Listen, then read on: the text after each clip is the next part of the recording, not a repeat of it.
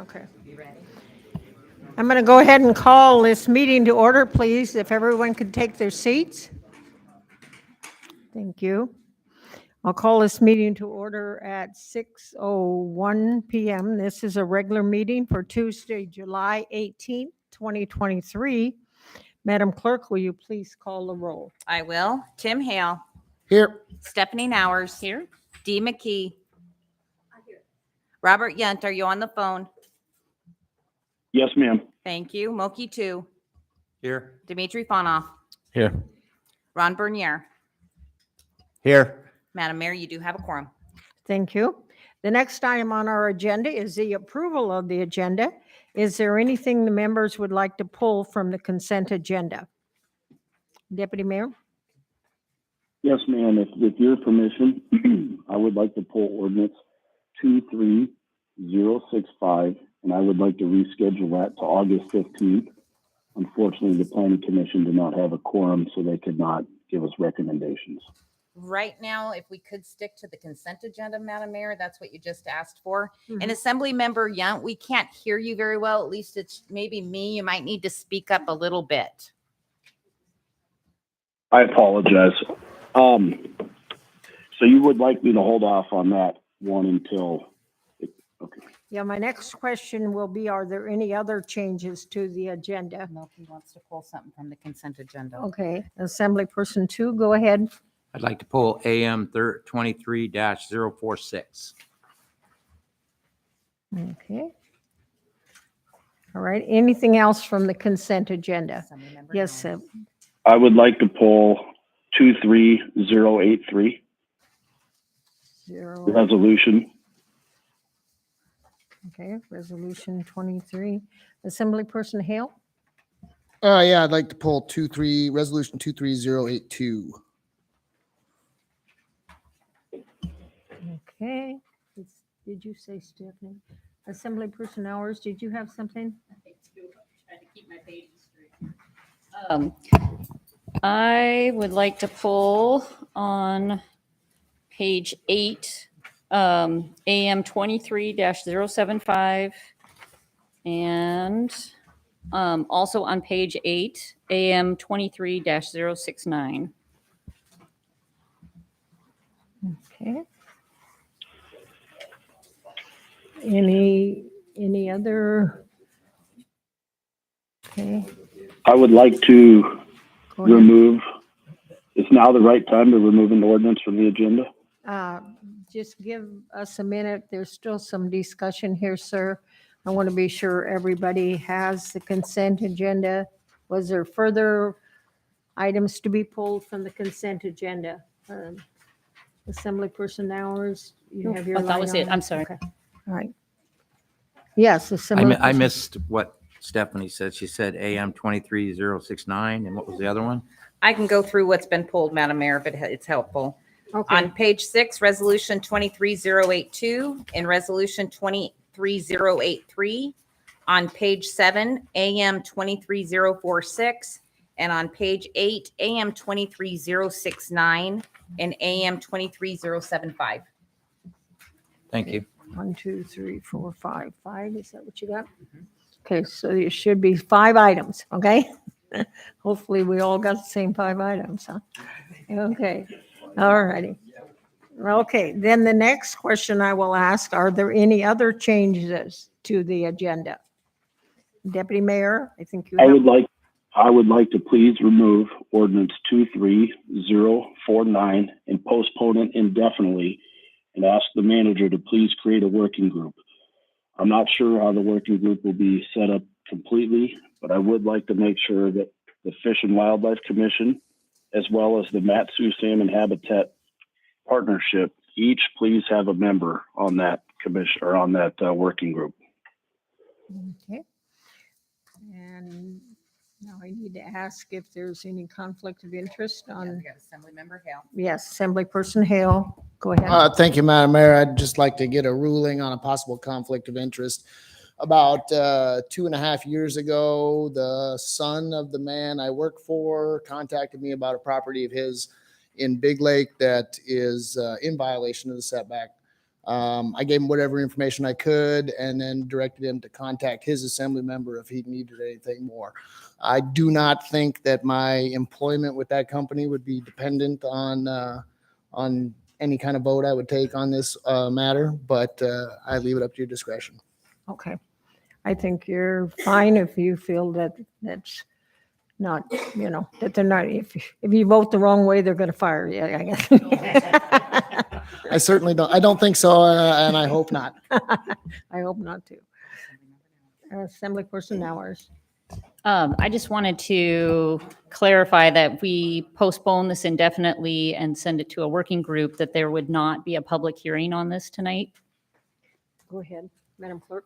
To Assemblymember Nowers, yes, that would be correct. If it was removed from the agenda to postpone indefinitely, that it would come off the agenda completely for tonight. Okay, and I would just say we have a lot of people who came tonight to give us their input, and now we're being asked to move this to a working group to look at this issue. And I hear the sponsor saying there's a couple folks he would like on it. If we remove it from the agenda, I just want to note that people who are here tonight could still give us their input under audience participation. So I'm saying that I won't object to sending this to a working group, but I would I always appreciate hearing people's input. So you can do that tonight under audience participation, or you can contact assembly members. But I always dislike seeing a bunch of people who came all the way down here and then don't get a chance to let us know what they think. So I'm a little hesitant to remove it, but I will do that because I think it's a good thing. But I do want folks' input. So, thank you. Okay, Mike, you have some comment? Yeah, so through the mayor to the assembly. Mr. Yunt suggested that there was direction to the manager to set up the working group. So it will be established as an advisory board. Nick, and you can help me out here if I missed something. It will be a non-code ordinance that's being drafted for introduction at the next regular assembly meeting on August 1st. It'll be modeled after the roads task force, generally speaking. Applicants will be selected by the mayor. I believe they will be confirmed by the assembly. They will have 6 months to bring forward a recommendation. The recommendation could be, don't change anything, change a whole lot of stuff, change this. They'll be essentially starting with a blank slate. All meetings will be advertised as public meetings. There would be, the way the current structure is, and this is where I'll need a little help from Nick, because I'm trying to go off the top of my head. We're talking about having a member of the Fish and Wildlife Commission, a member of the Planning Commission, a member from home builders community, real estate, Matsu Salmon Partnership, and I'm missing one. I think an at-large seat. So that's kind of what we're modeling it after, generally speaking. So it would be a diverse group of folks. And all of those applicants would be routed through the mayor for her to select and then make a recommendation to the assembly to be confirmed. Their 6-month clock won't start until after that group has been selected and confirmed. Did I miss anything? No, that would be the general structure. A planning commissioner as well. Assemblyperson McKee, do you still have a question? Yeah, it was about, let me go back here, 4 of 11, where am I? 23,048. I'd like to pull that, please. We are on a motion to remove ordinance 23049 from the agenda right now So we need. to if you take care want- of this Mine's a motion little first. Yeah, we need to take care of this first before then you choose anything else.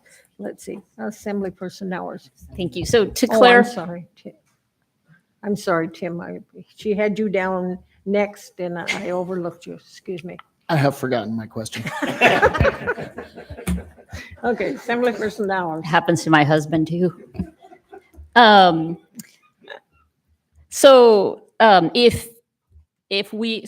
what you're saying is at the next meeting of the assembly, there would be something in front of us that would say how this task force is being set up and who is on it, and that will come before us. And if people have input on that, they will have an opportunity at the next meeting to do that and in between. Is that I correct? want to be clear, it's an ordinance, so it will be introduced the next meeting and the public hearing will be on 8/15.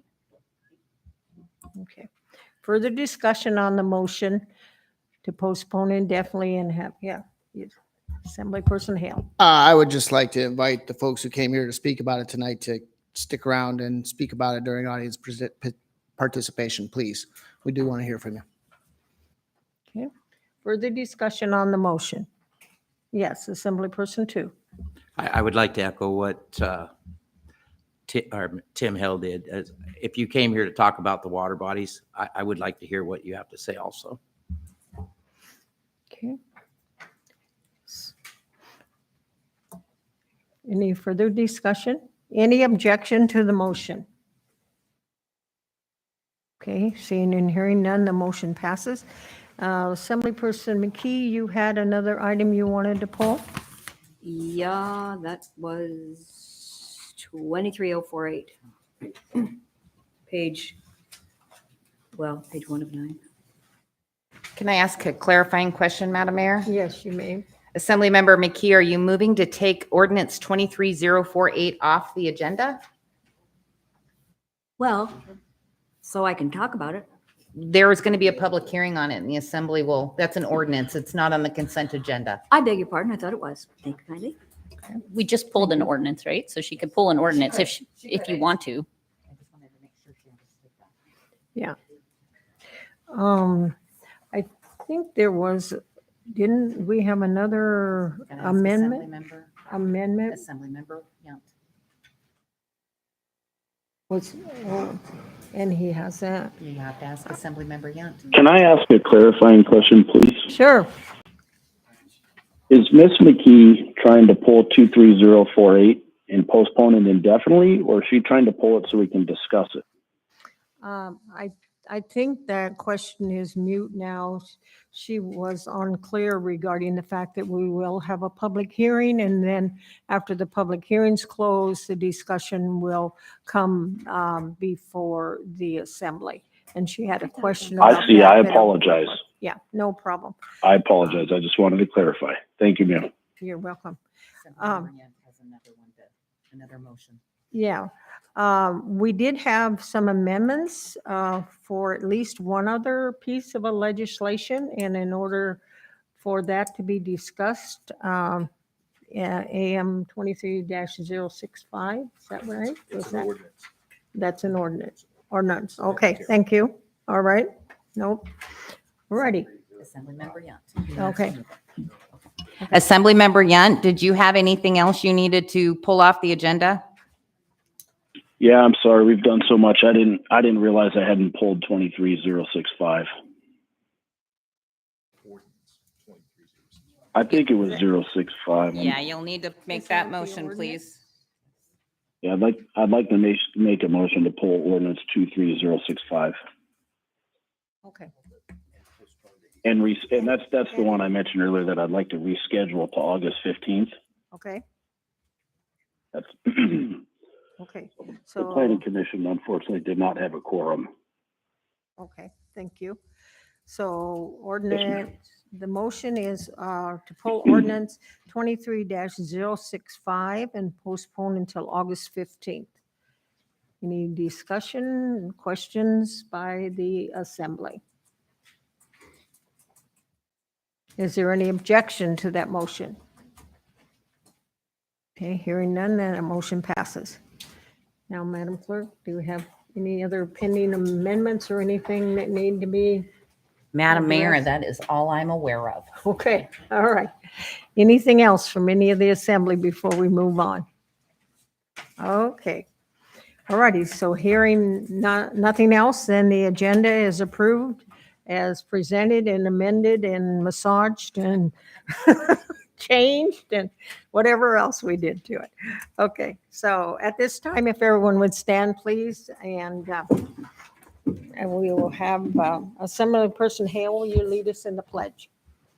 Pledge allegiance To the flag of the United States of America and to the republic for which it stands, one nation, under God, indivisible, with liberty and justice for all.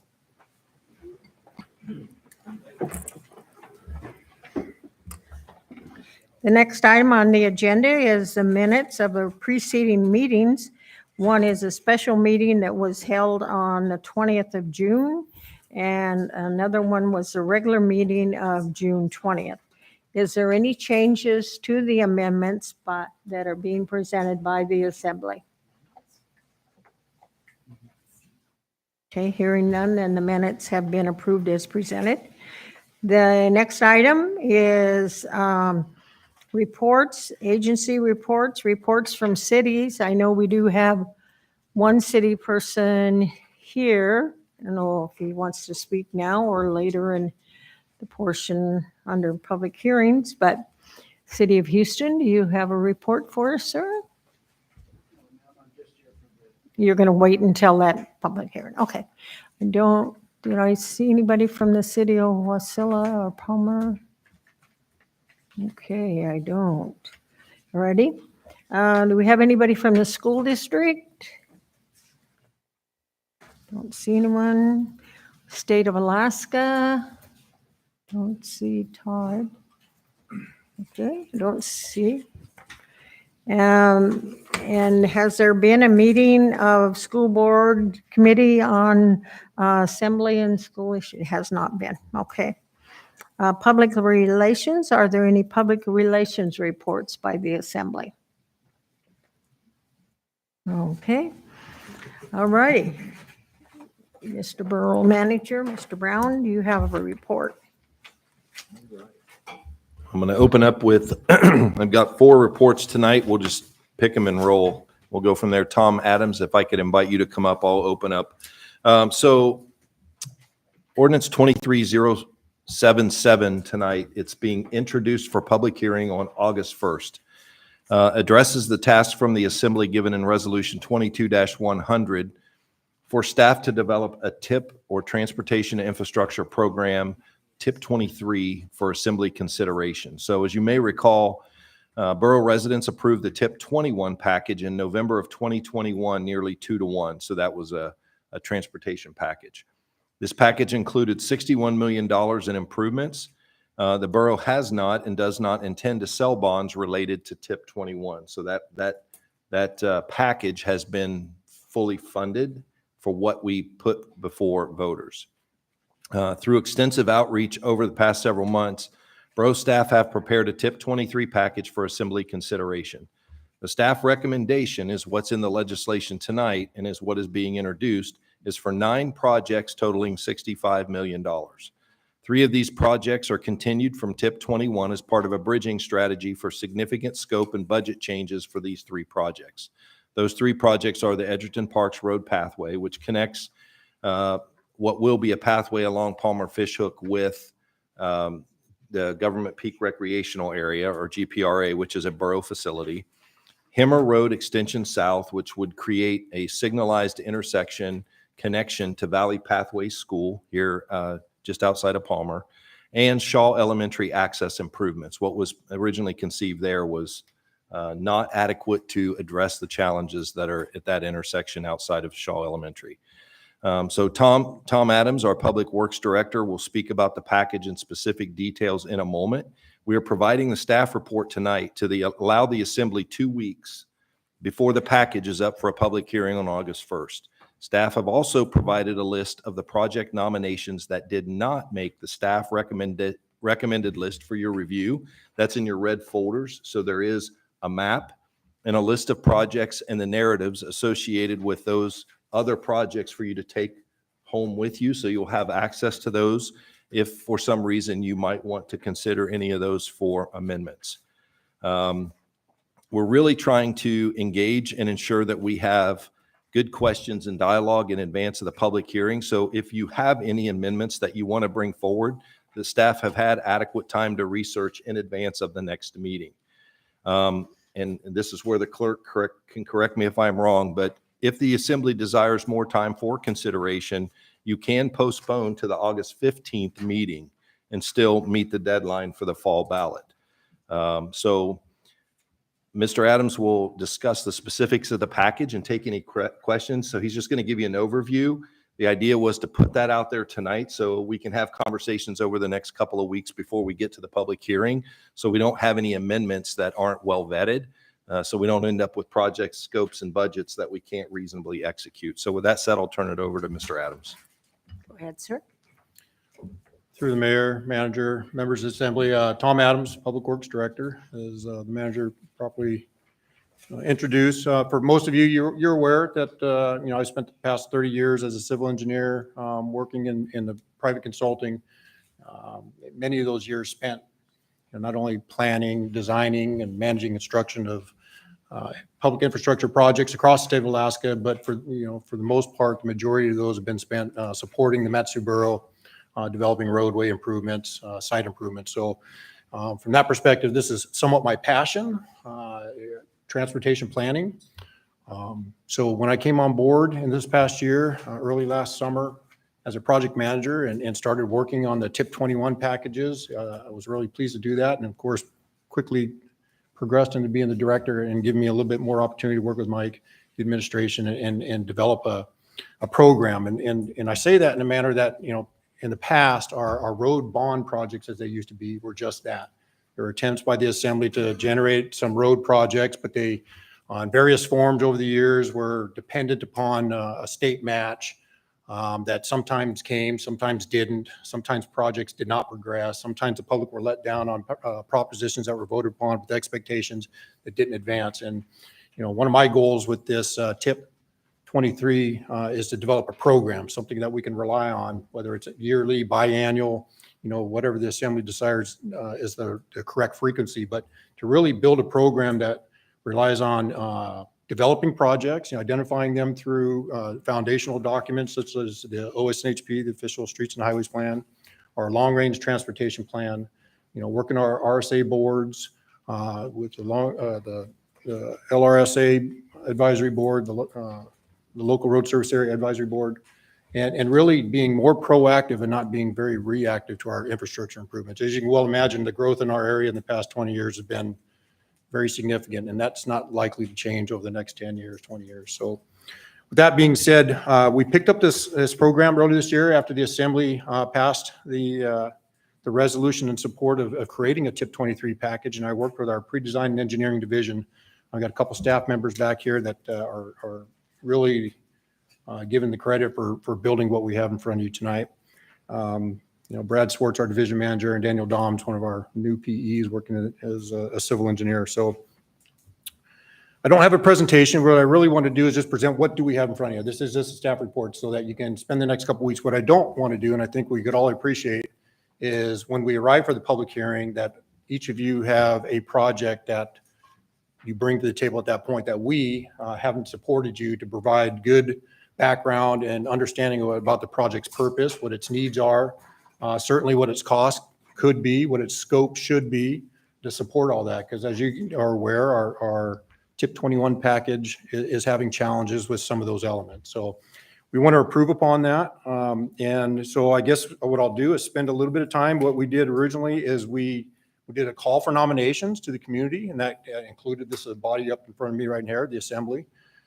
We made a call to the road service areas, the public, some of our commissions, the Transportation Advisory Board, the Planning Commission, really just trying to get a bucket of projects that we could evaluate and decide. So at the conclusion of our initial nominations, we had somewhere in the 50 plus total nominations that came in for road projects.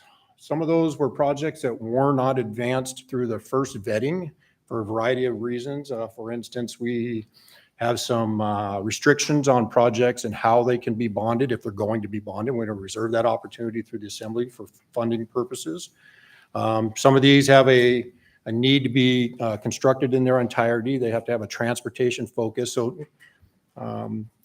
some of those 50 plus nominations really were parsed out in the initial screening effort.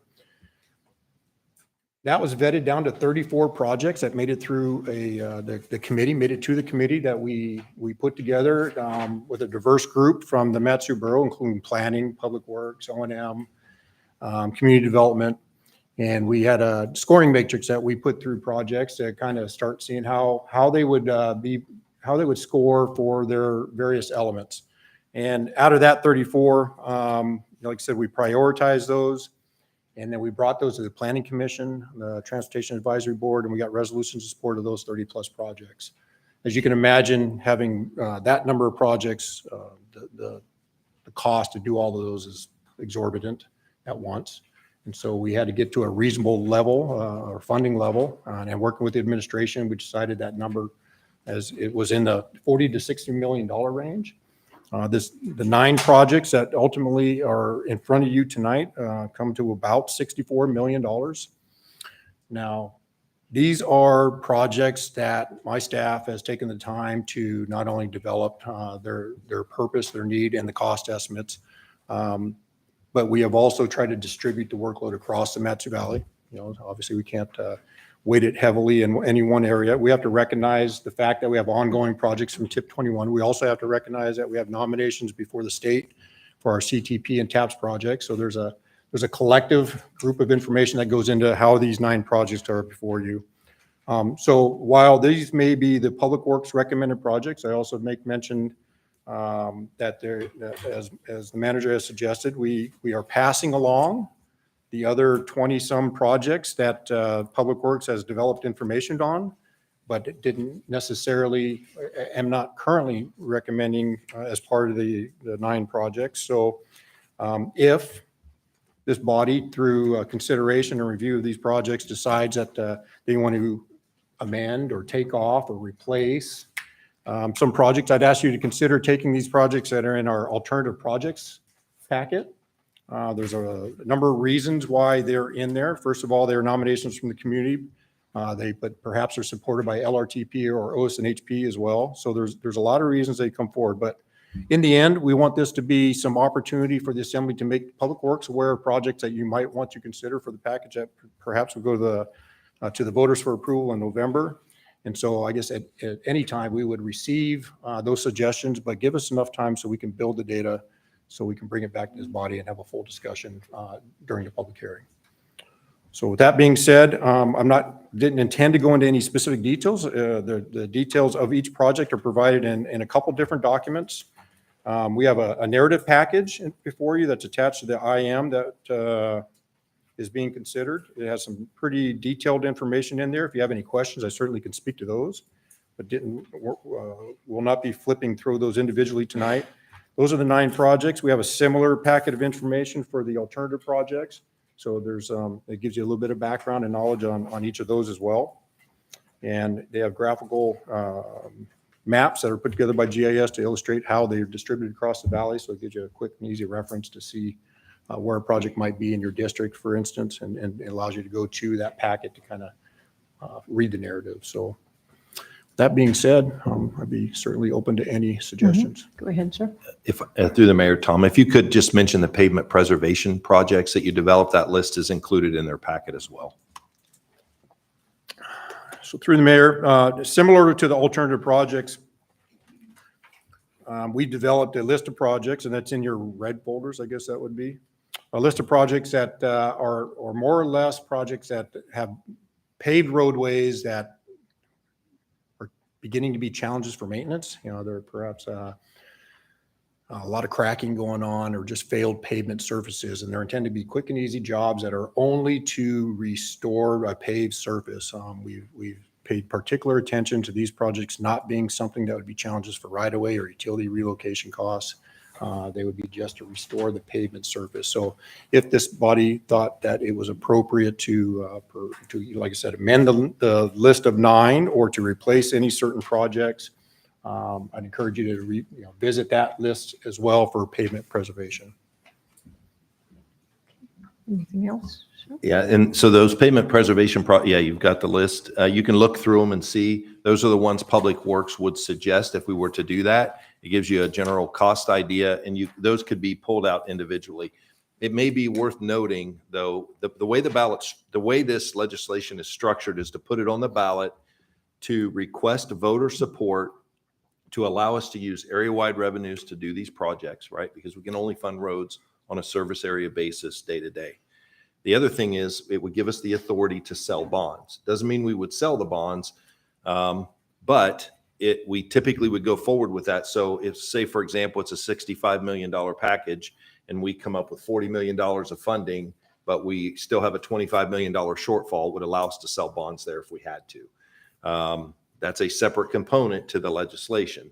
So that We also did not require a state match. That has been done in the past on some ballots, as Tom mentioned, with differing degrees of success. So we left it generally, the staff recommendation is to allow us to have the authority to bond it and to not require the state match. Obviously, we're going to pursue a state match with this, but we didn't want to be restricted to where the package would not be executable if it did not have a state match. So the assembly can consider those things as you're thinking about whether or not you would like to add those restrictions. You can certainly amend that. There are some challenges, I think, and I'm kind of looking at Nick on this one. With the pavement preservation projects, I believe we can get the voter approval to use the area-wide revenue or area-wide as a funding source, but I think there are challenges if you sell bonds, deeming it as a capital improvement. So is that correct? I just want to make sure I have that correct, so we get that out tonight.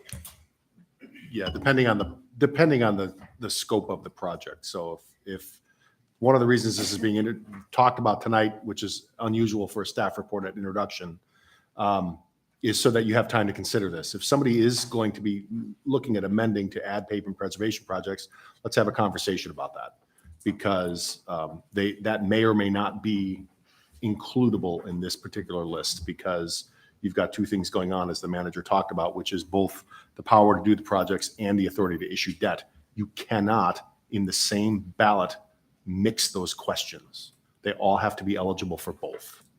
So, but we can work through that if people do, and Public Works is around, law is around, and we can certainly talk about that offline if any particular members have specific interest in specific projects. Okay. Assemblyperson Nowers, go ahead. I thank you. I really appreciate the effort to let us digest this and have alternatives that we can look at. And I realize that what we're going to be voting on is whether or not to put a package together of 40 million, 60 million of roads that the voters then decide whether they fund. Do we have anything online where for our constituents now that they could look at what the 9 projects are that we're considering putting on the ballot? Through the mayor to Ms. Nowers, what's published on tonight's agenda is available publicly online. So we have basically if the legislation were approved as is, it shows the map that would actually go accompany the ballot, the language in the ballot itself, and the list of projects. And then there's also a packet, although it wouldn't go with the ballot, that's available online, which is basically a project fact sheet for every project. So it shows how the cost estimate's broken down by each phase of construction or each phase of the project. And it shows basically an inset of a map for the project boundaries. So you can kind of get a better sense for what is the scope of this and what type of improvements are envisioned for each one of those projects. So that's available online. We did not publish the alternative list simply because we didn't want to create confusion around what map are we looking at and whatnot, but we do have that available tonight. And we wanted to provide that to honor the fact that folks made those nominations and that they are out there for consideration if the assembly were to make an amendment to what staff have proposed. And is that on a specific web page, or do we have to have them download the legislation to see that? No, it's on the GIS portal. Yes. So, and if I might, I don't know if it's completely clear because Nick and I and the manager have been talking about this for a while.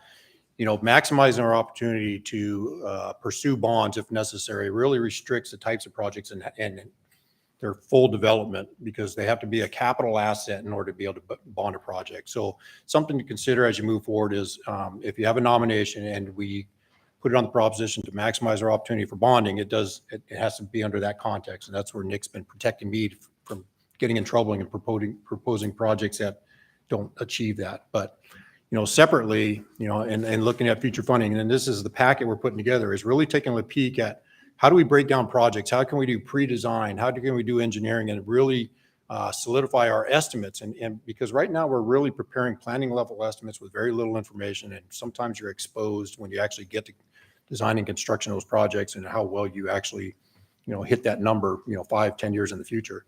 But in order to break those down in those types of phases, we as a body, as a community, we have to look at how to pursue that and fund that, because they're not eligible in that manner to break them down necessarily and still achieve, fund them through a bond process.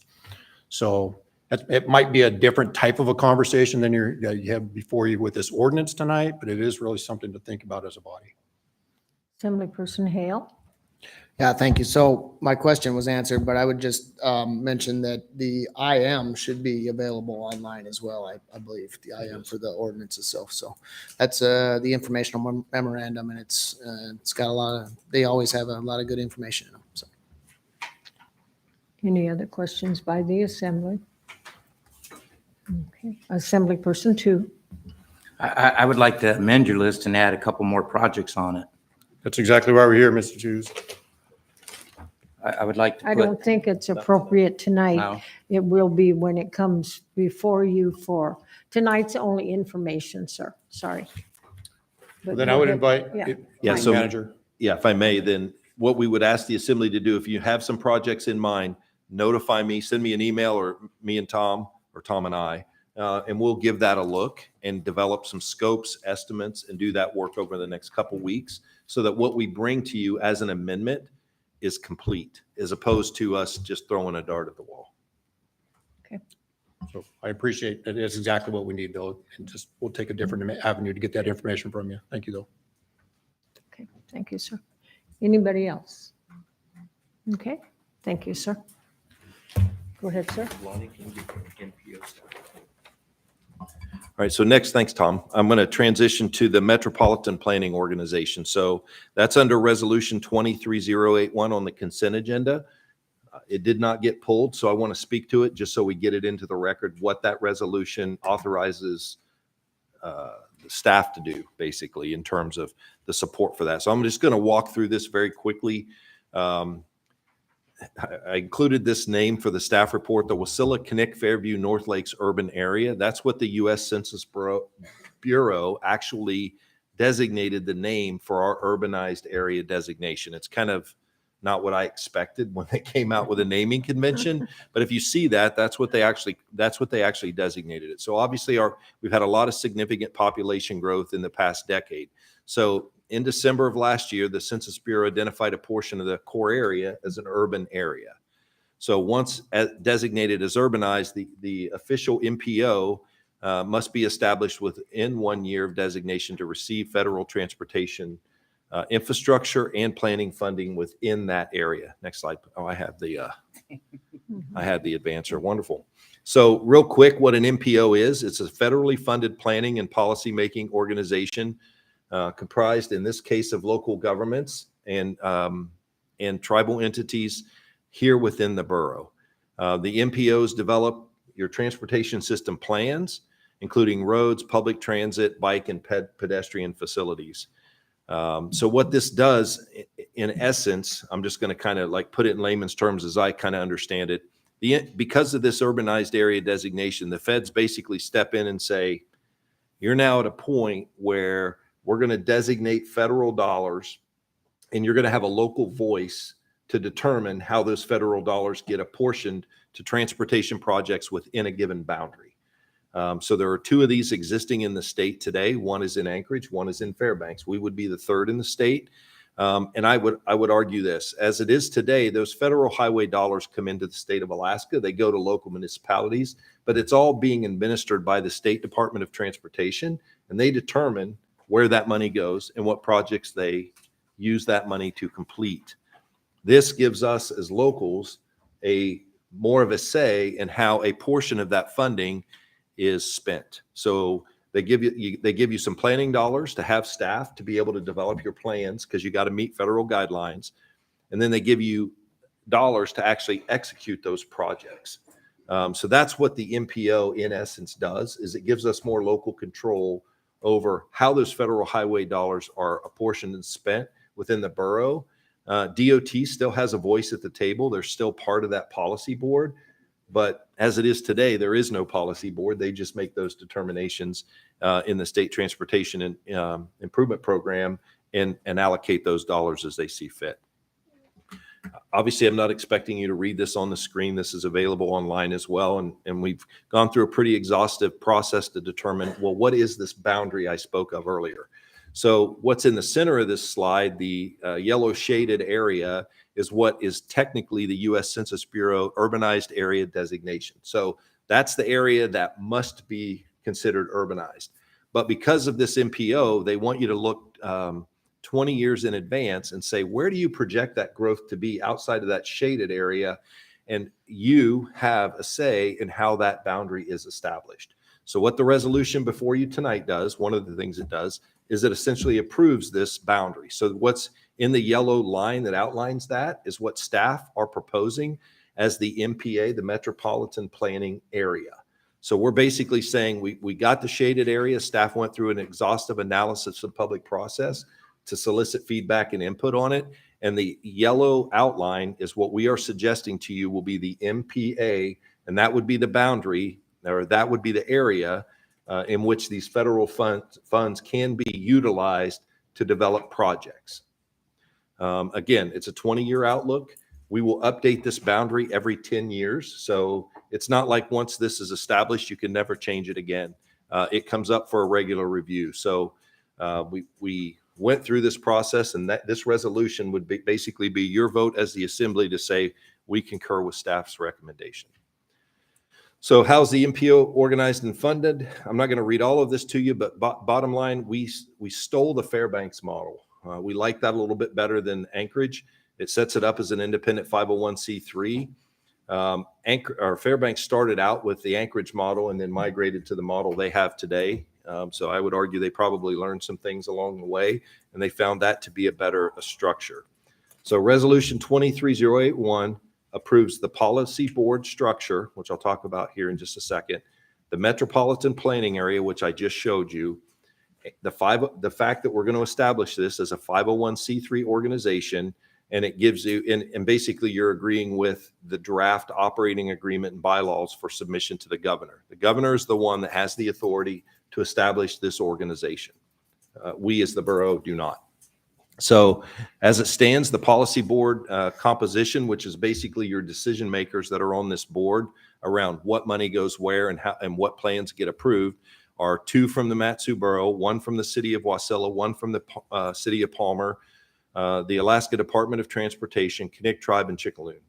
The policy board is submitted by is supported by a technical committee that has a whole host of other individuals like the Department of Environmental Conservation, Transit, and others. So there is a support structure behind the policy board, but in the end, we elected to, or the pre-MPO policy board elected to bring forward a recommendation that included government entities as the policy decision makers. In general sense, the Department of Transportation will allocate about $400,000 a year of federal highway funding to support the planning effort, and roughly $10 million in federal highway funding for projects. That's what we would expect on an annual basis. And then they would develop your transportation plan and TIP to support what projects get accomplished. Now, as with every bit of federal funding, there is a non-federal match required for both the planning funds and for the capital projects, and that's the typical 9.03% non-federal match. So there is a small bit of local funding that needs to put in there to match what the feds are providing. So the general timeline, obviously we've been in the process over the past few months getting resolutions of support from the cities and others. We are going to finalize the operating agreement, bylaws, and boundary in August, submit the operating agreement to the governor, ideally in September for his approval, and that would be actually what would formalize this. And then ideally, assuming all these other things fall into place, we would be hiring staff and opening the office in the winter of 2023. So that is basically the overview of what Resolution 23-081 approves. It did not get pulled from consent, so it'll ride, but I just wanted to make sure we put on the record what you were approving and kind of give you a little bit of overview in the event that you had any questions. So I'll pause, and if we're good there, I'll move on to the next staff report. I think we're good, sir. Excellent. I like that. Moving on to the next one. Quick update on Resolution 23-086. This is also on the consent agenda and did not get pulled. This is for the Port McKenzie Rail Extension Project. This resolution authorizes the manager to, well, let me back up for a second. We did a Resolution 22-097 last year. and the Assembly authorized in your legislative priorities to explore the use of PMRE, the rail corridor, for use as a road corridor. So we brought that forward. It did not get any traction in the state legislature this past session. The project was funded by direct grants from the legislature from 2008 through 2015, totaling $184 million. The estimate to complete the rail is approximately $200 million more. The corridor could be used in other ways. So Resolution 23-086 authorizes the manager to pursue a federal grant opportunity and seek state assistance to complete PMRE segments 3, 4, and 5 from Ayrshire Road in the Point McKenzie area to Miller's Reach Road in Houston. This entails designing, permitting, and constructing 18 miles of corridor as a paved public road. So I just wanted to be clear, what you're authorizing essentially kills the rail project. And that would be the approach we would take with the state moving forward, because I absolutely think with the $184 million the state's already invested, that they should help us finish this thing up. But I don't think the state's going to do anything unless somebody helps them do this. So essentially, I'm asking for your approval tonight to run with this and see if we can find federal dollars or state dollars. Yes, I really hate saying this. Put the PMRE project to bed and build a public road, 18-mile public road. I think it creates a lot more opportunity, realizes public benefit for money that's been invested and is sitting idle, and solves a host of other problems that we have today with the embankment that has been constructed. So I'll leave it at that. I just wanted to be very clear about what that resolution does, so you're not surprised, because we'll be pretty aggressive about what we want to do with this. But I certainly did not want to get ahead of the Assembly on this, and you have you going, wait a minute, what are we doing? Why are we doing this? So that's my report on that. Just wanted to make sure we were clear. And obviously, we will need to work with the city of Houston. The last, I believe, 3 miles of those segments are actually within the city of Houston boundaries and outside of a road service area. But we'll talk about that as we develop this project for a federal grant, because there's an opportunity out there, but the deadline is in mid to late August. So it's not a whole lot of time to put something together, but we're going to go for it anyway. All right. Enough said on the PMRE, and then I'll invite George Hayes up. I saw him. There he is. So I'm going to invite George up to speak to the opioid resolution that's before you tonight. I think it warrants a little bit more conversation. It's on the consent agenda and didn't get pulled. That's Resolution 23-073. And with that, I'll turn it over to our deputy manager. Good evening, Madam Mayor, Assembly members, staff, and residents. My name is George Hayes. I'm the Deputy Borough Manager. Over the last 4 months, I have been facilitating a opioid needs assessment committee, and I'll speak to that just shortly, and then I'll turn that over to their committee spokesperson, and he can present then the recommendations to the borough that are in Resolution 23073. To start off with, this started off with the opioid settlement money, and that was a nationwide lawsuit that resulted in about a $26 billion settlement from manufacturers, distributors, and pharmacies. That money was then essentially distributed to the states and municipalities who entered into the agreement with them. The opioid epidemic has affected many lives within the nation and also within Alaska. In 2021, for instance, 106,699 opioid overdose deaths occurred throughout our nation, and 160 of those deaths was in the state of Alaska. Since 2018, there's been an average of 14 deaths every year within the Matsu Borough, and 49 drug-related hospital visits each year on an average, and those numbers seem to be increasing. The severe impact of the nationwide opioid epidemic compelled many of those states to enter into that lawsuit. The Matsu Borough, as a result of that lawsuit, will receive payments roughly of $2.3 million over an 18-year period.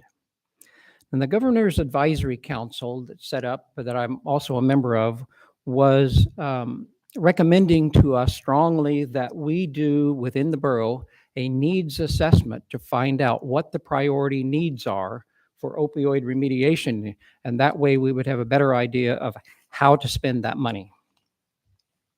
The borough manager set up an ad hoc committee to do this needs assessment.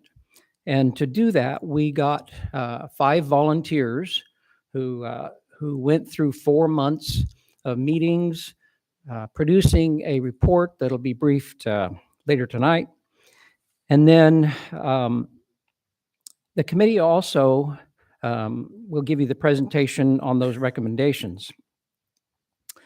After the assembly approves, I assume, the resolution 23073 that's in the consent agenda, then the borough staff will facilitate the grant award, the advertisements, the applications, and the funds distribution. And first of all, to end this, I guess I'd like to say a huge thank you to those 5 committee members, and I will name them and kind of mention their specialties. They are experts in one or more of the remediation areas. Those 5 members are Mr. James Savage, and his specialty really is recovery remediation. He's the director of operations at Dillon's Place, which is a recovery, detox treatment, withdrawal management center. The second one is Miss Dawn Deaver. She was, her area of expertise is in harm reduction remediation. She's a registered nurse with Mat-Su Public Health Center. It's a state of Alaska position, but she is stationed out here. She's involved with Project Hope and Project Gabe, and those 2 together have created and distributed over 12,000 opioid naloxone rescue injection kits. Essentially, those, if somebody goes into overdose, they can give them an injection of what used to be Narcan, but is now naloxone, and thereby essentially saving their lives. Get them to the hospital then, where they can undergo treatment. The third individual is Miss Leslie Chisholm, and her primary area is prevention. She is the mental and behavior health supervisor under the Office of Instruction at the Mat-Su School District. The fourth one, Mr. Carl Soderstrom. His area of expertise is treatment and recovery. He's the founder and CEO of True North Recovery Center. He was going to brief you tonight, and I will mention that he had a family emergency, had to go to Fairbanks, was not going to be here, so I had asked Michael Carson, who's sitting at my right here, to jump in at the last minute and give you the briefing for the report. Mr. Michael Carson's has many areas of expertise. He is the president of the Mat-Su Opioid Task Force and the vice president of My House and the vice president of True North Recovery. So again, a huge thank you to those folks and our staff members who put together the report. And at this time, I'll ask Michael Carson to brief you on the report. Michael.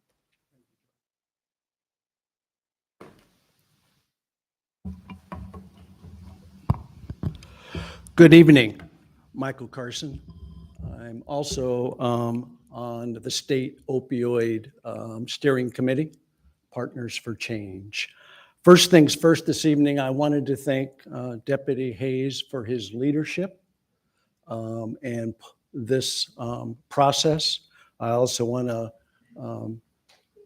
also acknowledge my current committee colleagues. I think it's important for the individuals in the room to understand that the opioid settlement is not money coming from taxpayers. This is money coming from lives lost. As George mentioned, the last CDC report came out that we have lost over 109,000 Americans, and we lose 200 on the average a day nationally. One other sidebar that I think is important for you to understand, when Deputy Hayes mentioned we have transitioned from Narcan to naloxone. We did that this spring because of the powerful synthetic fentanyl. Fentanyl is 50 times more powerful than heroin, 100 times more powerful than morphine. Narcan only has 4 milligrams of an antidote. We needed to increase that to 8 milligrams so that the fentanyl would be knocked off the opioid receptor so that the brain could send the message that you need to breathe. So that's important for people to understand. I am very pleased that this opioid settlement had guidelines, or in short, guardrails. You may remember the tobacco settlement many, many years ago, and that money ended up getting spent in many different areas and not tobacco cessation. This opioid settlement came from distributors and manufacturers of OxyContin and those kinds of pain pills. It is addressing 4 specific areas. It is addressing treatment, prevention, harm reduction, and recovery. With those 4 areas in mind, with direction from the deputy mayor, we had 3 public hearings. You provided borough members, citizens, a survey if they couldn't meet those meetings. And there were 257 surveys that were sent back to the borough. And there, along with that, 97 comments. I read all the comments, and I'm delighted to let you know that there was only 1 negative comment out of those 97. We have made great progress. When the Matsu Opioid Task Force launched in 2015-16, people didn't understand that addiction is a brain disease. Many people thought it was a moral failing. So there has been progress. We're addressing the stigma, and people are realizing that this is affecting 1 out of 3 Alaskans have been directly affected by the opiate epidemic. With those community meetings, the last one was at the Menard Center. The first one was held here. The second one was held in Willow. There were 2 takeaways for me on the last meeting. There was a mother there that was looking for residential substance abuse treatment. And she said, I finally found Arch. Arch is our only residential adolescent treatment for under 18. There are only 2 others in the state, Crossings and in Southeast. And this woman, I failed to ask her how long it took for her to find Arch. Another huge takeaway was there was a young lady there that was talking. She was under 18 and she was under 30, mid-20s, and she was talking about her friends and the distress she was seeing and her friends dealing with mental illness and using drugs to be able to medicate, self-medicate. Those were the 2 major takeaways of that last meeting that we were at. So after those 3 meetings and the surveys and the comments, the committee reconvened, and the breakdown or the percentages, 30% of people wanted money towards treatment, 30% wanted for prevention, 10% for recovery, and 10% for harm reduction. We are also asking that 20% be spent on media. We are advocating for a media promotion for the next 5 years so that we can provide the public information to where they can seek and find services. We have so many individuals in the borough that still don't know where to find services, may that be for treatment, mental health, homelessness. So we are asking that the borough's media production work on a program, a PR, as you would say, on partnering with the Matsu Health Foundation and having them shore up and assist them in having Connect Matsu be the clearinghouse or the point of contact so that everyone that is needing any services knows that that's the place to call. I suggest you go to their website and look at their website. They have icons with titles, housing, substance abuse, homelessness, and you can click on that and then you can find those services. We need the public to know that that is the go-to. That is the point of connection. That is the clearinghouse. So what will happen is we decided that there should be 10 grantees for each of those areas, 50,000 to 100,000. That needs to be on your website so people know exactly how much money they can be asking for. And those funds have to be spent. I mentioned those 4 areas, but they also have to be spent on education and training. So if we're talking about treatment, that money could not be spent on standing up a treatment center, but it could be spent on training staff. Prevention obviously has to do with education. The Matsu Opioid Task Force believes that parents are a vital partner in battling opioids. The school district is the insurance policy that every student would get opioid awareness.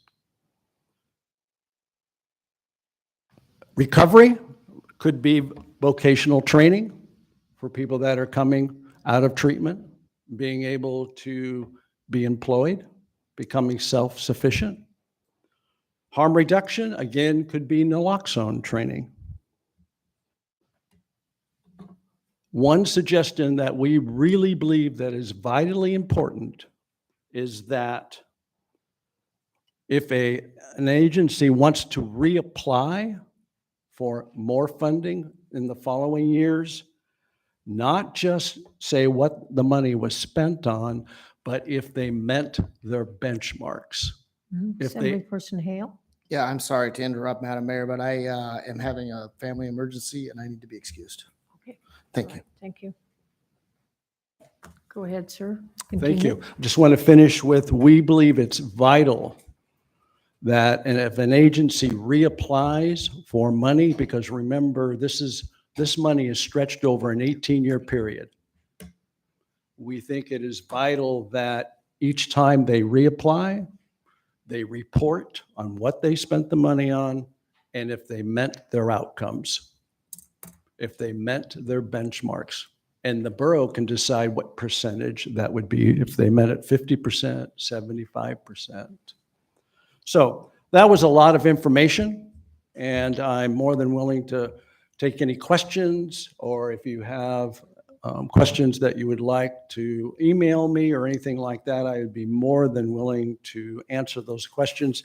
And if I can answer those questions, I'm sure that one of our other committee members could answer that question for you. Don't have any questions, but I just really appreciate the time and commitment and effort that the task force and Deputy Hayes have put into this, and the thoughtfulness in terms of how to best use that money to have success. And I look forward to hearing reports as the money is distributed. So thank you. Thank you. One last piece of information I think is vital.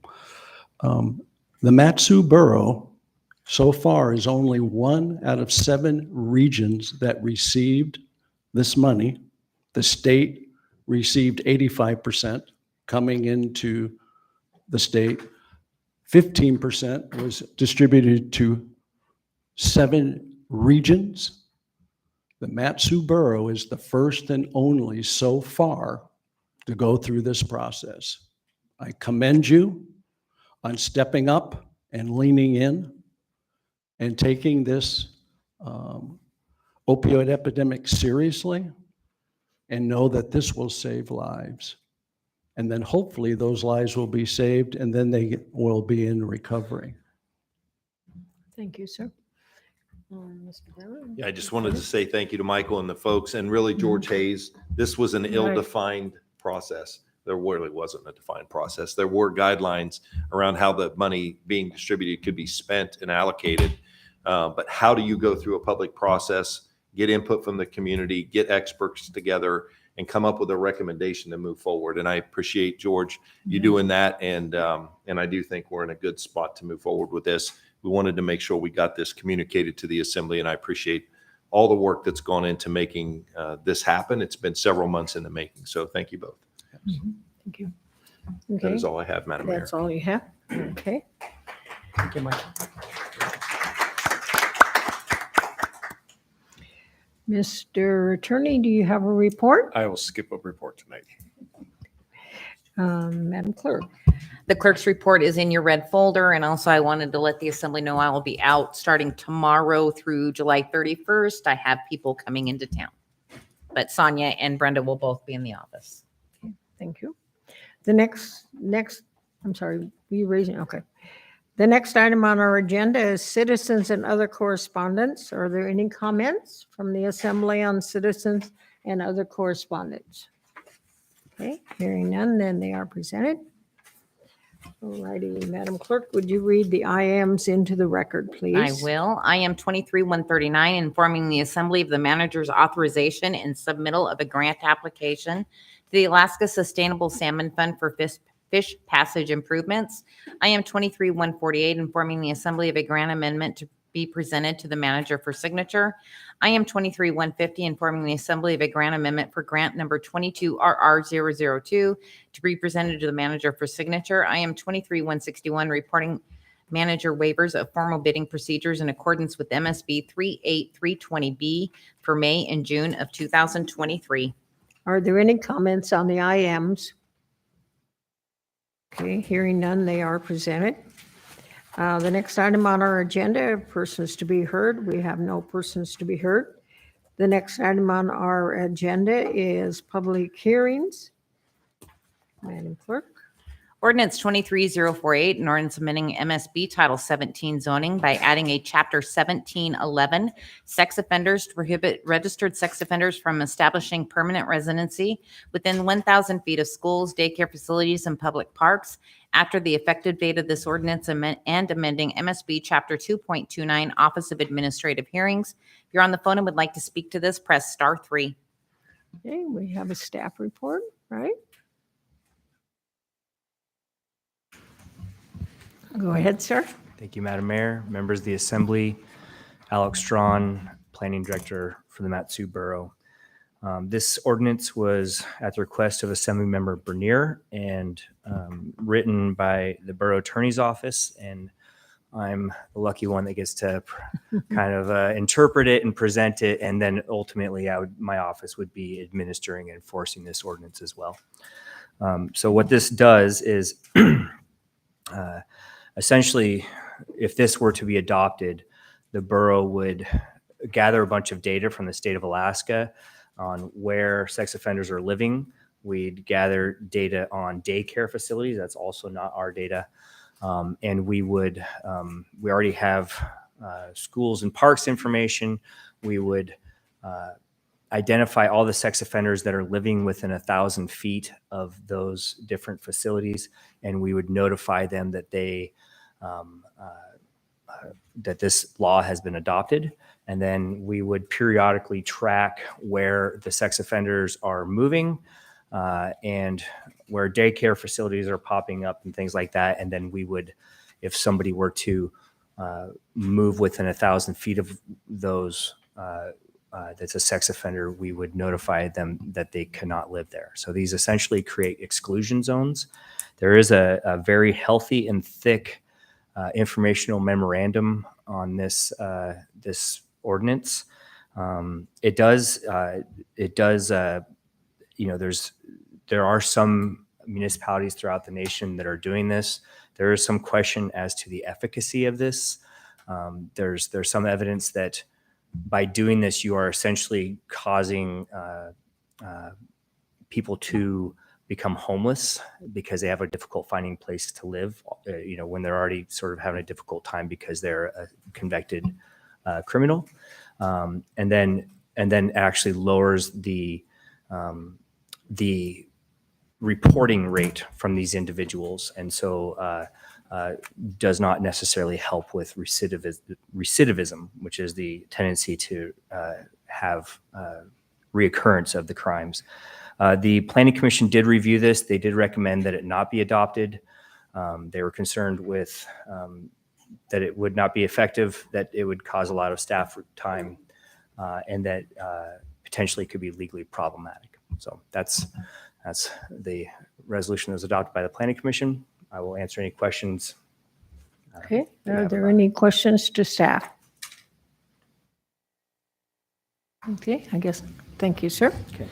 So we'll go ahead and open the public hearing on ordinance 23-041. Do we have a sign-up sheet? We do not, okay. Anyone in the audience is welcome to testify.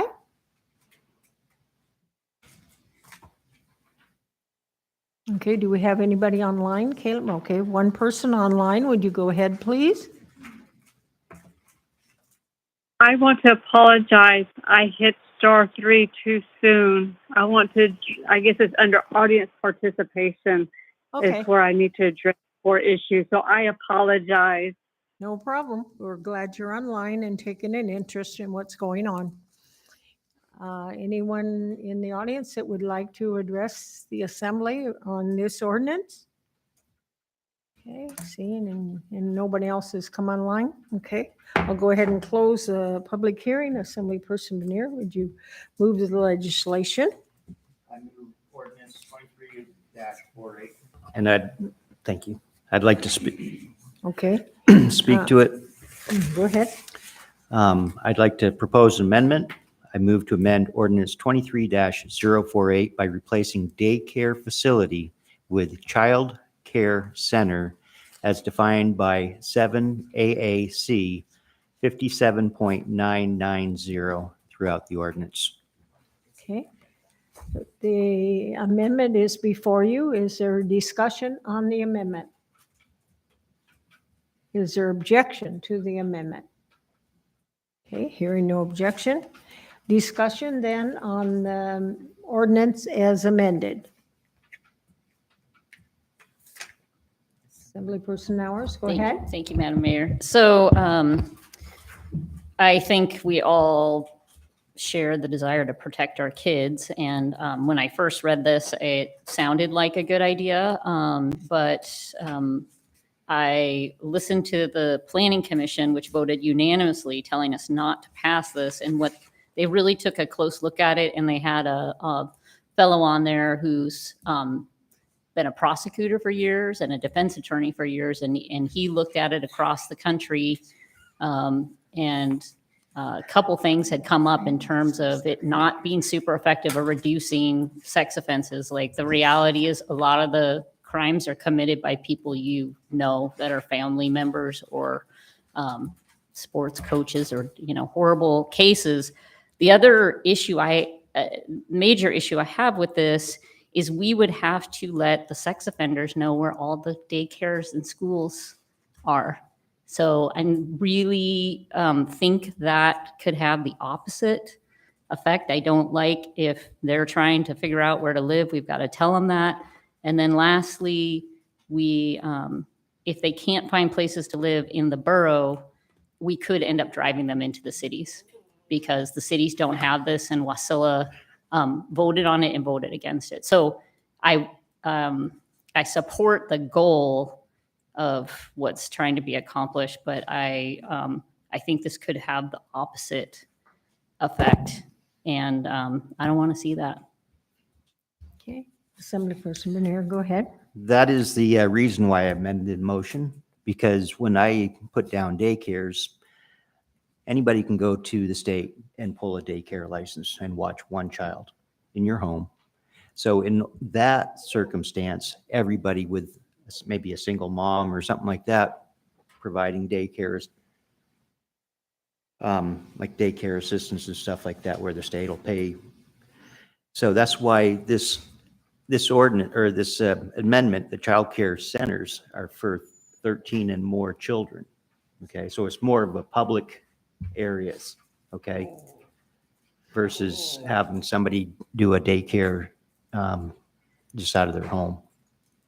So that relieves, like Ray's childcare, you're going to see a big sign, whether you drive by there, you know it's there, versus one that it's just a couple of people at home. Okay, further discussion, Assemblyperson McKee, go ahead. When this first came up, I said, absolutely, that's a no-brainer. Let's just do this. Who wouldn't want to do that? Because the sentiment is obviously there that we want to protect our children, as Stephanie said.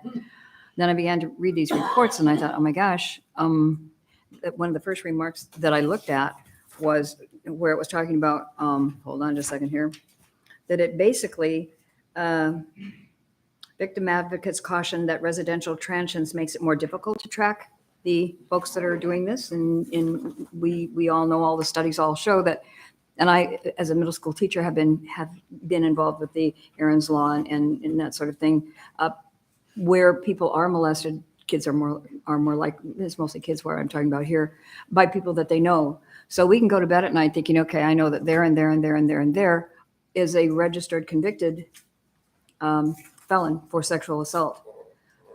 But that's not, the stranger danger thing is not as big a deal as it is knowing the symptoms, the things, the flags to look out for as a kid at home or in the family or in the neighborhood. The other thing is when you're, I guess when you're talking about protecting your kids, who cares about the expense? But if the expense isn't going to do anything, and all of these huge studies here show that it is not expected to accomplish its purpose, then I can't see why moving forward with it. One of the things too that I was reading in these reports, I knew it from before, was that recidivism amongst sexual offenders is actually one of the lowest that there is. If they are convicted, and they don't all make it, to the gate, but if they are a convicted sexual offender, the recidivism rate is really minimal. One of the things that bothered me too is that if the support systems that are available to sexual offenders can be removed by moving them away from a family, maybe the family lives, 6 blocks from a school or something like that, or 5 blocks, whatever it would be, within that 1,000 feet, then where do they go from there? I think the general opinion is, well, whatever they get, they deserve. And that's really hard to get past that feeling. But if what they're getting is not going to help, isn't going to help them, isn't going to help the community, and isn't going to solve the problem, I'm reluctant to go. In fact, will exacerbate it. I'm reluctant to go forward with it for those reasons. But my heart, I'm conservative and Christian and all that. But I just don't think it's going to get us there. Okay, Assemblyperson Hours. Yeah, I want to do something effective. I want to do something that keeps kids safe. And with all due respect to your amendment, that doesn't, you still, if somebody said, I'm a registered sex offender, I want to be 5,000 feet from these places, Borough, you've told me I can't live there, we have to provide them the location of all those places. So that, and, potentially driving them into the cities, like, let's come back with something that, we think actually is going to reduce sex offenders and not increase it. Go ahead, sir. Okay.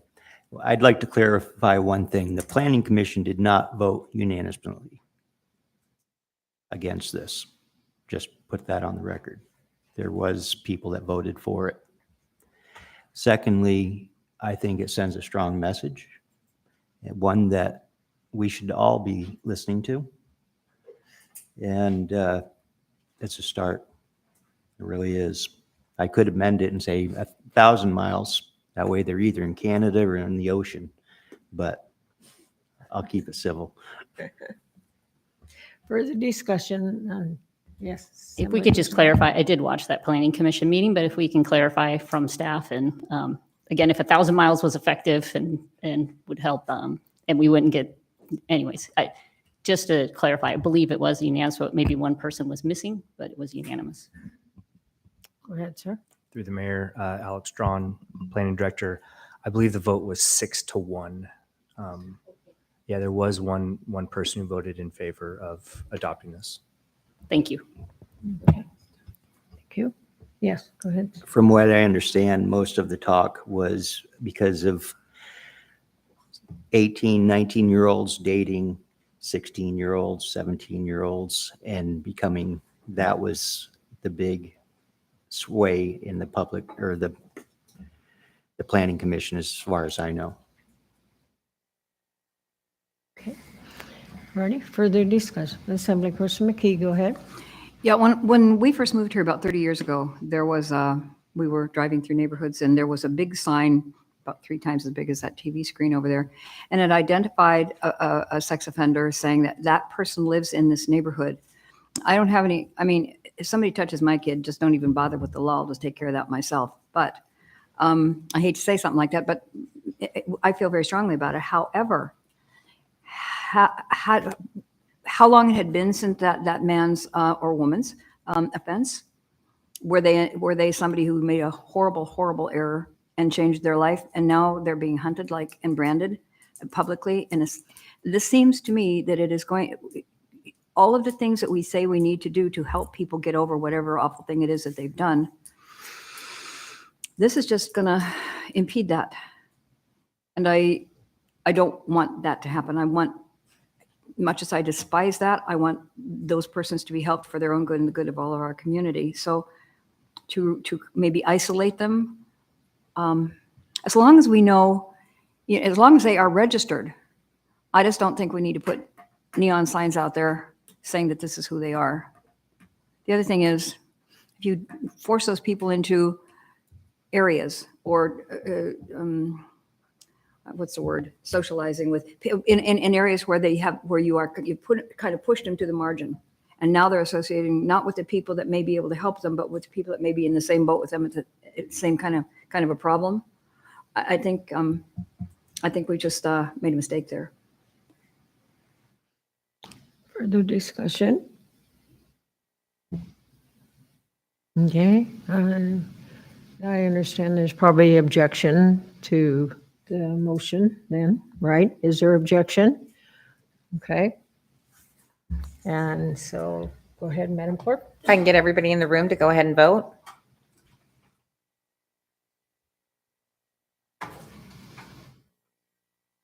Assemblymember Yunt. Yes.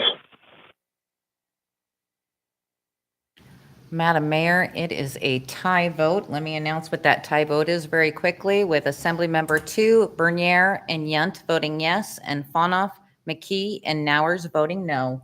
Did you want to break the tie, Madam Mayor? I do. I'll vote for it. You vote in favor? Yes. It passes with the mayor voting in favor. The next item on our agenda, ordinance 23-049, has been pulled. If you weren't here earlier in the evening, that has been pulled and postponed. So the next item on our public hearing is, go ahead, Madam Clerk. Ordinance 23-062, an ordinance recreating Ridgefield and Drink House Road paving local improvement district number 638, reapproving the improvement plan for the district, reauthorizing the manager to proceed with the improvement, and reassessing equally among the properties within the district the costs of the improvement. If you're on the phone and would like to speak to this, press *3.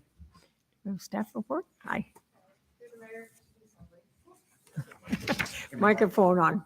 Press the button. There you It's go. off. That helps. Yeah. Through the mayor to the assembly, Lindsay Broussard, Revenue and Budget Manager.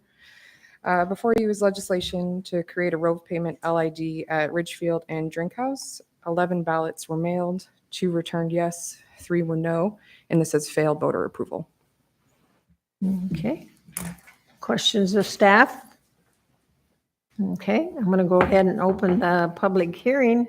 Ordinance 23-062. Do we have a sign-up sheet? We do not.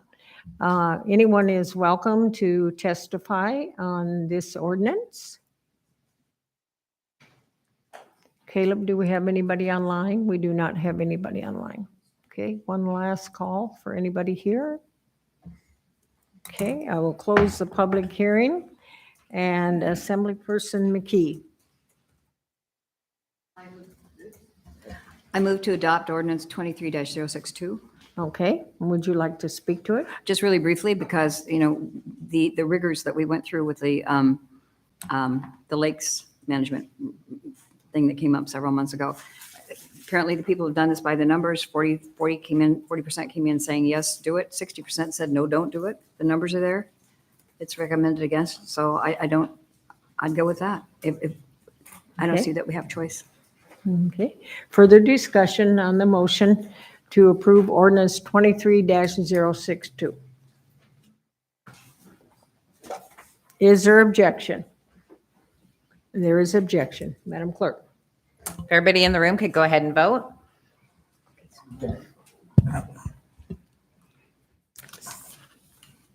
I'd like to clarify what we're Okay. voting on.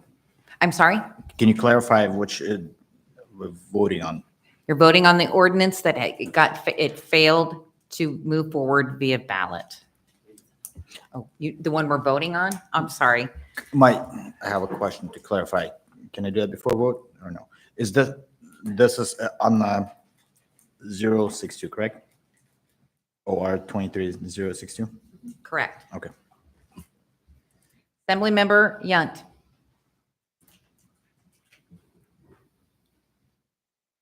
Assemblymember, no, thank you. I'm assuming you meant to vote no, Assemblymember Fonoff? Okay. I'm going to record it as a no. That failed unanimously, Madam Mayor. Okay.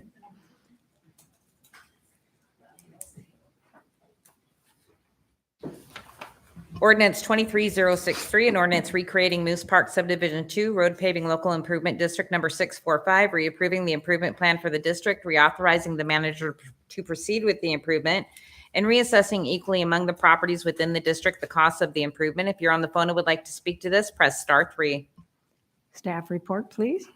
Through the mayor to the assembly, before you use the legislation to create road paving LID at Moose Park subdivision. 65 ballots were mailed, 32 were returned yes, 7 no, and this has passed voter approval. Okay, thank you. I'm going to go ahead and open the public hearing on ordinance 23-063. Is there anyone that would like, yes, come forward? Oh, I'm sorry. I have a sign-in sheet. Oh, I'm sorry. I didn't even That was ask. my fault, Mr. Alt. I'm sorry. Yes. You did Brenda, sign will up. you I did change sign the up. screen- Brenda, will you change the screen, please? Thank you. Go ahead, sir. Hello, my name is Steve Alt. I'm a resident in the Moose Park community. First, I'd like to thank the Assembly for the change in the Borough Code last month for making it possible for this LID to pass.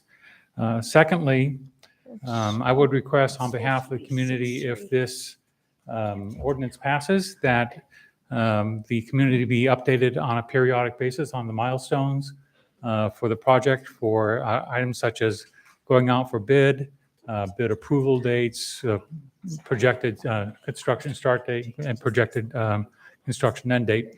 What we would like to not see happen again is what happened last year with OR 22038, which was also passed by the Assembly last year for the same project. But the work that was necessary to move the project forward and have it completed within the last year was, let's say, steps were missed. It was overlooked, and we want to have some assurance that that same process won't happen again. And I'm a administrator for our local social media page, and I would be happy to submit my contact information if you were able to provide those milestone dates to keep the community informed so that we don't have this same result happening within this next year. Okay. Thank you. Thank you. Thank you. Anyone else that want to testify on ordinance 23-063? Do we have anybody online? We do not. Okay. One last chance for anybody. Okay. So I'll go ahead and close the public hearing on ordinance 23-063. Assemblyperson McKee. I move to adopt ordinance 23-063. Okay. Would you like to discuss? Just really short and sweet. The numbers are even better in this case. 82 yes and 18 no, voting for approval. So Okay. I recommend. Further discussion by any of the assembly members? Is there any objection? Okay, seeing and hearing no objection, the legislation passes. Ordinance 23064, an ordinance recreating Forest Grove Circle Road Paving Local Improvement District number 647, reapproving the improvement plan for the district, reauthorizing the manager to proceed with the improvement, and reassessing equally among the properties within the district. The cost of the improvement, if you're on the phone and would like to speak to this, press *3. Staff? Through the mayor to the assembly, before you is legislation to create a road pavement LID at East Forest Grove Circle. 22 ballots were mailed, 2 were returned yes, 5 returned no, and this has failed voter approval. Thank you. Okay, I'll go ahead and open the public hearing on ordinance 23-064. Is there anyone here that would like to testify on this ordinance? Do we have anybody online, Caleb? No, we do not. One last chance for anybody in the audience, ordinance 23-064. Okay, I'll go ahead and close the public hearing. Assemblyperson Nowers?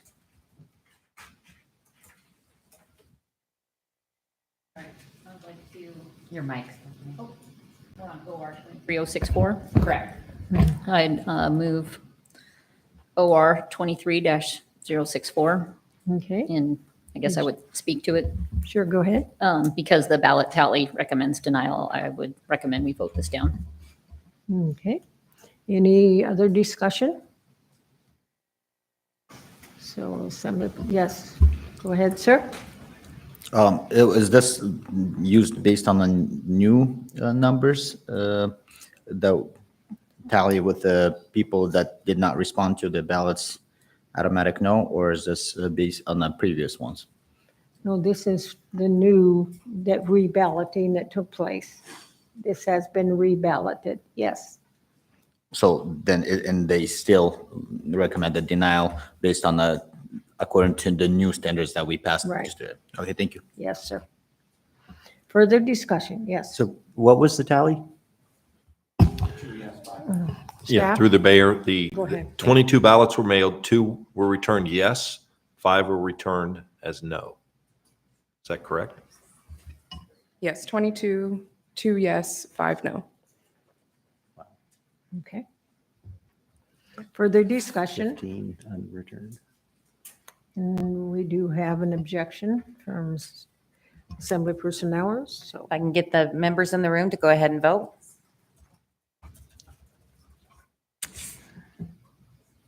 Assemblymember Yunt. No. Madam Mayor, it failed unanimously. Okay, thank you. Ordinance 23066, an ordinance approving the less than fair market value sale of borough-owned real property identified as 8 lots within the Enchanted Forest subdivision and 1 lot in the Houston Heights subdivision to the city of Houston for the purpose of public parks. If you're on the phone and would like to speak to this, press *3. Okay. While we're waiting for the staff report, for the people that came in later than the beginning of the meeting, ordinance 23-065 was pulled and asked to be placed on the agenda for August 15th. So if you came to testify to that, you can say something under audience participation or otherwise read. And also return on August 15th. In case some of the audience is wondering if we skipped something, that's the explanation. Staff, sir, thank you for allowing me to say that. Good evening, Eric Phillips, Community Development Director. Through the mayor, Mayor Cole approached the borough a while back regarding the possibility of transferring a number of parcels that the borough owns within the city limits to the city of Houston. We evaluated the list that was provided and pared them down to bring forward parcels that, from a land management standpoint, believe made sense to transfer to the city of Houston. All of the parcels before you are vacant. 8 of the 9 of them are classified as either public park or public use. The one parcel that's not is a tax foreclosure that I believe we had for like 40 some years and have just not been able to sell it. So it's not a highly desirable parcel. Since the city of Houston has Park Powers, has indicated an interest in making positive use of the parcels to benefit the public, we're bringing this legislation forward to you tonight. Okay, questions of staff? Okay, thank you, sir. So I'll go ahead and open the public hearing on ordinance 23-066. And we do not have a sign-up sheet, okay? You want to talk to us, sir? Okay. Thank you. Evening, Madam Mayor and Assembly members. I thank the manager for helping me get this through. Our city, just a brief history on it. I was elected last year. We looked at some of the park areas, and Houston really had none. And we were trying to put an effort forward to develop the parks. Since then, in our last meeting, our city council has put a ballot measure forward to a 0.5 cent sales tax increase to develop our parks and recs, and these lands that you guys are before you tonight are a crucial part of what we're hoping to develop in our parks and trail systems. So I'm not going to take up much of your time. I just ask that you would let us use the property wisely for the public. Okay. Thank you. Mayor, if I could have you state your name. Oh, You said you, Mayor. Carter but- Cole. Thank you, sir. Okay. Anybody else that would like to testify on this ordinance? Do we have anybody online, sir? No? One last time. Anyone like to testify on ordinance 23-066? Okay. Assembly person, Veneer, go ahead. I move to adopt ordinance 23-066. Okay. You need to put your mic on, sir, and would you repeat Okay. them for me, please? I move to adopt ordinance 23-066. Okay. Would you like to discuss? I think this is a really good idea, and congratulations. Further discussion? Is there any objection to the motion? Okay, hearing no objection, the legislation is passed. Okay, so we got to, so now you can go home and start to work, Mayor. Thank you. You're welcome. Okay, the next item is audience participation, and I do have a sign-up sheet. So Bill, you're signed up first, sir. My name is Bill Kendig. I'm president of Kinnick Fairview Community Council. And I was glad to see, I know this thing's been going on for a long time. Speaking about the setbacks.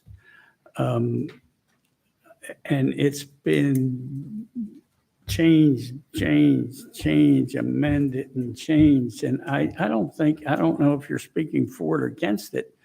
It's hard to keep up with all the changes. And I've been in a lot of places. I was on a planning commission, and I've been, of course, trying to keep up with it because it's a pretty big deal. I mean, it's a big a deal as zoning was in 1999 when we had that on the ballot. And I was really glad to hear that there's a work group. And I would hope that this work group could just show a chronological order of the history of these things and the amendments. And there's pros and cons to everything. And I hope it would show the pros and cons on each side. For instance, I know right now, the way the 75-foot setback, that has to do with building a structure. But I could take asphalt and run it right to edge of a lake if I wanted. And I'm not speaking one way or the other. I'm just saying, with this new setback, there would have to be riparian buffers. So I hope that it's educate, whatever this study group does, I hope they educate the public, because if you're going to speak for it or against it, you need to understand exactly what you're speaking for or against. And this has become pretty convoluted, pretty difficult to understand. And I hope that this work group will put it together. And I would like to put out there for myself, I'd like to be on that work group. You know, I've been in real estate since 1992. I am an at-large member as well, but I've been on the planning commission, so I certainly understand setbacks and variances. And when you're considering, I'd like you, I'm just putting my name in the hat. So if you guys could take that into consideration. Thanks. Thank you. Douglas Beatty.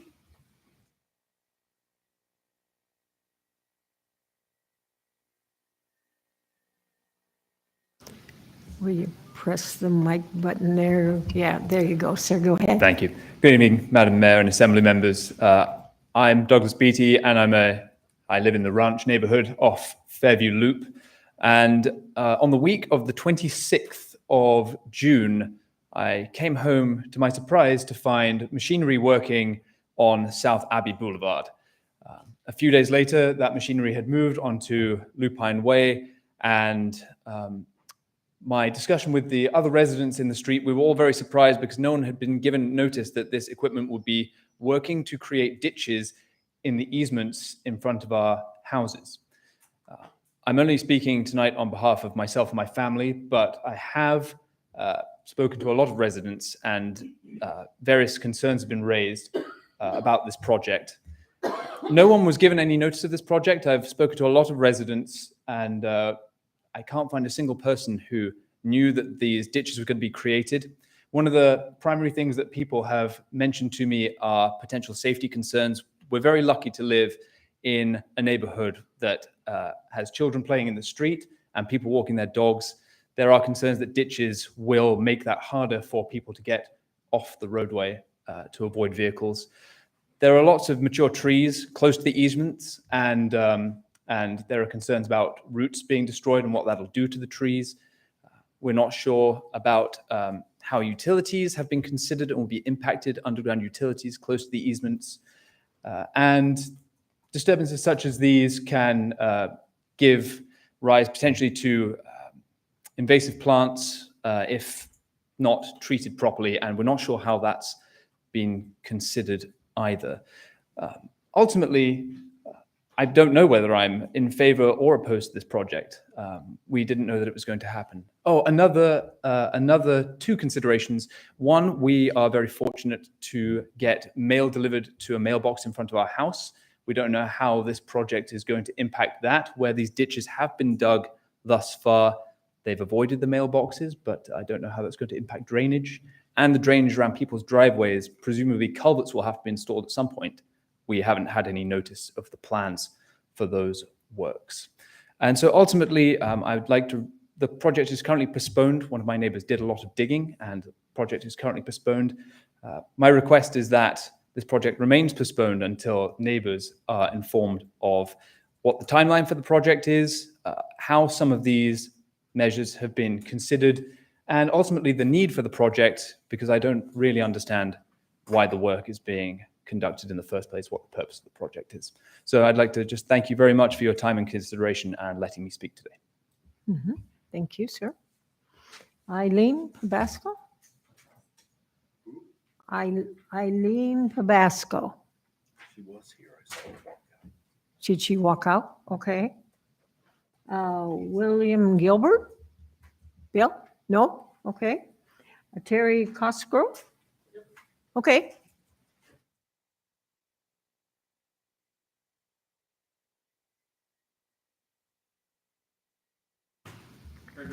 Mr. Cosgrove, can I have you turn the mic on and you can go ahead and leave it on? Yeah.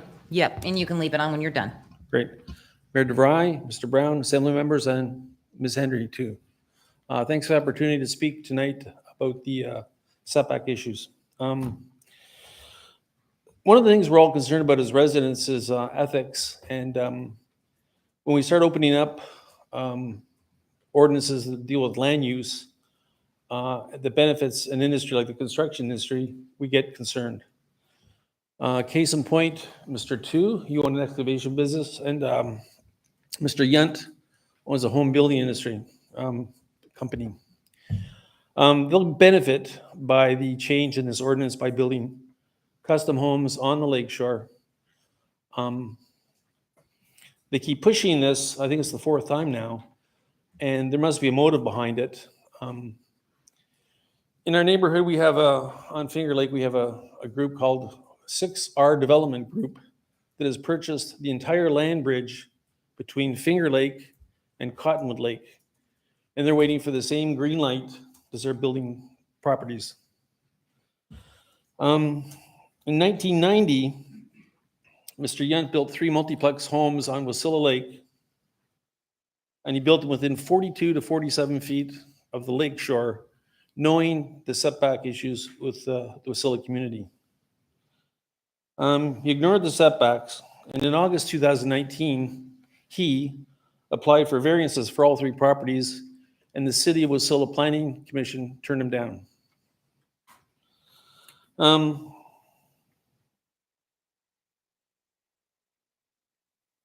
Mr. Young wants to address environmental concerns, and that's part of the proposal for an engineered solution to this development. And yet, we're all shocked that he was charged with polluting Cottonwood Lake and Wasilla Lake by dumping construction debris into the lakes. And it gets worse.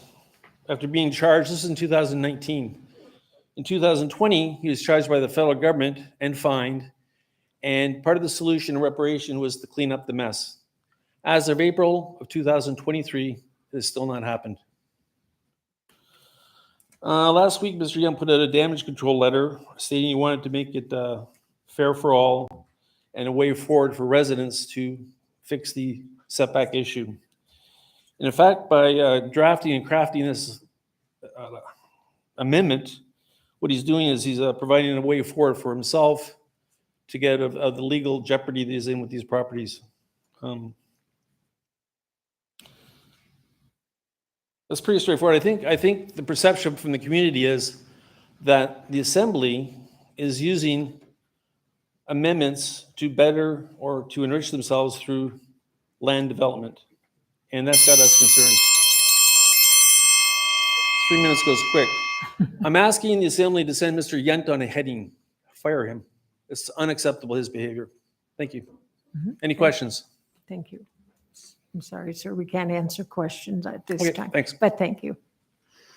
Okay, the next person had their name written, and then at the end, they just put KG. Is that person still here, I think? Ken, do you think that, yeah? I don't know. Cross their name out. They crossed their name out and then put the initials, so, yeah, there'll be an opportunity in case that is somebody here. Patricia Fisher?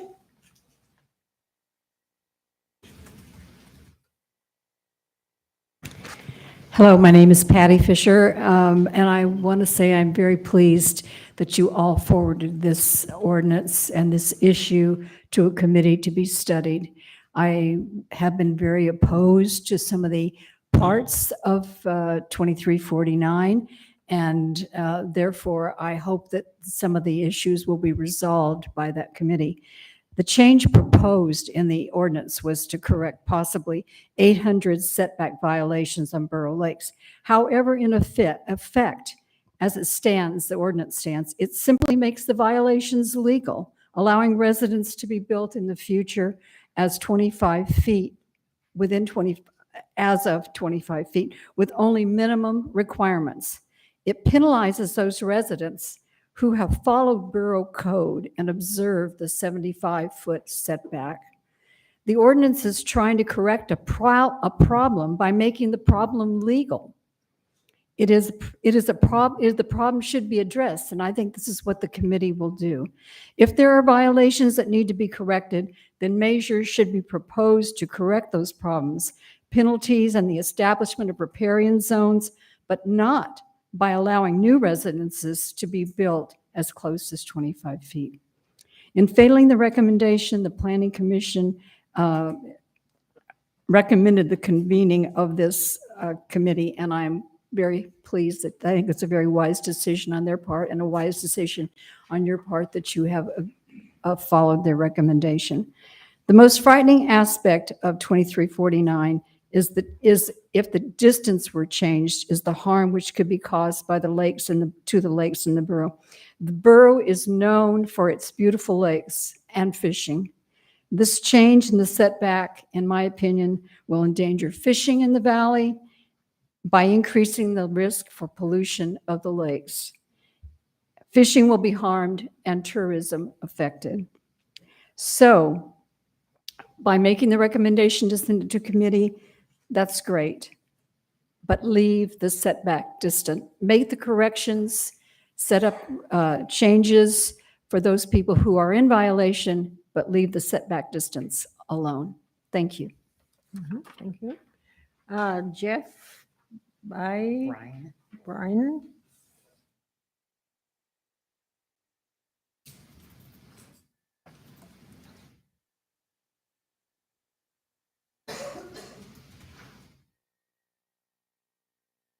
You can just push the mic up, sir. There you go. I'm Jeff Byrne. I'd like to speak to the setback issue also. I do not agree with the previous couple of speakers.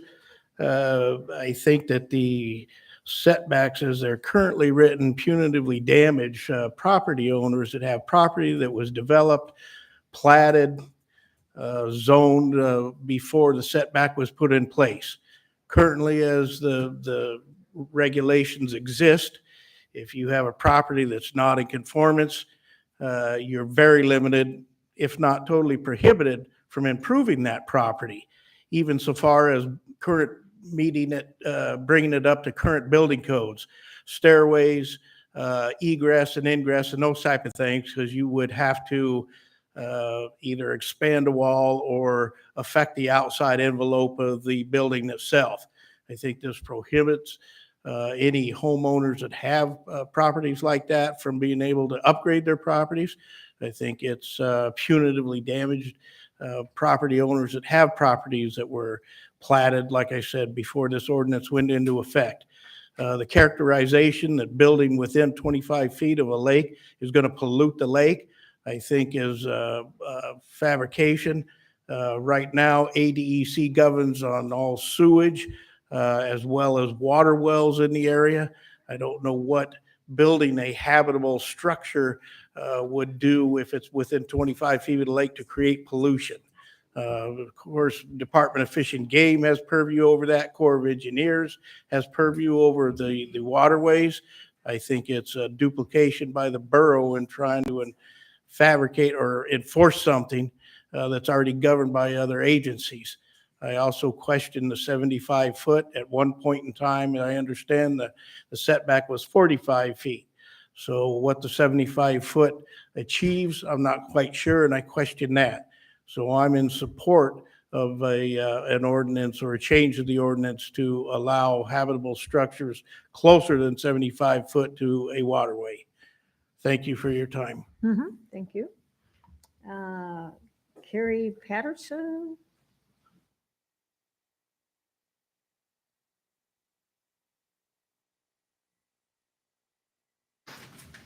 Hello, my name is Kent Patterson. I'd like to speak to the setback. I will second Mr. Burns' comments. I'd like to make one point, and that is that I do believe that many of us are being affected by this, that it's not just a developer issue. And it sounded to me as though maybe one of the previous speakers had a bit of a personal issue with some people. And the working group may be a good idea. And it would be interesting to know who the working group is made up of, and what their objective is. Is this just to kick the can down the street again, or are we going to get something done here? So again, I'm in agreement with being able to have property closer. Many of us have purchased properties that are non-conforming and so on, and our hands are being tied. So thank you for your time. Thank you. Brian Miller?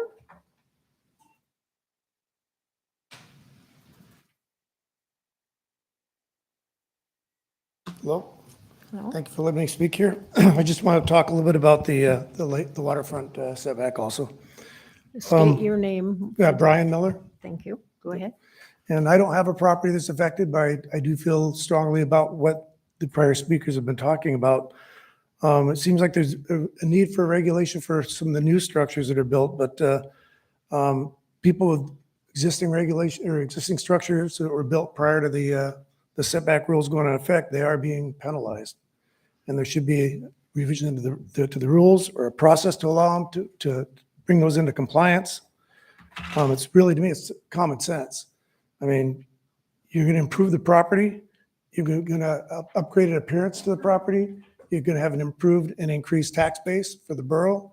I mean, all the way around. I toured around Big Lake here last week, and I don't live on Big Lake, but I did a tour around the lake, and I'm looking at all these properties that are really close to the water, and a lot of them are really run down, but they can't fix them. And if they could fix them up, they'd look better, and they could tax them for more. So again, as some of the previous people have talked about, there's existing regulations that govern for environmental concerns.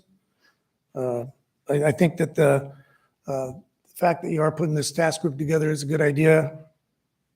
And like the guy, the very first speaker, he talked about the fact for or against, at least we have a task group going forward, and I'm really glad to see that. So I hope they take that into account, all this. Thanks. Thank you. Tom Robertson?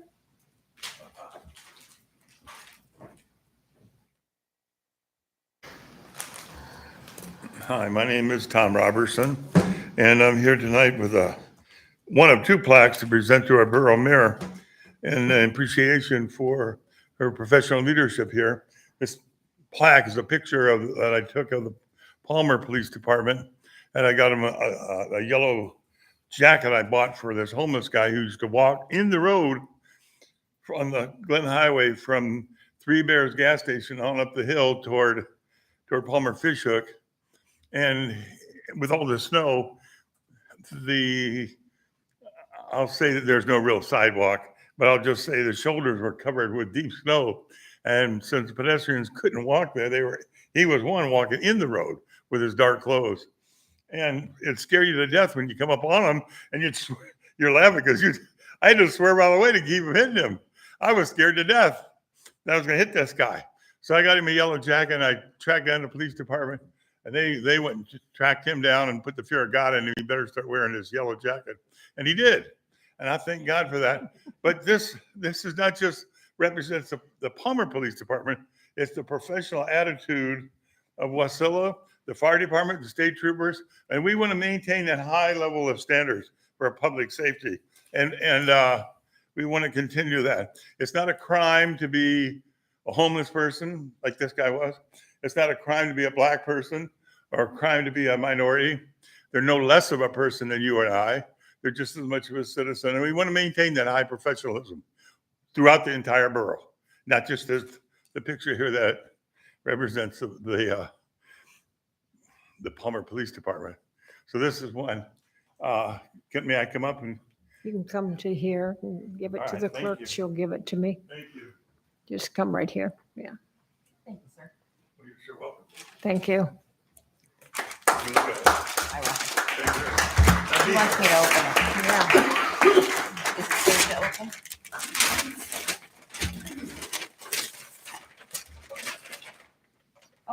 You can see that yellow jacket from way back there. That guy scared me to death walking in the road. Thank you. Yeah. Thank you. Yes, you do. May I pass it around? Sure, I'll bring okay. it back to you. Sure. No extra charge.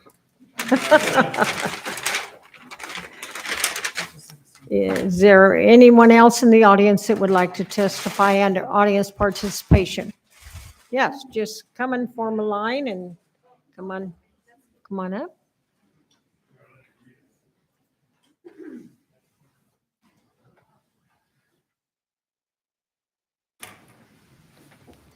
Go ahead, state your name and your testimony. My name is Jean Holt, H-O-L-T. I am a concerned Matsu resident on water quality for the entire borough. Good evening, Mayor DeVries and Assembly members that are present. I'm adamantly opposed. I know I can't ask any questions, but I don't understand what this 23049 is indefinitely postponed. Postponed. Why isn't it just done? And I had a thing written up here. Probably should stick to it, but this is an issue that's been going on, and 6 months is not going to take care of it. And we need a clean slate, a blind slate on this. And I'm very concerned about this group that's going to be formed. It needs to be people that are, furthermore, an advisory or working group created to advise on this issue should only consist of professional planners, biologists, and engineers charged with water body protection. Forget, like Mr. Yup put in his little letter, concerned citizens should be on it. I've been on those groups. We need some solid evidence here. And this letter I have from 1987, when the borough was involved in the coastal management plan, and the borough wanted an amendment not to do this.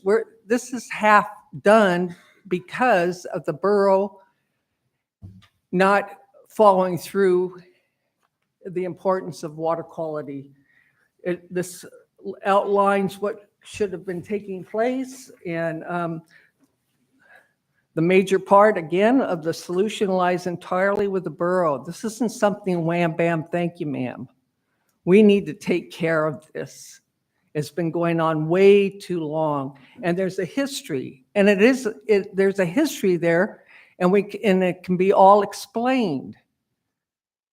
Not with, well, let's do this.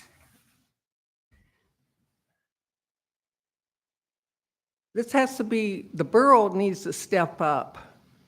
They have not stepped up in 50 years. Well, at least 37 years when the vote went to the people. This is very important.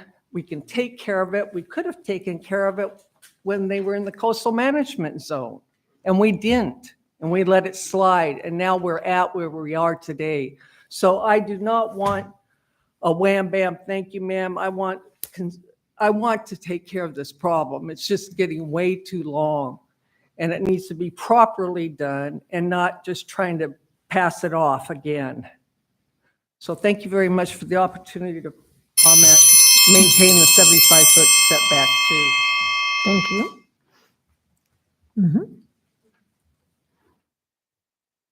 Good evening, Assembly members and Mayor DeVries. My name is Frankie Barker, and I live on a beautiful lake in Chickaloon where we have lots of wildlife. We have people out there swimming and fishing and doing all kinds of fun things on the lake. I came here to oppose the ordinance as written, and I'm very pleased that you chose to postpone it and create a working group. The ordinance as written is an insufficient remedy to address longstanding non-compliance issues. The lack of land use permits, site inspections, and code enforcement has caused many of the non-compliance issues over the years, not the size of the setbacks. During the 20 years I have lived here, the Mat-Su population has more than doubled to over 100,000 people. Yet at the same time, the number of code compliance officers that I'm aware of has not increased. Last time I checked, there were 3, maybe 4. And they have to cover an area the size of West Virginia. It's a pretty impossible task. By now, you have heard many reasons why the Mat-Su Borough residents value the 75-foot setback from water bodies: water quality, property values, fish and wildlife, etc.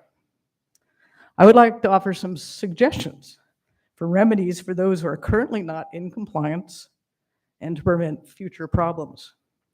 Number one, I suggest to adopt the recommendations from the Mat-Su Borough Fish and Wildlife Commission, which include reinstating the mandatory land use permit process and creating a path to compliance through bioengineered pollution mitigation measures. They have a very thorough set of recommendations if you haven't seen them. Number two, increase the code compliance and permit center staff to be able to do site inspections for new construction to prevent future non-compliance issues. And number three, require a 50-foot vegetation buffer from water bodies for any new construction within the 75-foot water body setback, such as they have for the Kenai Peninsula Borough. Since you've decided to create a working group, I would be happy to serve on that group.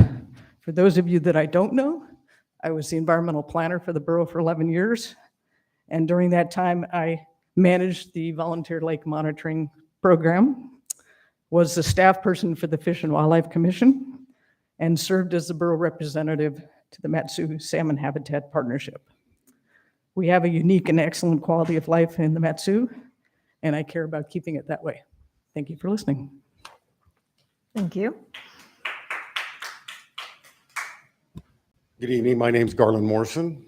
I'm a lakefront property owner in the Big Lake area. I just want to express that I want to move forward with changing the ordinance. I think it's a unfair limitation on lakefront property owners, and especially with the taxes paid for the value of the property that they have. It restricts the use of the property that they pay for.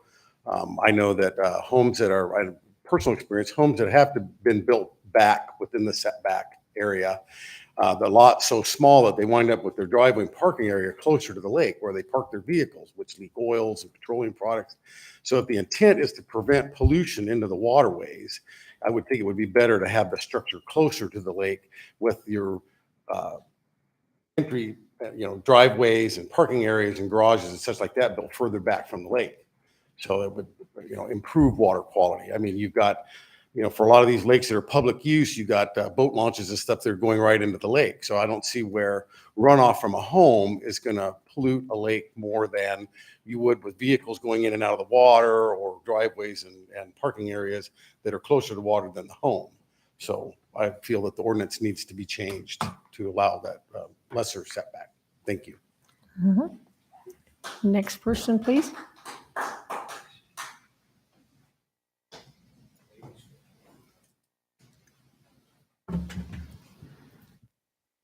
My name is Ellen Vandevis, and it has rained, it will rain, it is raining. And with every rainfall, every snow melt, down, down, down to waterways and into the waterways and into those habitats goes our leaky auto fluids, our sewage, our dog poop, our fertilizers and weed killers. So if you look up from the lake or the stream as a fish or a duck or a swan or aquatic insect, wow, you people keep crowding us. You take out all the vegetation, you give us pollution, but you want our beauty and you want our fishing, and well, why don't you back off a little so we can survive and we can all live here together? So this is, in my mind, an ecological question of, yeah, for the common good, we give up some of our freedoms to do what we want because we all want clean water to enjoy and fish and boat in, not polluted to the point where every species that we value declines. So this committee needs to be heavily weighted with those biologists and ecologists who can look at that issue. This is not a real estate person's call. This is not the realm of somebody who sells property or builds buildings. They have nothing to do with this. We have to keep our waters clean and flowing. And so I urge keeping the 75-foot setback, making sure this committee is well represented by those who can speak for the fish and the ducks and the aquatic insects. And certainly let's go at this with the spirit of, we want to reward those who have recognized and respected our rules and laws and regulations. Let's not reward those who are defying and creeping up closer for their own personal gain, but forgetting that that's the ruination of our common wealth here in Matsuburg. Thank you. Thank you.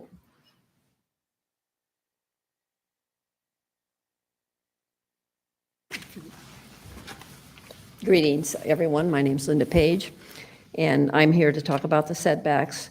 I don't have enough time to say, but I'd like to say that I do agree with everything Terry Cosgrove said, Jean Holt, Frankie, and Patty Fisher, and there'll probably be others as well.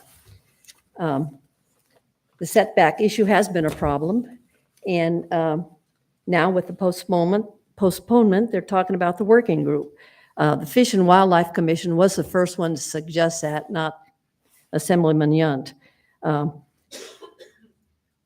working group should consist of the professionals, biologists, engineers, planners that know about water body protection.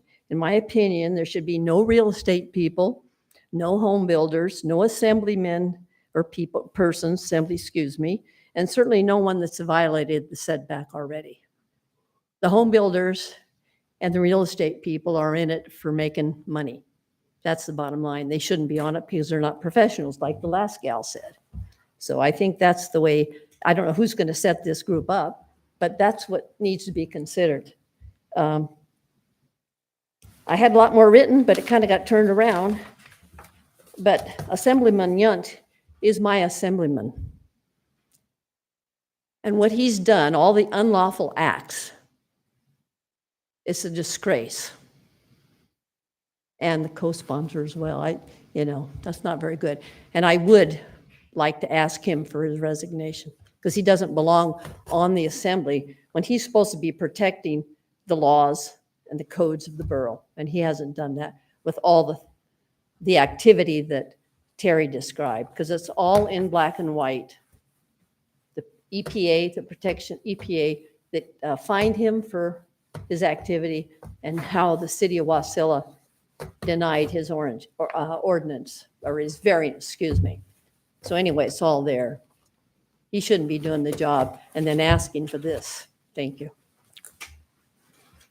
Next person.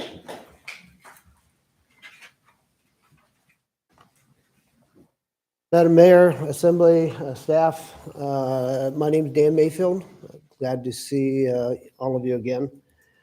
I'm here to talk about water body setbacks, and I've had, actually in the past, I have felt like the water body setback ordinance needs some improvement.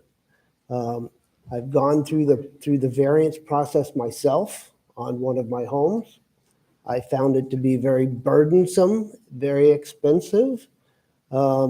While I was an assembly member, I had several residents who had come to me and had problems with setbacks on homes that they had purchased and knew little about the setback ordinances and those types of things, and they couldn't make any improvements. It was too expensive for them to remedy the problem.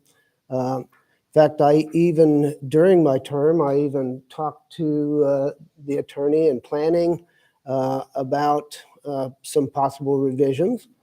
We did abandon those So shame on me at that time. But for a long time, I thought there had to be some improvements because these people have gone, meaning our residents, have had a financial burden and a really stressful process to get some resolve. As a matter of fact, many of them have not gotten any resolution at all.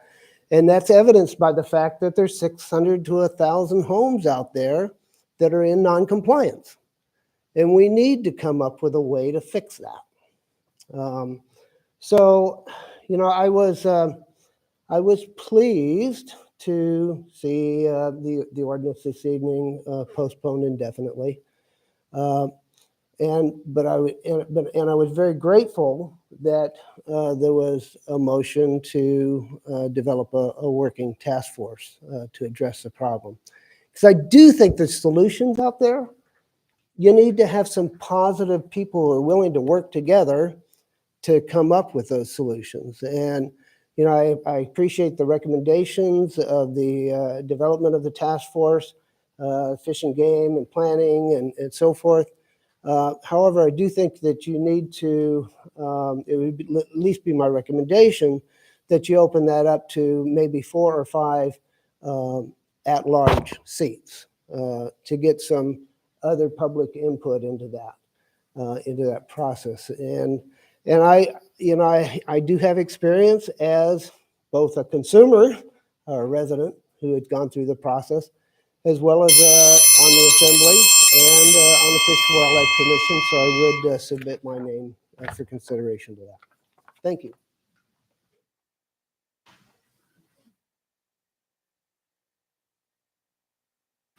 Good evening, Madam Mayor and Assembly members. I'm very pleased to hear that this ordinance is postponed and formed a working group. I sit on the Fish and Wildlife Commission, and also on behalf of the Fish and Wildlife Commission, I sit on the Matsu Salmon Planning Group. I think it's very important that the Assembly and the future working group look at the various ordinance or resolutions that were drafted by the Fish and Wildlife Commission. I think we can safely say that we've learned a lot through this process, that it's much more challenging than we first thought. What we also have learned from science, what we had probably knew 50, 60 years ago, and through the School of Hard Knocks, what we have done in the past is not acceptable if we are to safeguard our nearshore habitats, our wetlands, and the association of water quality. So I think it's very important that when this working group is formed, people have stated that we need some expertise on this group. And I would encourage, Madam Mayor, that you look for that expertise. You have it on the Fish and Wildlife Commission, you have it on your Matsu Salmon group, and your partnership group, I should say. And I would look for others that would bring that expertise on the knowledge of why it's important to safeguard nearshore habitat, as well as your wetlands and your future water quality. Thank you, Madam. We know who you are, but the people online do not. Would you state your name, please? Sorry. My name is Peter Probasco. Thank you. Thank you. Thanks, Peter. Anyone else?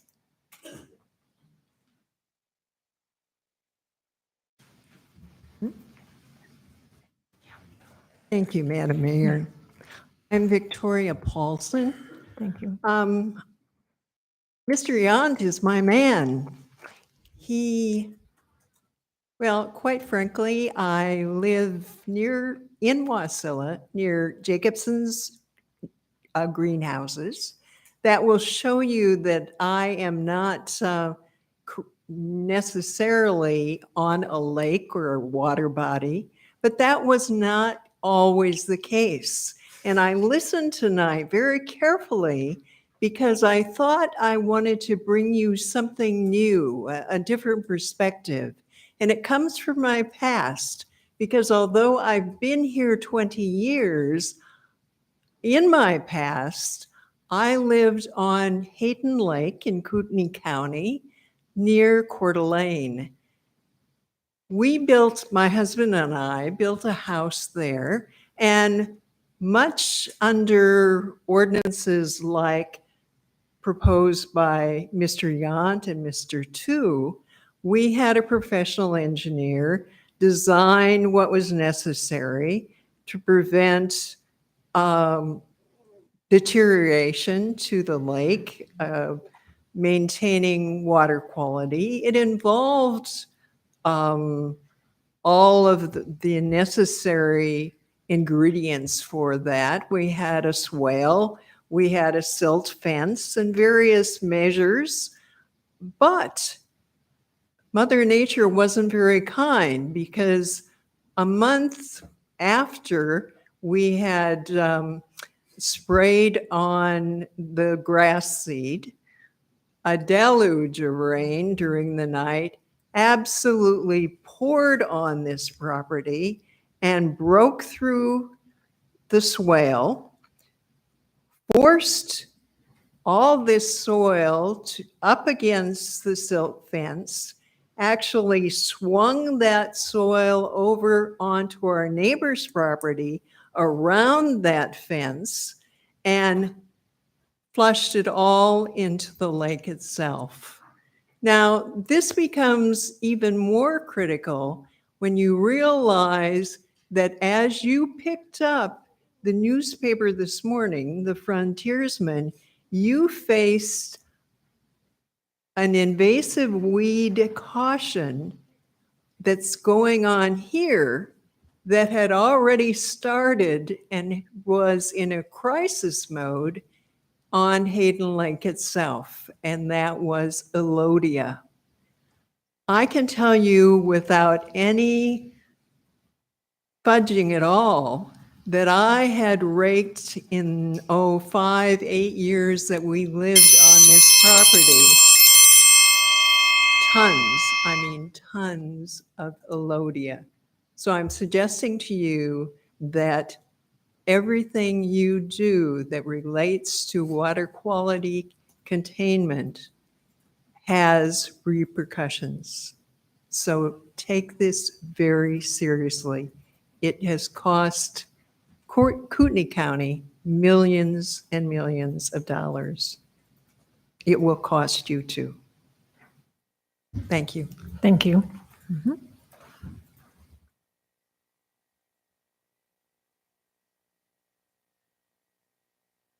John Woodings. In 1970s, the late part of, I had a most impressive day. I had a hiking partner who was training to climb Mount Denali, and he wanted a hiking partner, so I went with him. On that day, we drove to Eklutna Lake and hiked up to the Three Sisters. I could keep up with him. When we got to the top, it was the most impressive sight. I could see the entire valley.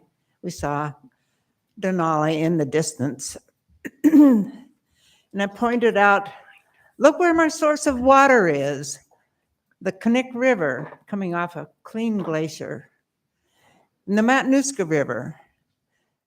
And look at those rich soils where all the food that I ate came from. And then I was thinking of the piece of paper that I had, the 10 best foods you can eat. I was in Weight Watchers at the time, and I was 49 at the time. 6 of the things, best foods to eat were right there in my view. So the broccoli and cabbage family, green leafy vegetables, fruits, especially blueberries, wild, salmon and other fish, the grains, and lean beef or moose. My husband brought home moose within 10 miles radius of my home at Eklutna Powerhouse Project every year. My children were raised on fatless moose. And then it was my friend's turn to talk. And he was very impressed with this. We could look out over the valley and see how deep it was and how many bodies of water there were. And we could see how many dwellings were beginning to be built. And then he shared with me the most memorable college class he had ever taken. And it was a class in philosophy. And his instructor had pointed out that at the beginning of his class, he would ask, "What are your goals?" Most people said, "Oh, to get rich." And so that was the topic. Most people who want to get rich, once they get there, they eat too high on the hog, they drink too much, they party too much. And even though he gives his wife all that she asks for, she doesn't want money, she wants a husband, and he's become a jerk. Oh, I'm not finished. So we named these 4 men who are sponsoring this bill as, and I'm still talking to that hiking partner, the greedy guys lacking a moral compass. Anyone else? Yes. Tom, you've already spoken, so you can't speak again. So On this issue? on any issue under audience participation. Yes, go ahead. Good evening, Madam Mayor, Assembly members, and staff. I'm Dan Tucker, resident of District 3 for more than 40 years, landowner of some cabins on the banks of Willow Creek in District 7. I came here planning to vehemently oppose Ordinance 23049, the proposal on the water body setback. Since it's been pulled, thank God, I'll speak to it anyway. The history is well known. Setbacks of 75 feet were sound and standard until about 1986, when an ill-conceived proposal like this one was enacted by the Assembly. It was so strongly opposed that it was soundly overturned by voter initiative within less than a year. In subsequent years, around 800 instances of either allowed or violations of the 75-foot setback occurred. Hundreds of homes have been constructed in clear violation of this setback, mostly due to lack of permitting a requirement for the development within the borough. In my opinion, I submit that most of the violations have occurred due to the builders and the violators knowing they could get away with it, due to the lack of enforcement in the borough. In addition, when violations of the setback have been found, there is no easy or inexpensive way to deal with that violation. That should be fixed. Again, this is an enforcement issue.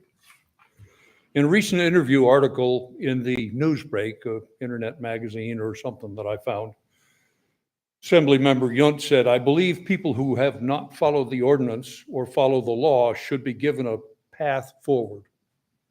I concur with that those violations should be reviewed, and they should not be considered for exemption if it was intentionally done or is not a minor violation that will compromise the water quality. But it should be cited and fined if they apparently intentionally violated the rules. No one should get a free pass for breaking the law. The 75-foot setback as it stands should be preserved. Proposed by Assembly members Yunt and Tu, this is clearly a step backwards in any effort to protect the water resources in the valley. Typical of their attempts to loosen the reins on any pesky restrictions, this one has been tweaked, rehashed, revisited, resubmitted, and justified with flawed reasoning. It has been rejected by the Planning Commission and the Fish and Wildlife Commission. And the majority of the public comment has been against the proposal. The committee idea is not a bad idea, but the committee size needs to be larger to accommodate the wide public interest and concern. Again, in Newsbreak, the online news source, Mr. Yunt is quoted saying, "When Moki Tu and I ran for the Matanuska-Susitna Borough Assembly, we both promised 2 things. We'd fight for a fiscally responsible government, and we'd defend all residents of the Matanuska Borough against this overreaching bureaucracy." But I submit the evidences of both Yunt and Tu are not only willing, but anxious to divine the popular thoughts and desires of the rest of the population that elected them. The majority of the people voted on this setback issue years ago and set in code how they wanted it. They don't need a reason They just need to follow. Thank you. Thank you. Anyone else that would like to testify?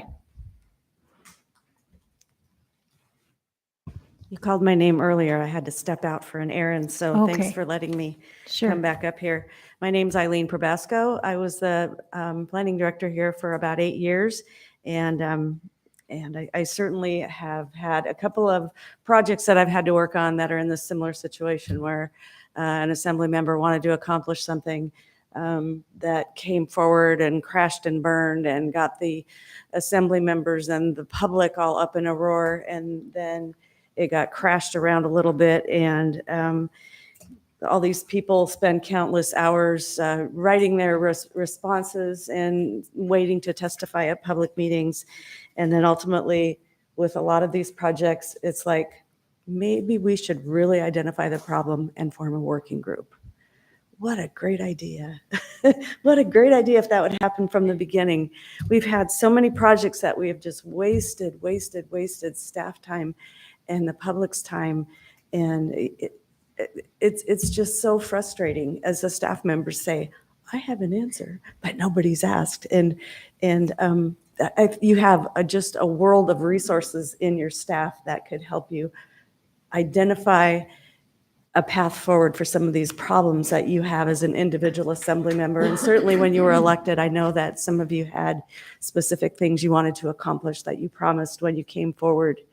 Some of the projects that were really huge and very controversial that we had to work on were the subdivision. We first had Title 16, which was rather lax in subdivision rules. We came forward with Title 27, which kind of tweaked it, in some people's opinions, too far the other direction.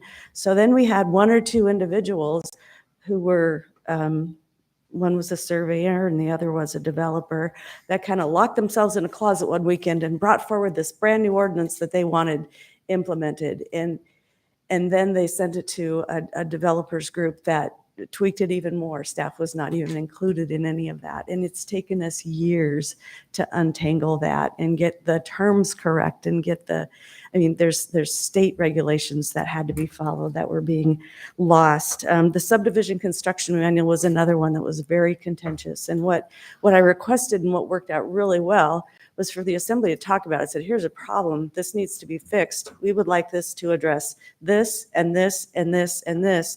And the resolution contained all of those issues that they were experiencing and what they would like to accomplish with this resolution or with the construction manual update. We formed a group. Mr. Yunt sat on the group. We spent months going through that thing, but we came forward with a really, really good document. And at the end, that subdivision construction manual working group signed a resolution. All of the folks that contributed on that, from staff members to several surveyors in town. I'm out of time, I see that.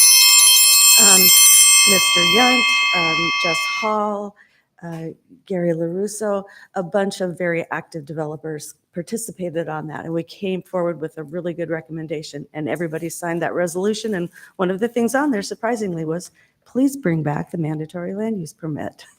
So anyway, I'm just suggesting if you want to address something that's going to be so huge and affect so many people, please think it out well. Talk to some of our staff. I'm still here, sorry. You're amazing. Well, he is staff your members. taxpayer, he's your staff. And anyway, thank you for postponing this indefinitely, and I appreciate your time. Thanks. Thank you.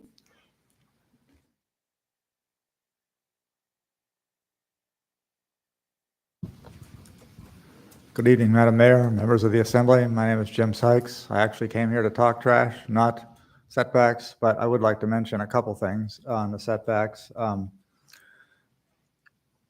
There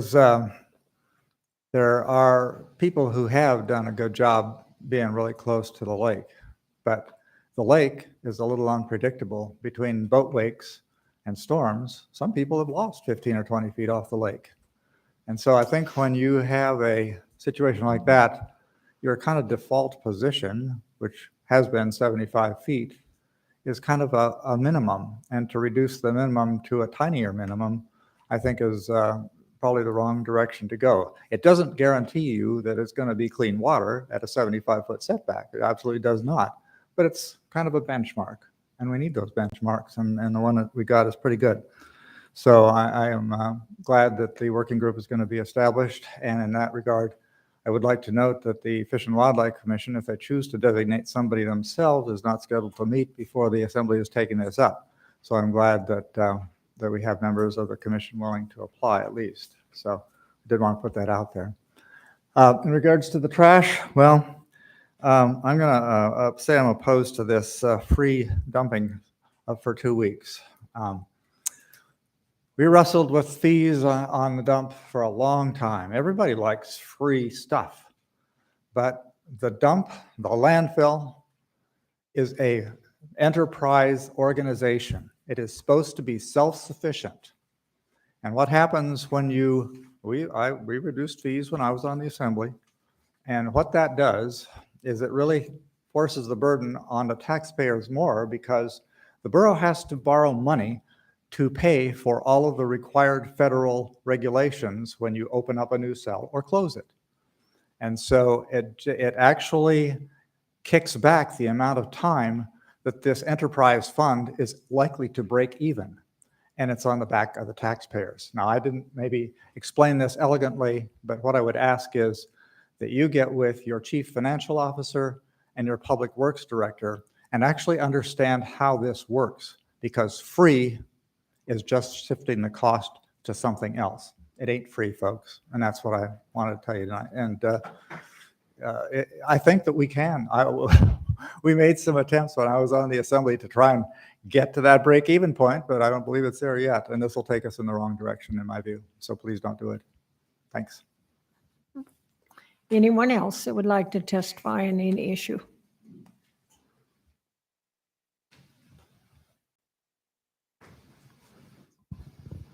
Hi, good evening. My name is Sandy Belk, and the working committee, fabulous idea. We need to have professionals and a diverse group of professionals, scientists based on scientific fact. And if Fish and Wildlife is against something, I think that's a huge statement, and we should listen to them. Thank you. Thank you. Anyone else? Yes, Representative.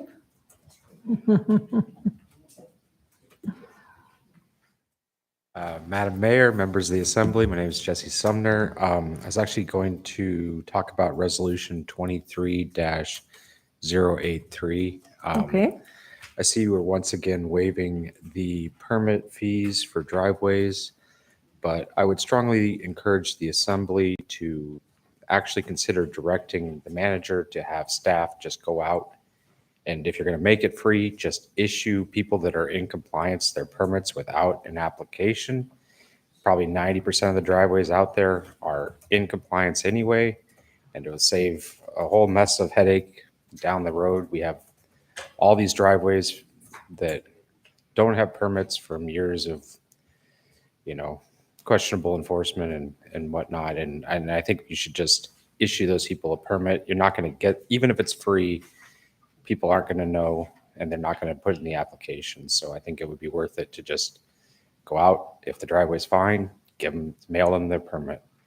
And I find myself in the unusual, not common situation of agreeing with Mr. Sykes on the landfill fees. I think the focus should really be everyday low prices rather than, a free week here or a free week there. But good prices all year round would be where I think you should aim for. But thank you. Representative, on Resolution 23-083, there was an amendment. Would that be out on that board out there? There would be an amendment out there on the board that may come up later when we are discussing that, so you may want to review that. Okay, thank you. Anybody else? Do we have people? Oh, well, all right. We have people online. All right. The first person online, go ahead, please. Yes, my name is Jenny Schrage. I live on Nancy Lake, And I'm very concerned about the setback ordinance to set it to 25 feet. A lot of what I was going to say this evening has already been said regarding the fact that planning and zoning, fish and wildlife, and other entities that are professionals have asked this to be failed. I was concerned that by doing an indefinite time, it was more of a, if we put it off long enough, people will forget about it. But I think that's not going to be the case. I see that the biggest problem that you're going to have with the 25-foot setback, other than the pollution and everything else that's been mentioned, is that you do not have a means of enforcement. We don't want to get to the point, well, I know my neighbor's too close, and so I'm going to, let somebody know and report him for a violation. But it would be tempting. If people buy homes or property after the 75-foot compliance was implemented, and they go ahead and buy something that is not in compliance with that, that's their problem. They have to think about due diligence. I totally think that this setback has to be saved, and I thank you for your time.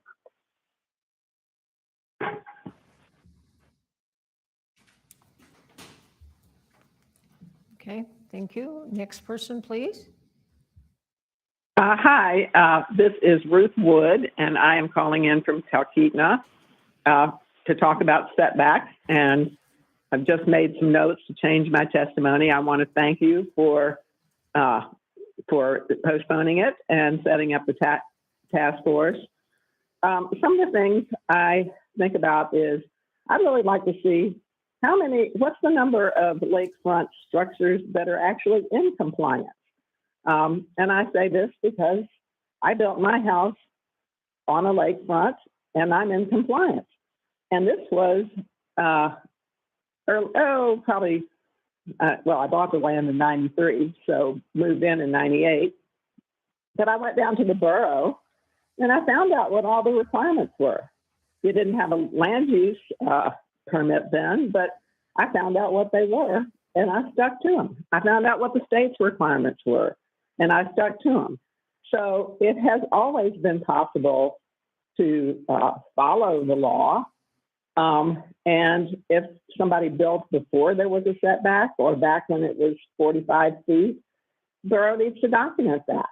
Borough needs to work with those people to put a plat note or something that says they are grandfathered in, that there needs to be discussion about how can these people be allowed to fix their structures. I don't think they should necessarily be allowed to add on because it's not just pollution, it's use around the lake, et cetera, et cetera. But I do believe that these things can be addressed with a careful consideration. Anyway, I also want to say that I hope that the task force will look at access easements around lakes because they're generally, where they exist, they're usually about 50 feet. And I really don't think you should be putting a structure in the middle of an access easement. Anyway, I hope the planning department will put the meetings of this task force in their blog or whatever they call their newsletter they send out. And I hope they'll send them out regularly and that they will put the dates of these meetings. I hope the meetings will include a chance for public to speak, maybe not be part of the meeting because you don't want it to last too long, but public needs to have a chance to weigh in. Also, I wanted just to say, please do bring back the mandatory land permit. Make it free. But hey, give your staff the funds they need so that they can monitor and enforce what they're supposed to monitor and enforce. The other thing I'd say is, I hadn't thought about saying this, so I saw Eileen Tabasco get up and speak. Go ahead And I think you should draft her I think you should draft her onto this task force since she's retired. But I know from how she worked with Talkeetna, and we developed code that nobody 100% liked, nobody 100% hated, but we all agreed on it because we worked together and we kept working until we had something that would work. Thank you.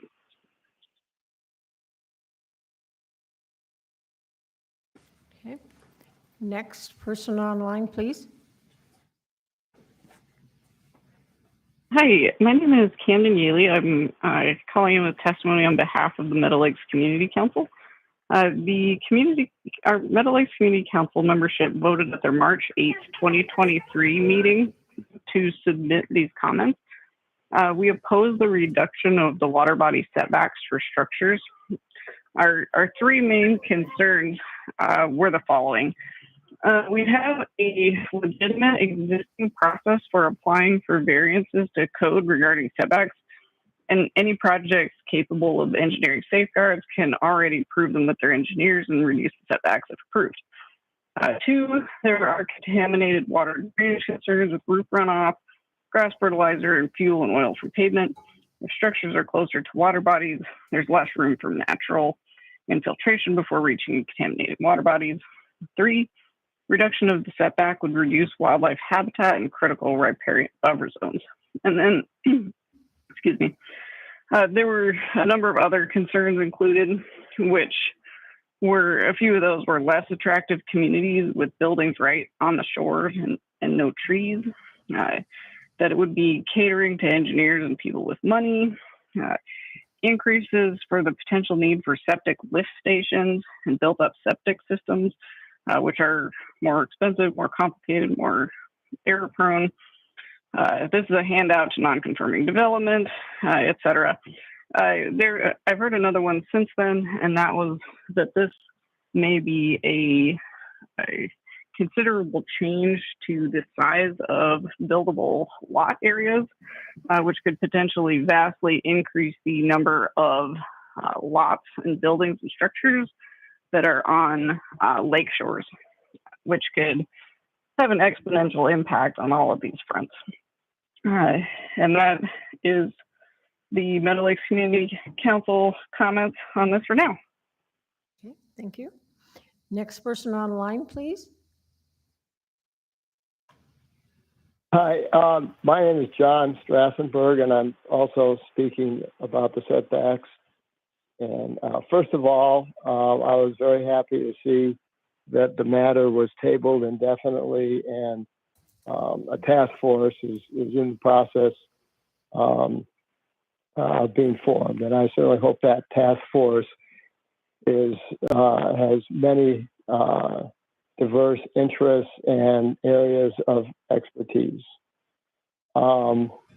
Unfortunately, neither the existing code nor the 23049 is sufficient to protect our water. And one thing I don't like about the existing code is that a person could pave right to the water's edge, and everything else, everything would drain right into the water body.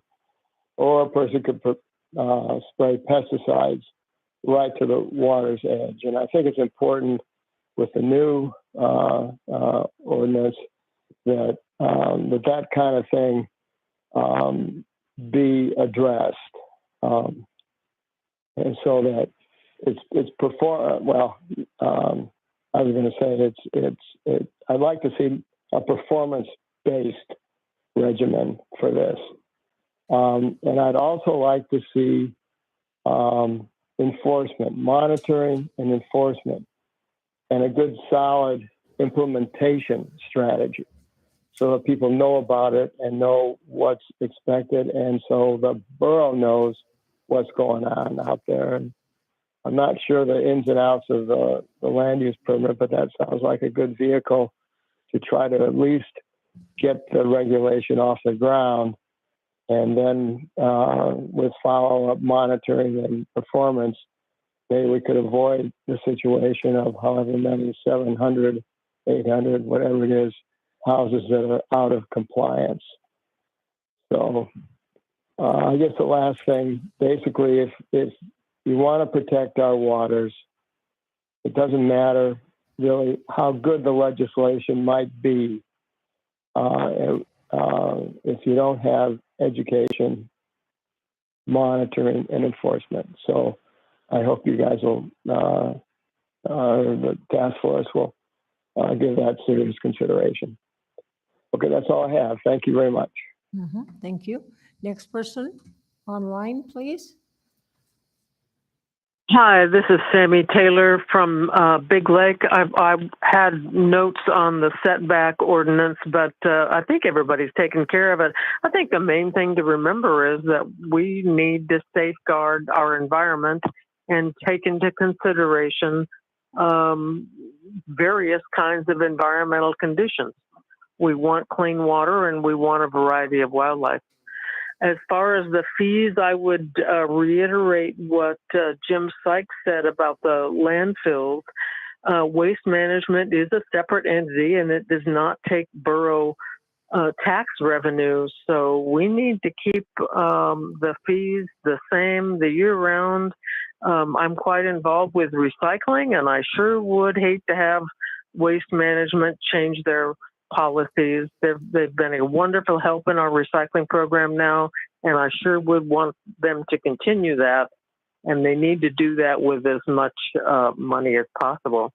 It sounds like a lot of these things are these new ordinances and waivers of one kind or another is basically the good old boy accommodation for the benefit of the few. So we just need to remember that the mandate of borough assembly members and other public servants is to work for the greater good of all, the public good of all, not for a few. Thank you very much. Thank you. Next person, please. Yeah, hi, Steve Edwards, EDWARDS. So I guess the advisory committee seems like a pretty good idea as long as it's heavily stacked with scientists and people that understand how the science of contamination of water bodies is the main thing we're looking at here. I would volunteer to serve on it if the mayor wants, but I don't have that scientific background. I think it needs to be mostly scientific people. So I guess what I would say, though, is if I was on there, I would not be in favor of a path forward, as I've heard it described, for those that built after 87 and they built a property out of compliance. It's very well known that you had a 75-foot setback after that time. I built my house well back from that, even though I would be fine, delighted to have my home right up the shore edge. It's not the right thing to do, so I built it well back. So as far as those that did that, nobody did that accidentally. It was intentional in all cases for those that built after 87. The ones before that, I think maybe should have the grandfathering, should be able to fix their homes within the same envelope and all those sort of things with, engineering support perhaps. But anybody that built after 87 should not have a path forward. That shouldn't be a thing. If I dig a pit by the lake, fill it up with oil from my excavator, I know that's against the rules, but if I do it anyway because it's my own land, I shouldn't ask for a path forward for that. I should suffer the consequences. And so that's not a thing. So and if you're on the assembly and you're listening to this now, and when this committee comes forward with a recommendation, and if it includes a reduction in setbacks for some reason, make sure before you vote on it, ask yourself the following questions. Do I or any member of my family have a property that is not developable under current regulation and will be with the new one? If so, recuse yourself. Have I ever built a home out of compliance? Have I ever done any development for a home out of compliance? If so, recuse yourself. So just do the right thing on this. And if we come forward with the recommendation and includes, protection for the water, maybe that's a possible path, but no path forward for those that did it intentionally. Thank you. Thank you. Next person online, please. Hello, my name is Carissa Hoyman, and I have several things I would like to address. One is having free landfill dump days of any kind. It will not benefit the Mat-Su Borough because, one, it will cause the borough landfill to lose hundreds of thousands of dollars. The $15 yearly coupon has been working just fine. And three, it would cause major backups on the Palmer-Wasilla Highway, which is already heavily congested. Those who have proposed this resolution, their business will profit from it. It appears that it doesn't matter if it causes financial damage to the borough.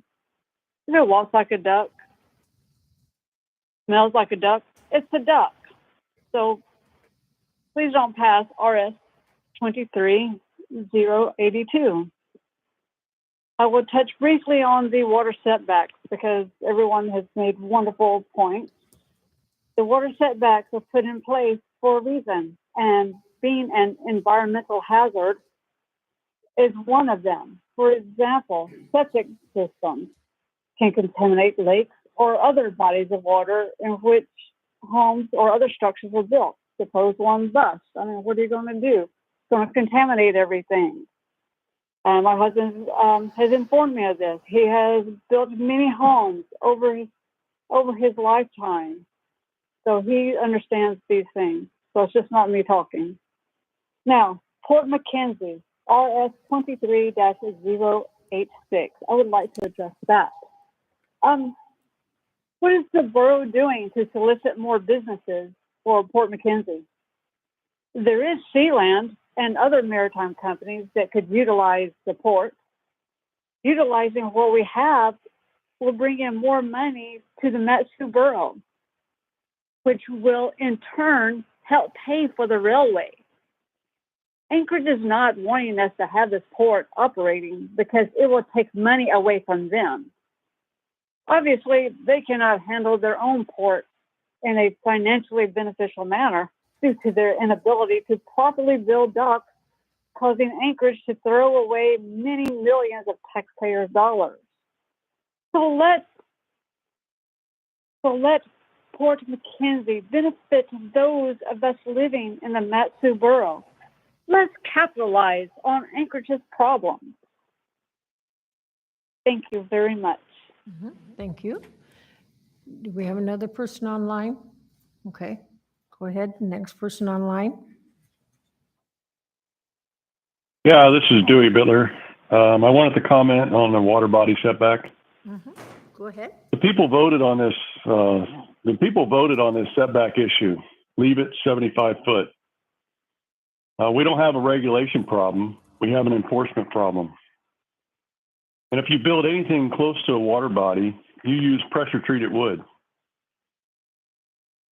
And then when you're using pressure treated wood, it leaches heavy metals and other toxic substances into aquatic environments. Smaller creatures absorb these substances from treated wood. This toxicity gets passed through the food chain to larger fish. And then let's do something constructive, not make a problem worse.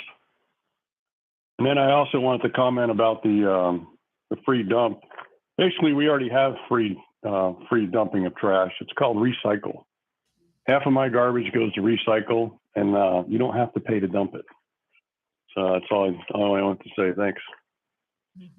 Thank you. Next person online, please. Hello, my name's Chris Campbell. I'm from Talkeetna. Can everybody hear me? Yes, we can, sir. Go ahead. Okay. Chris Campbell from Talkeetna. I'm chairman of a committee formed by the Susitna Community Council to look into restoring public access to Binka Lake. Binka Lake is a lake on the road system just south of Talkeetna. After 6 decades of public access, the state of Alaska and Matsu Borough have chosen to allow a wealthy landowner from Anchorage to buy the only access and boat launch for what appears to be the sole purpose of cutting off the public from the lake.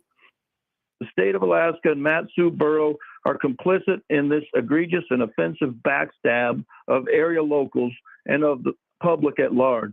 In allowing this access to be purchased without any easement placed or historic access considered, the state has shown its complete lack of respect for the public it serves and the constitutional rights of the public access to the lake. Immediate effects are loss of recreational access for fishing and boating, wildlife viewing.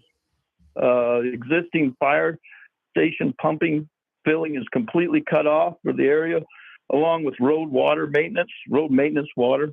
This pump station was pumping trucks full for more than 2 weeks during the last forest fire. Cut off. ADF&G can no longer stock the lake after investing 16 years in stocking and managing the fish of bay because there's no public access. The new landowner owns about 80 adjoining acres near the lake and now has a beautiful state-maintained road solely to his own private property, complete with its own exclusive boat launch, courtesy of the state of Alaska. He now has the option to subdivide and offer private lake access to what is now in effect a private lake, legally thumbing his nose at anyone wanting access to the lake from the former public access point. 6 decades of public access notwithstanding. This has all been blessed and welcomed by the state of Alaska DNR and by the Matsu Borough by extension. Individuals in the area have been fighting this for almost a year, running into nothing but roadblocks and being outright ignored. The Binka Lake Access Committee was formed to look at why this happened and how it can be reversed or corrected. If we don't protect access to our recreational areas, where will our grandchildren learn to fish? Is this the direction the borough is leading us, where only the wealthy can access historically public recreational lakes? We're asking the Borough Assembly to join with us in looking into why this happened and how access can be restored. Thank you. Thank you. Next person online, please.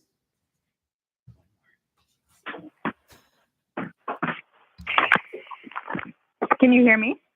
Yes, go ahead. Great. Hi, my name is Margaret Stern, and I am speaking to you on behalf of the Susitna River Coalition. We are a watershed organization. Sorry, one second. A watershed organization based in the Susitna Valley. The Susitna River Coalition is commenting tonight on behalf of our more than 14,000 individuals, groups, and businesses who also support our work. So we support our communities and all the ecosystems that are sustained by the resources of the Susitna River watershed from its headwaters to the mouth. We really applaud the Assembly as well as the Planning Commission for continuing to work on this ordinance and the following resolution after hearing such strong opposition to the amendments. And we are extremely pleased that the Assembly has decided that the updated version is still not ready for a vote, as it still does little to address the issues that instigated revision in the first place. The ordinance, as it is written, does little to protect landowners, habitat, or future issues from arising. And we are extremely pleased that the Assembly has decided to postpone a vote and to form a working group to further inform the issue. The Susitna River Coalition believes that the ordinance should be rewritten to strengthen protections to the valuable riparian habitat, and that the ordinance should include a mandatory vegetated habitat buffer. In addition, the borough should assist existing landowners to bring properties into compliance, provide education to landowners, and provide an example as a borough of how to grow and protect our waters and valuable habitat. Thank you so much for your time and consideration of this important issue and for continuing to work on this moving forward. Thank you. We have anyone else online? Okay. One last chance for anyone here in the audience that hasn't testified, that would like to testify on any subject. Okay, seeing no one, then I'll close audience participation. We have had a request for a break since we've been at it for a little more than 3 hours. So if we will, let's see, it's 9:06. Let's come back at 9:20.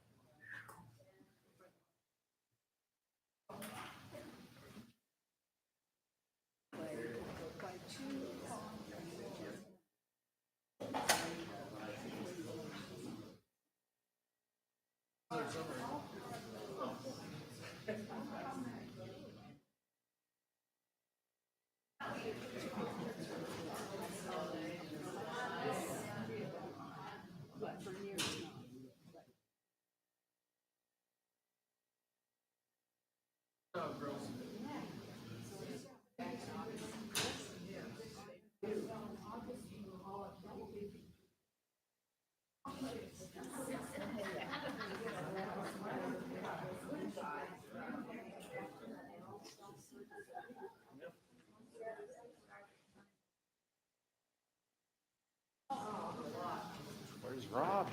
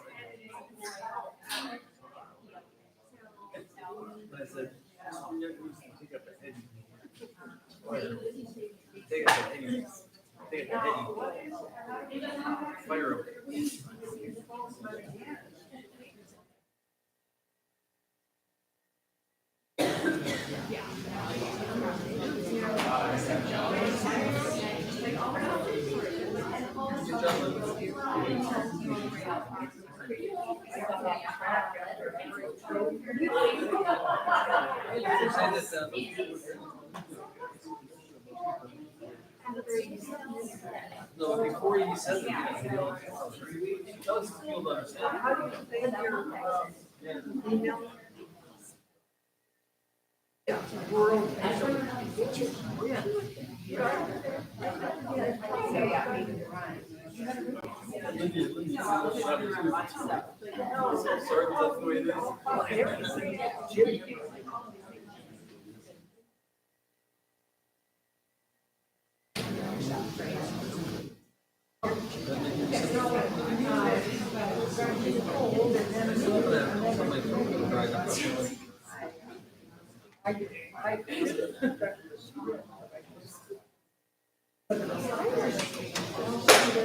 yeah, but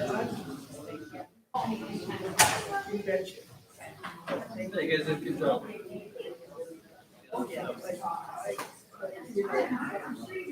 Yeah, be careful. Be careful.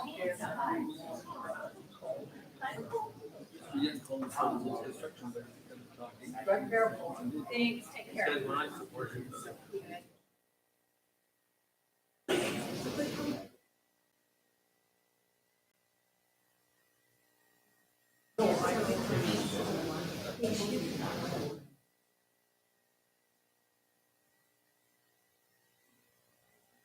Yes, and you listen to everything you said.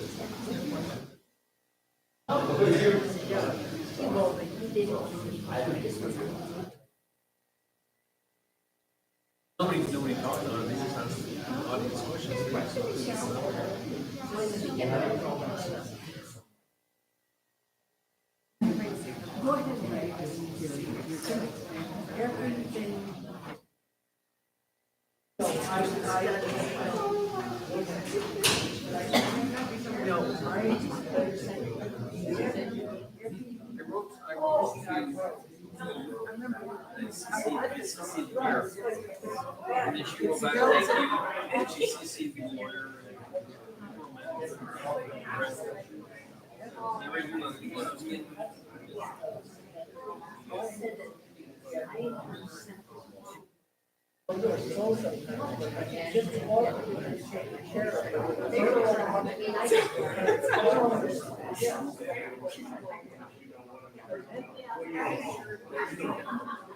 I'm surprised you don't do it. The floodgates.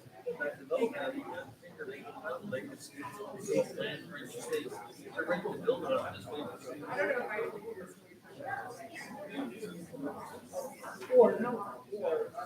I said the perception of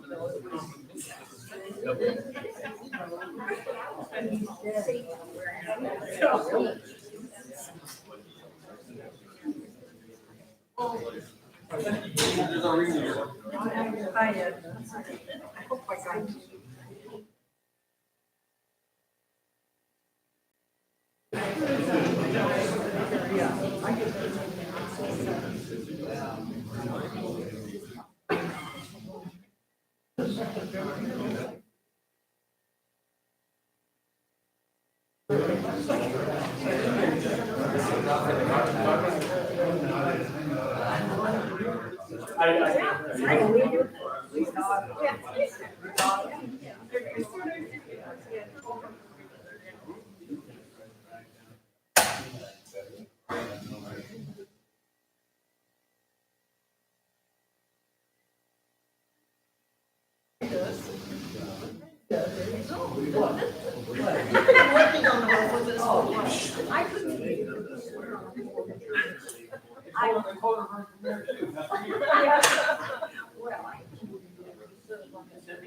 Oh, or she had second. What to do about that? You have a lot of energy to do this. I don't know how she does it, and I told my husband today, up at Lake Louise, I said, hell, she's already on there for Palmer's Bride. How did you get the director of that movie up?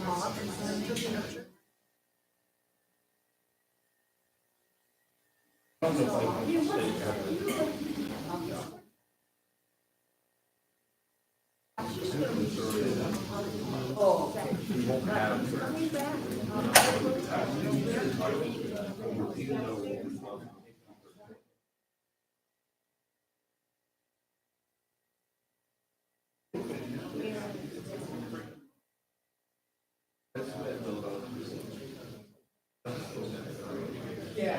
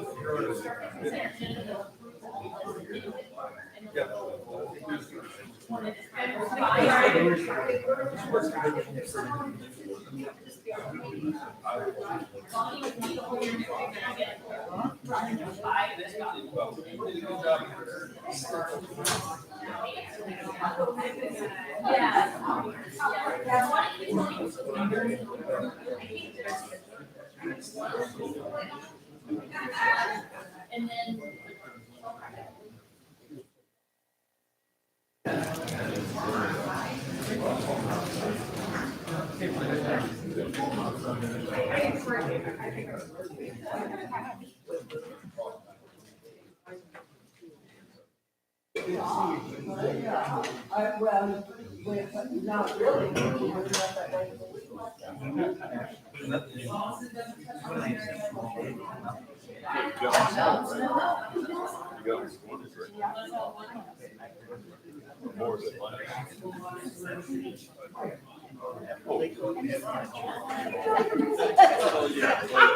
Yes, and that's the. Oh, we don't get this one. Why the hell did you? Why the hell did you? I asked you if you were friends. I tell you some stuff about me. We're gonna have to carry that. I'm gonna stay there for the crowd. That's the crowd. You're gonna do that. Well, I hope. I mean, I hope. I mean, I don't know.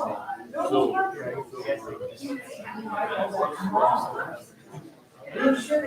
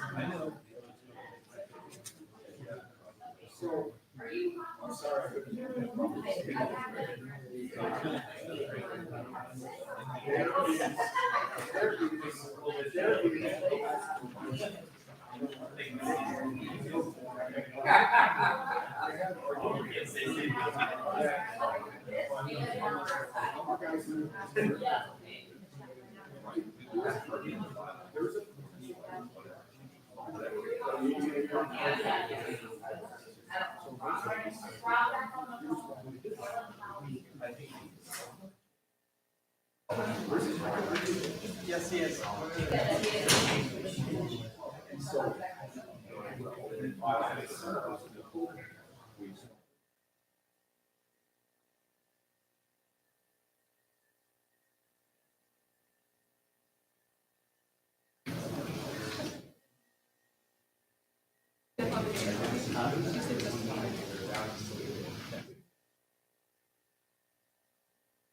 If I can go ahead and have the assembly come back and reassemble, please. Thank you.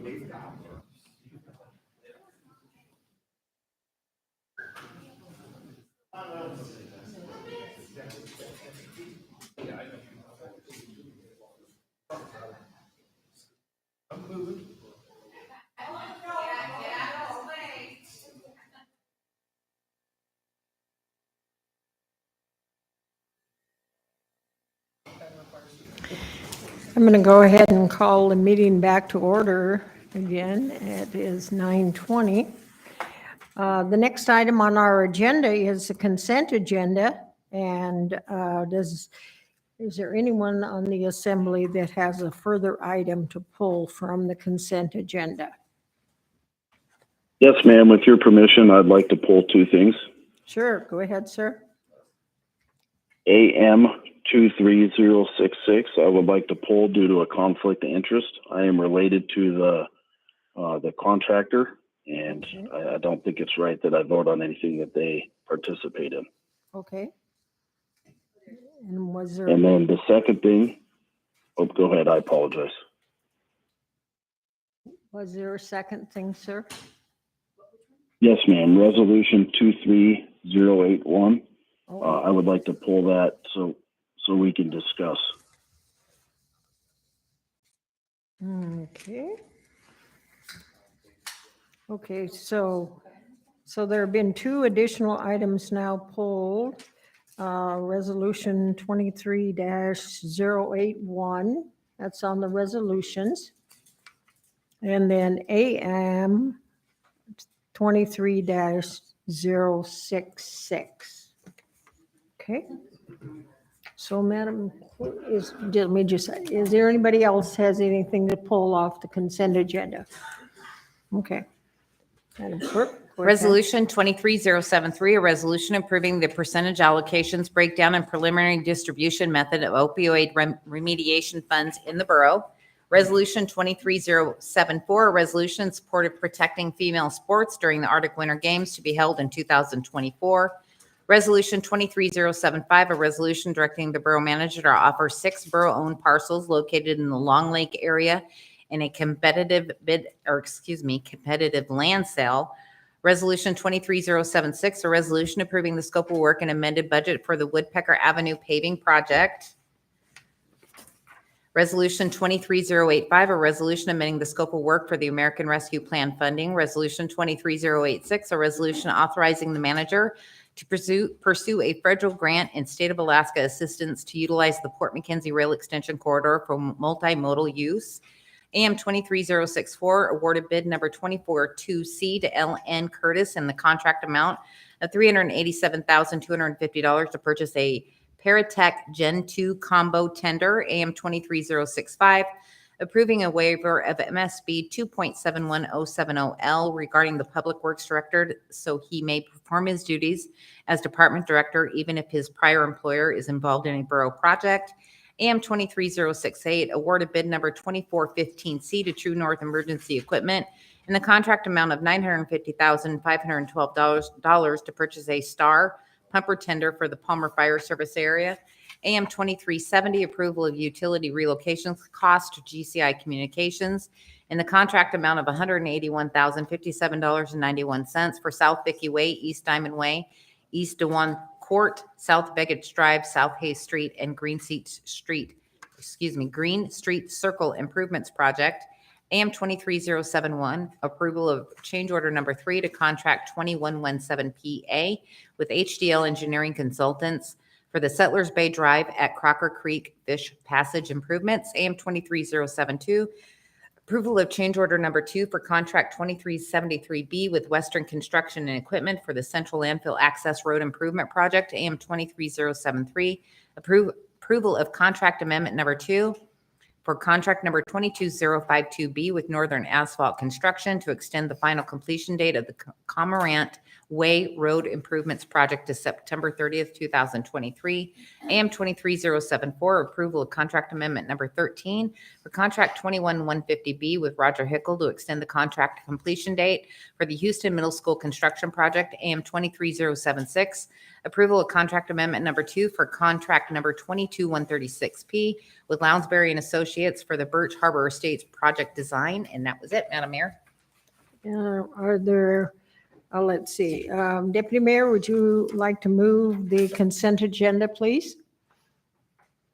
I move to approve the consent agenda as read into the record by the clerk.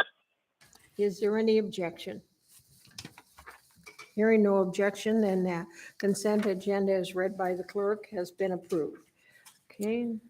Resolution Clerk? 23081, a resolution in support of the state designating the entity Mat-Su Valley Planning for Transportation as the Metropolitan Planning Organization for the borough and in support of them being designated as an independent 501c3 non-governmental organization. This was pulled by Assemblymember Yunt. Deputy Mayor, would you like to move the resolution, I please? move to approve resolution 23081, and if your permission, I'd like to speak to it. Yes, go ahead, sir. So I think it's going to be an amazing organization. I'm very excited about it. I love the structure we're using for it and everything. I have one major concern with it, and I would like to propose an amendment to fix that concern for everybody to consider. Right now, the way it's drafted right now, this body will consist of 7 seats, 2 of which will be held by the Mat-Su Borough, 5 by others. But the Mat-Su Borough holds 90% of the population in the borough, and also we control and own and maintain 2/3 of the road. So I don't really think it's appropriate that we, as the borough, have to maintain 2/3 of the roads, and we have 90% of the population. The other 10% live in the cities, but we only get 28% of the body, 2 out of the 7 votes. So my amendment is to propose an expansion from 7 seats to 9 and give 2 more seats to the Mat-Su Borough, which would then put us at about 44.4% of the seats. Still quite a bit less than the roads we control, but less than a majority, which is good. So my amendment is to expand this organization from 7 seats to 9 and have the other 2 seats that we've added be in control of the Matsu Borough. Okay. Mr. Attorney, would we need, in order to do that, would we need to have some designation? Because if it was all 4 assembly members, then that would not be allowed, right? So does the 5013C say who of the 2 members that are presently going to serve on the board? Is there a designation for them? You see what I'm trying to say? Yeah. Okay. I believe that the resolution says that the borough mayor will appoint and the assembly will confirm the borough officials who are to serve on the board. But Okay. it does not specify that they will be assembly members. Okay, okay. So it can be. So you know, we can borough- do borough- staff. While the or- borough, while we have borough seats, those seats will be filled by mayoral appointment and assembly confirmation. Okay. So we can be mindful of any Open Meetings Act issues as we go along. Okay. Because they may or may not be assembly members. They may or may not be even borough employees. That might be a different board or commission or whomever the mayor decides and the assembly agrees would be adequate to represent, you know, the borough's interest Okay, good. as to Great. the Great, 501c3. thank you. I just want that on the record, so there's no question about that.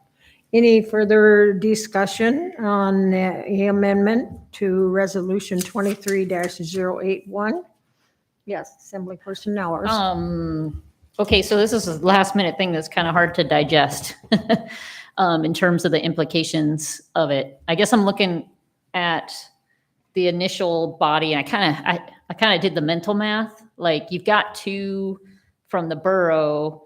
The cities could certainly, if they wanted to, line up against the borough to try to get more for them. But then you got the tribes and you got the state. So, like, I kind of looked at that 7-person board and thought it seemed like a pretty good mix, you know, in terms of, and you would hope those people would work together for the better of the borough. I mean, the tribes are going to be looking at roads out in the borough, not in the cities, and the state's going to be looking at what the state looks at.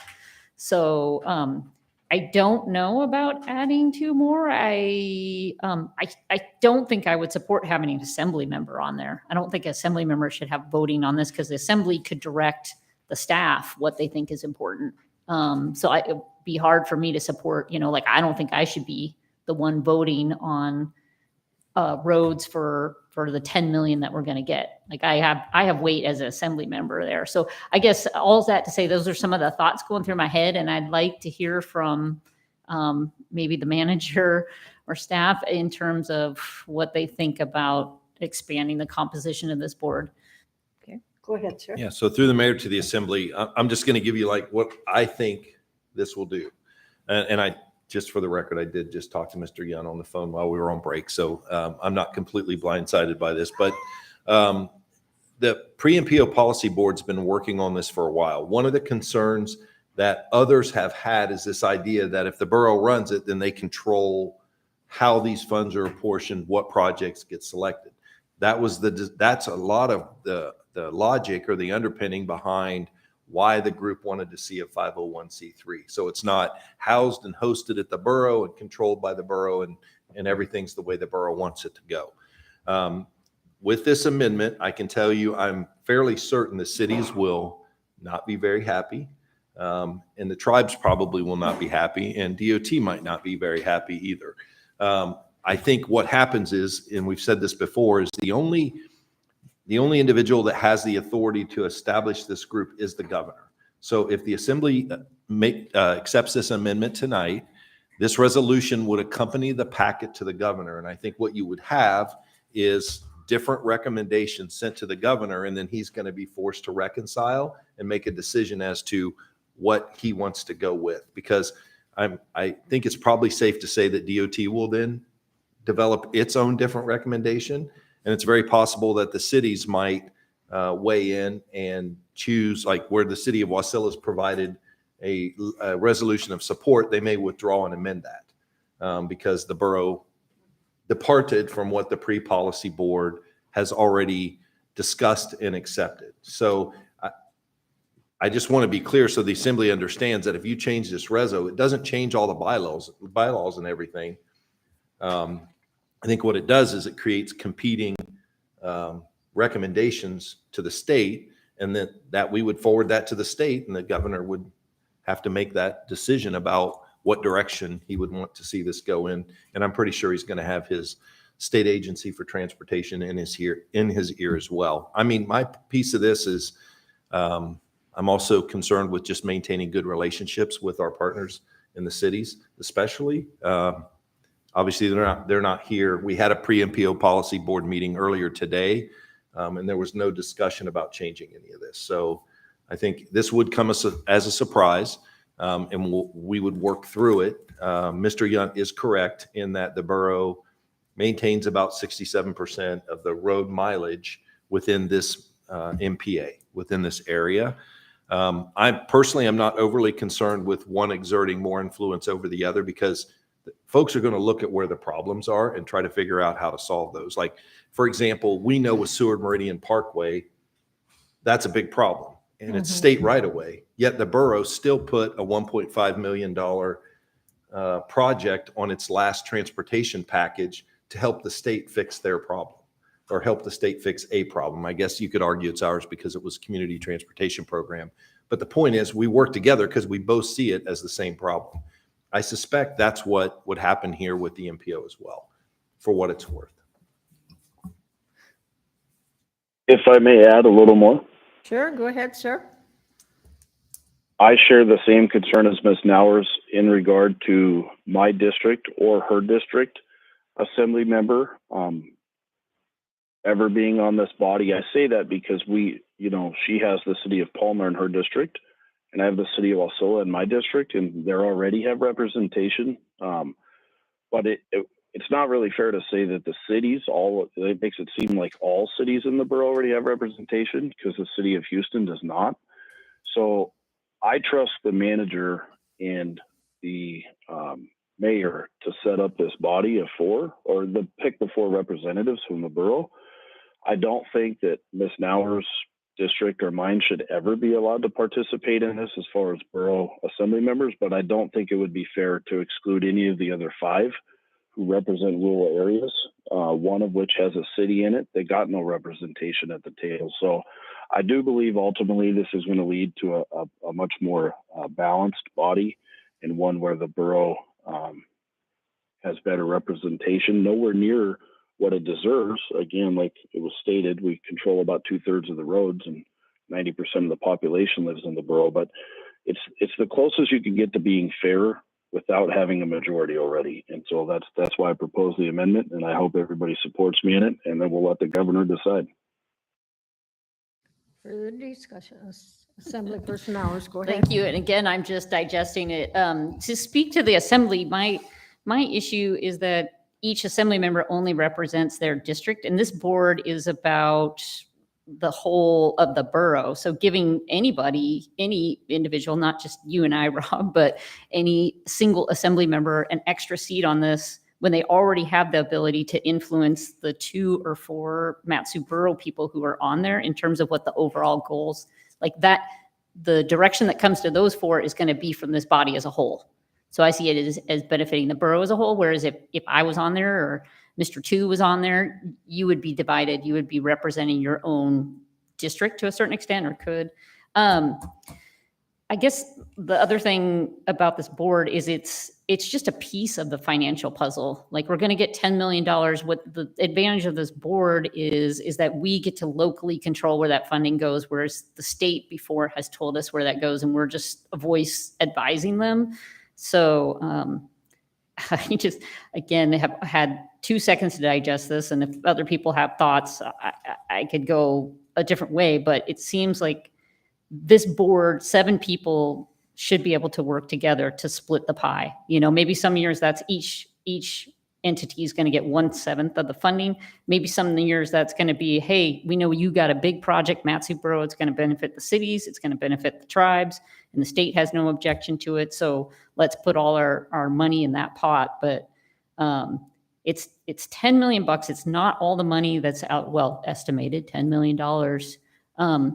I'd rather see a board go forward with support, which we have right now from the cities, and have a working group, then blow it up potentially and lose the local ability to direct that funding. So I don't know, Rob, if you want to delay this and give us more time to think about it, that's fine with me. I think my initial reaction is this could blow this up, and we'll lose the support from the cities and the tribes.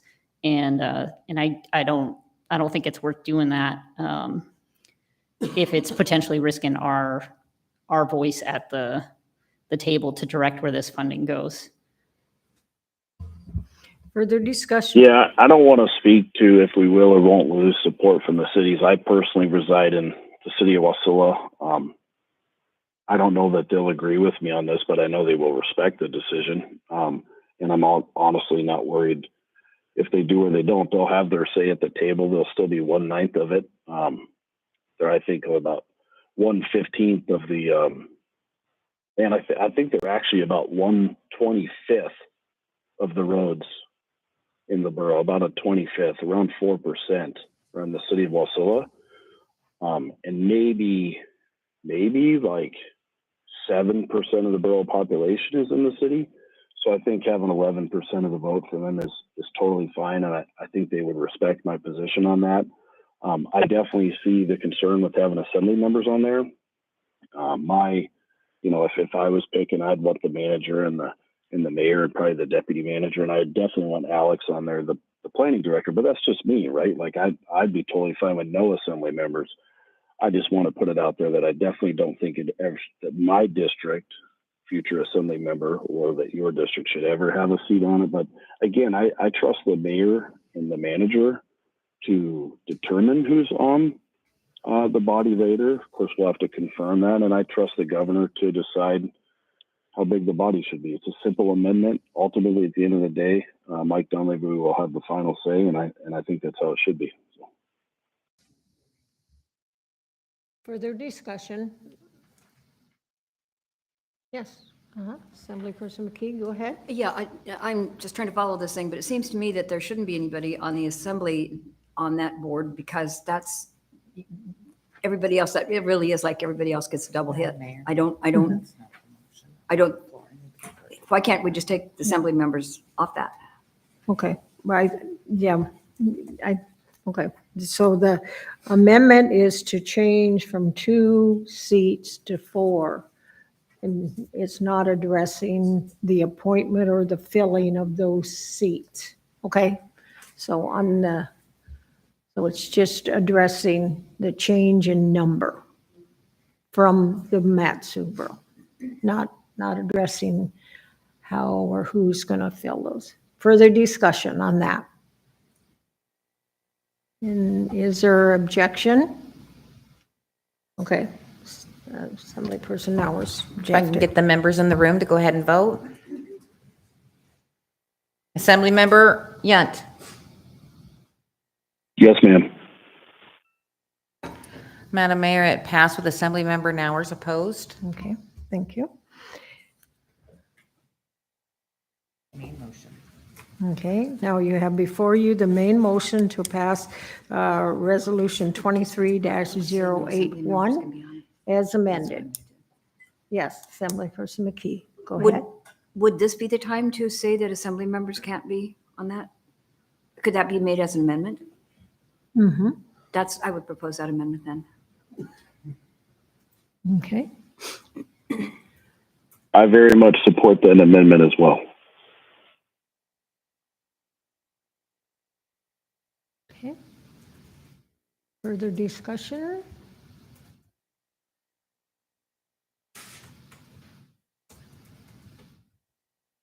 Okay. I would just like to say that I think the city of Wasilla, it's the mayor, right? that has been appointed, and the city of Palmer still hasn't signed in, so we don't know for sure who that will be, whether it will be the manager or will be the mayor, just so you know that for that information. I'd like to ask manager, what would be the reason and what's the explanation why a commissioner or assembly person can't be taking on the seats? What would be an explanation for that? Yeah, so through the mayor, I would say there's a couple of reasons. I mean, part of it is it helps if you have folks that are well-versed in the transportation plan and plans of the organization, and also the time and commitment to be at meetings on a regular basis. These aren't going to be meetings that occur in the evening, like public meetings like this meeting. They're going to be meetings that occur during the business day, during the business week, and they're going to and it's going to require a pretty substantial time commitment. So I don't think it's inappropriate for the mayor at all. I think because, you know, one, the mayor's elected area wide. So I think from my perspective, that's a pretty good lens. But I think other than that, if you were to ask me my preference would be those other 3 seats are staff positions. Me being one of those. And I think the planning director would be wise, potentially. Yeah. But I don't think it necessarily, because the idea is, as elected officials, you set policy, and my job's to go and execute it. That's what this does. It basically says we can live with this policy, then it's our job to then carry it out. And I think having the mayor on there, though, I think would be wise, just because it's an area-wide position. And she's here pretty much all day, every day. So from a time commitment perspective, I think, you know, she would be available, because that's one of the challenges. If we don't have folks available, attending meetings regularly and staying up on things, it's going to be very difficult to get work done. Okay, Assemblyperson Fong. I guess my explanation of why would we prevent, if that's ultimately assembly needs to confirm that, correct? So if we don't agree on that, so I don't see how that makes sense. So I want to have, because if the mayor is not available, but perhaps the deputy mayor or someone along the line, and I understand the commitment that's involved in that, but to just prevent it, I wouldn't support that. Go ahead. Yeah, so through the mayor, yeah, this resolution before you tonight does not dictate who. It simply says the mayor will appoint, the assembly will confirm. We don't have to decide that tonight. Is that fair, Nick? But the motion on the floor is to amend the resolution to correct. say Right. the I'm just mayor saying- will appoint, not assembly members. As staff brought it forward, that decision is not required to move this package forward tonight. Assembly, Farnoff, did you have follow-up? I guess I'm opposing just amendment that prevents that, but I don't, overall, I still want to move forward. Okay. Just, Assemblyperson Madam Mayor, Young. speaking to the amendment and to the support for not an assembly member being on there, just to clarify, besides the other reasons that the manager mentioned, what I'm saying is no assembly member should get to double dip. And so you're already on the assembly. You already get to direct the manager who directs the staff. So you're getting to speak to what projects you think are important. So no assembly member, myself included, should sit on that body and kind of have a second weighted voice for which projects should happen. I think that's the reason, like as assembly member, I don't also sit on the community council, because I have a say up here. So anyways, just to clarify why I see a conflict, or that an assembly member from a particular district should not also sit on that body. Okay. Further discussion on the amendment? No, yes, Assemblyperson McKee. Yeah, kind of like if we talk about people recusing themselves where they have an interest. It just feels to me like if I can do it in this committee and then I can vote on the same thing, that feels like double dipping, kind of like.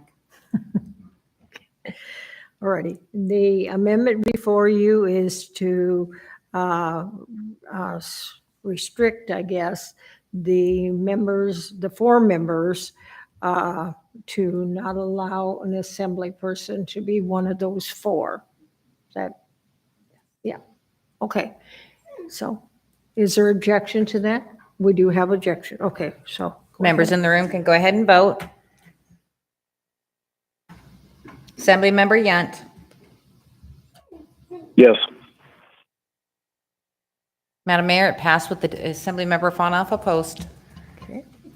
So now we have RS 23-081 before us again with two amendments. Change the number from 2 to 4 and restrict the appointment of any assembly person to being one of the 4. Any other amendments? Any objection to the motion passing? Do I have some objection? No? Okay, so then RS 23081 as amended passes. Resolution 23082, a resolution providing for the waiver of landfill fees for residential customers from September 16th, 2023 through September 30th, 2023 for fall pre-winter cleanup. This was pulled by Assemblymember Hale.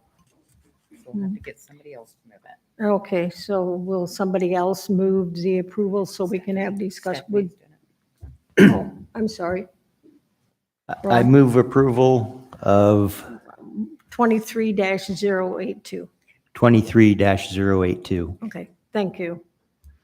All right, now, discussion? Yeah, speak to it. Yes, go ahead. Well, it was stated earlier that this was going to have some sort of financial gain or benefit to assembly members that sponsored it. And I just want to point out this is for residential. This has nothing to do with commercial. So this is simply for residential. I'd also like to speak to how this came about for me and why I think it's a great idea. So the municipality, or I should say the Borough of Fairbanks and the Borough of Kenai, their refuse is free 52 weeks a year. It's 100% free. There's been a lot of people in the borough that have thought that might be a good idea in the past. What we do instead is we charge, and I'm okay with that. I think we charge a fair rate, so on and so forth. What I don't really like is the $15 mail-out coupon. It's a very, very, very expensive program, substantially more expensive, I believe, than this 2 weeks will be. If you just round numbers, say there's 25,000 homes in the borough, and I tried to call Cheyenne today to ask about how many there were, how many of those we send out, but she's out on vacation, which I think is great. So just for simple numbers, let's say 25,000. At $15 a piece, that's $375,000. And then you have all the printing and you have all the postage. We're talking, I don't know, educated guess $300,000 to $500,000 a year we spend on this program, or that we could potentially spend. So, and the other issue with that is, and I love the intent of Mrs. Nauer's potential amendment, but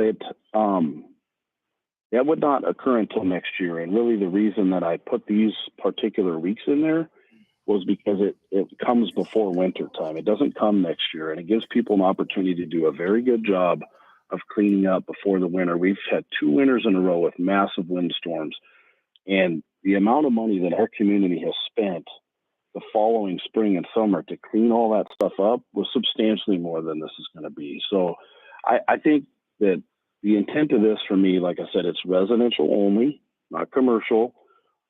Ultimately, it's going to end up being way cheaper than the $15 mail-out coupon program, and could eventually become something that we do every year. We'll wait to see until this one's done and see how it goes. But and then the big thing is, like I said, is the timing of it. It happens before wintertime, so people can do a good job of cleaning up prior to, hopefully any really terrible winter storm. So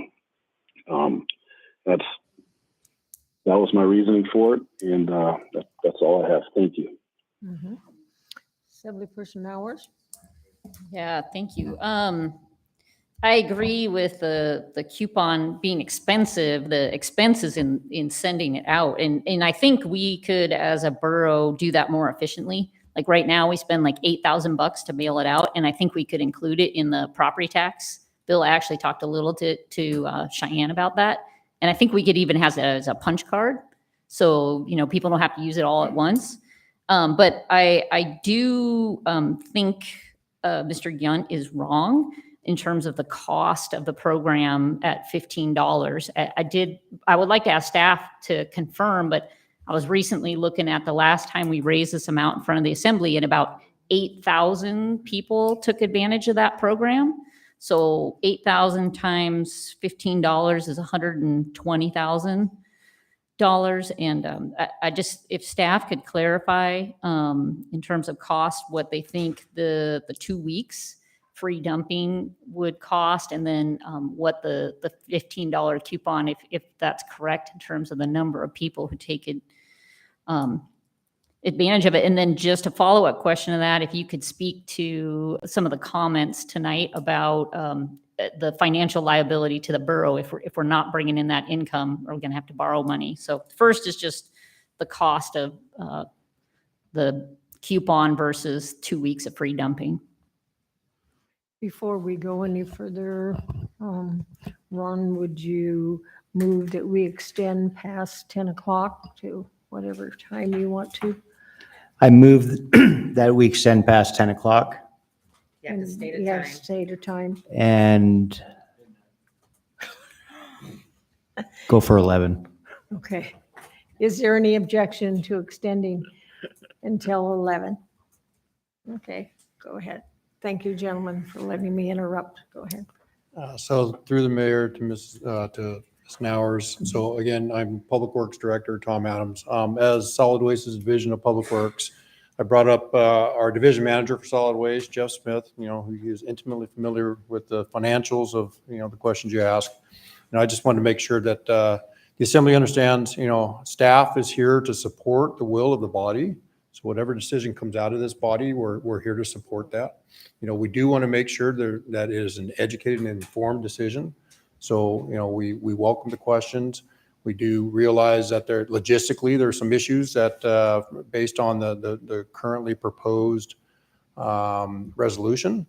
But again, I just want to get back to, we're here to give you our opinions and to educate you on the financial burdens that this could potentially bear upon solid waste. So with that being said, I'll let Jeff kick in. Thank you. Through the mayor. So to answer your question about the cost, this past year at the $8 cost per coupon, there was about a $70,000 cost to the borough, to the landfill, that was lost in revenue in that, plus the additional almost $11,000 for the mailings. We have worked with Cheyenne in the past and trying to do that in the past. We weren't able to do that, but if we could tie the mailings in together in the future, then there is an opportunity there.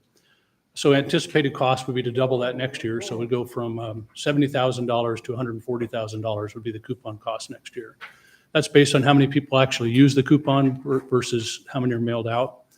The cost to what we did an estimated cost of what it would take to do a 2-week free service. And what I did is I took an average 2 weeks based on that time period and came up with $390,000 for just trash. And that assumes that it's only a 2-week period, only for trash. So that's how we came up with that number. Residential.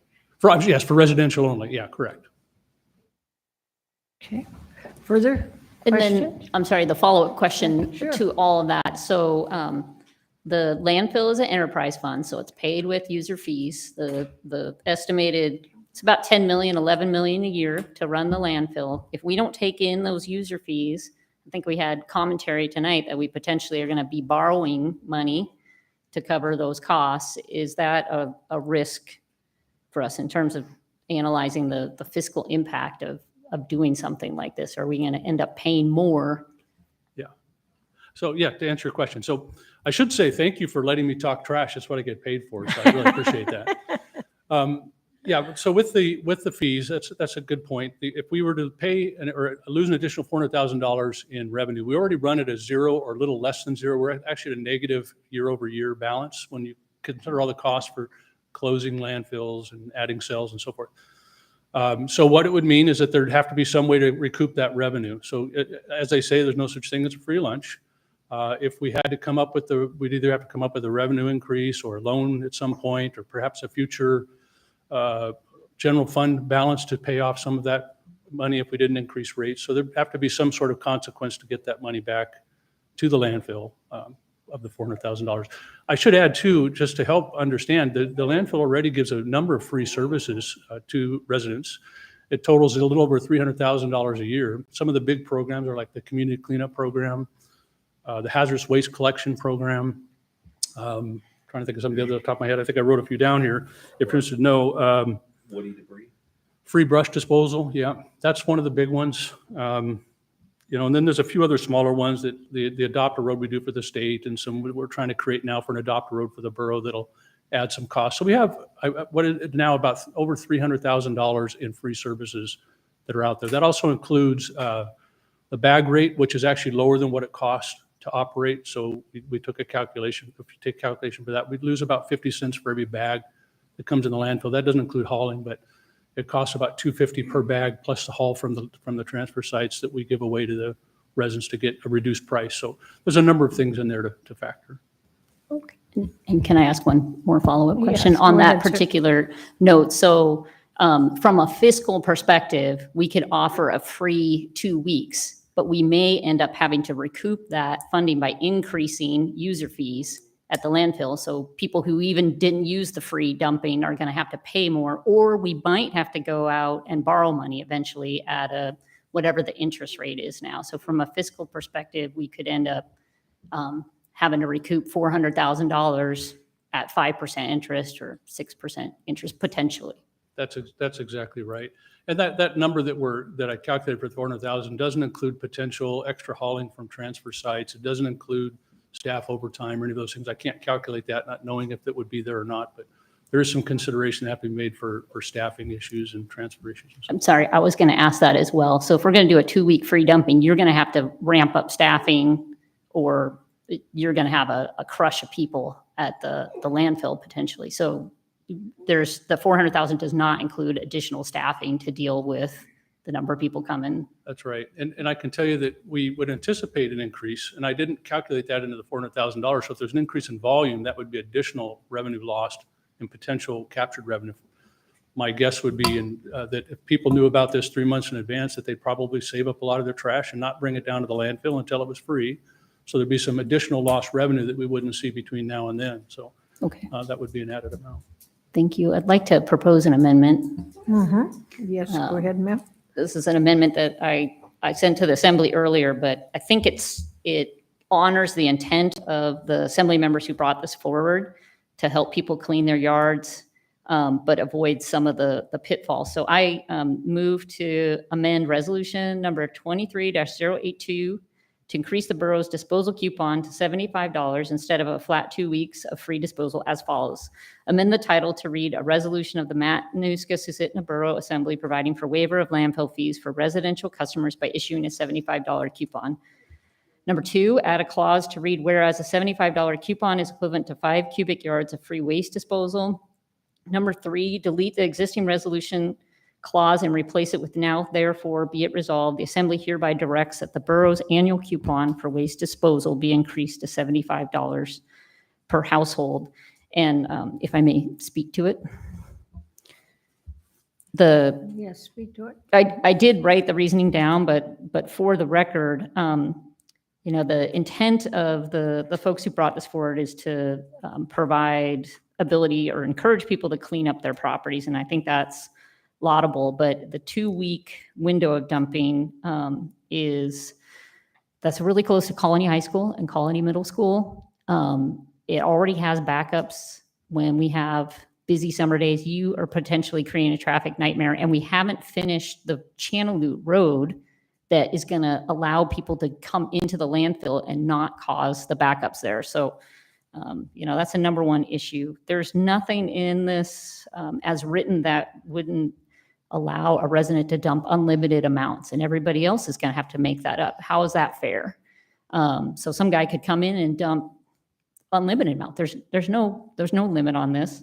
The commercial versus residential, I can just imagine a commercial guy coming in there and the scale person's going to have to argue with them. That's just challenging on a staff level. There's no way to screen out people coming from Eagle River, dump their trash there, and then just, the whole issue of, is it free or not? So anyways, just thinking about it and trying to honor the intent of what you're coming forward with. This way, there's an ultimate cap. of $75. So everybody gets a max amount. Everybody who benefits is a borough property owner because it gets sent to them. And like I said, I think the coupon is really expensive to send out, but I think we could figure out. Wait, I just got my tax bill. I think we could put the coupon right on the bottom of the tax bill, and it could have a punches on it, just like a coffee thing. So you could go $75. You don't have to do it all at once. This spreads the dumping out over the year, and the borough dump doesn't have to try to scale up for 2 weeks of what might be crazy there. So hopefully you can support that with the intent of, giving people equal opportunity, but giving them an incentive to clean up at their convenience. Okay, further discussion? Yes, go ahead, Deputy Mayor. Go ahead. Yes, ma'am. I would absolutely support that if we were later in the year, already into winter, and it was what we were going to do next spring. I think that's something that Mrs. Nauer should bring back next year at our strategic planning meeting. My concern with it, two concerns with it now is one, it doesn't happen till next year. And then two, visiting with the manager today, although I like maybe the punch card idea that Stephanie had, but it would be very difficult to keep track of who had brought how much. And I say that because I think most truck beds now are like 5.5, 6 feet or something. If you still have an older truck with an 8-foot bed, the absolute most are going to get in an 8-foot bed, even heaped up a little bit. It's probably 2 yards. So I would say 99% of people probably don't have a trailer. And so if they're going to, you talk about 5 yards, I think that's fair. That's a good number, but they're going to have to make multiple trips to do that. And then the staff's going to have to keep track of those trips. So I think it'd be very hard to actually do that. And then I got one more point that I really actually didn't expect any pushback on this, because we've all been very proactive with area-wide cleanups and stuff. As mentioned earlier by Mr. Smith, we're already spending close to $400,000 a year on those. The issue I have with them is they pick certain areas, that are winners and losers, certain subdivisions here and there. It's not open to everyone. And I sure don't want to be, I didn't want to single out Mr. Hale or Mr. Bernier's district, but they already have transfer stations in their districts that are free 52 weeks a year, 100% free year round. So what that really means is it's just the core area in the other 5 assembly districts that are footing the bill for all this. So this again is for residential only. It's for all 7 districts. And we're not wasting a lot of money on a mailer, printing and mailing. And this is way better than how we currently do it. And it's way more fair. Like I said, both of those gentlemen are amazing representatives. They're awesome assembly members. Their districts are great. But the truth is, the fact of the matter, they have transfer stations in their districts that are free year round. So I can't support that amendment. I could definitely next spring though. So, and I do hope we bring it back at our strategic planning meeting. Okay, further discussion on the amendment to change it to a 75. Yes, Assemblyperson McKee, go ahead. This is probably a stupid question, but how come it doesn't say anything in here that if you have one, you don't have the other? If you have this, you don't do the coupon thing anymore? Or is it the intention to do both? I guess you could add it as an addition instead of, right? If you wanted to change that, because it's my understanding what is proposed on before you now is an instead of. A substitute. But so we need to see how this would go. And if it went one way or the other that you didn't agree with, you could take and say you wanted to do both. But that isn't the time. May I please? Now. Okay. Yes. Just a minute, sir. So Assemblyperson McKee, you understand now, this is the $75 is a substitute to what is proposed. I do now. Okay, good. Thank you. All right. And Deputy Mayor, did you have a comment? I do. She said it. I just wanted to say, in all fairness, that was a great question by Ms. McKee, but the coupons were already mailed out, I believe, approximately March 1st this year. So we're not going to be able to pull those back. This is going to be a pilot program that we may make adjustments with next year when we get done with this. This is all I intended, was just a pilot program, right? So it could save us a lot of wasted money on mailers and postage later and all the other stuff. It's more fair and equitable all 7 assembly districts than the current model. But I don't want anybody to think that means there won't be coupons this year, because we did already mail them out, in all fairness. If the program is successful or not, we can look at that. We can look at Mrs. Nauer's idea for the $75 or 5 yards next spring. But again, I just didn't want anybody to think that this was going to pull back this year's coupons, because those were already mailed out approximately 4 months ago. Further discussion on the amendment for the $75 coupon? Okay, is there objection? Okay, we do have objection. I'm sorry, did you want to? I did have a comment. Okay. Just, in all fairness, this isn't fair, because you could have one guy come through and use and dump hundreds of pounds every day. And eventually the users of the borough are going to have to pick it up. Whereas if you do a $75 coupon, everybody's got a max amount on it. So, if you had one guy bring in 5 cubic yards every day to the landfill, that's $75 times 2 weeks. That's like over $1,000. So, in all fairness, and then I'll just add, we've had people cast aspersions at this assembly. And so I think, the goal of the assembly, everybody up here sat up and took an oath and swore to do their best for the borough. And I think nobody up here would want to be perceived as trying to use this body for benefit. And I'm absolutely not saying that's what's going on, but I think people could look at this and see intent there that is not there. So by switching to a coupon,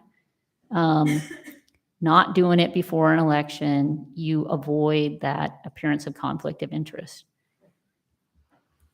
Okay, further discussion? And we have. How is it fair that multiple transfer stations in 2 districts are free year round? I don't understand that. I object to the amendment.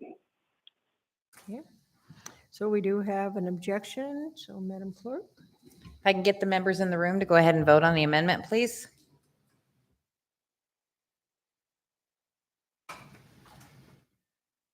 Assemblymember Yunt. No.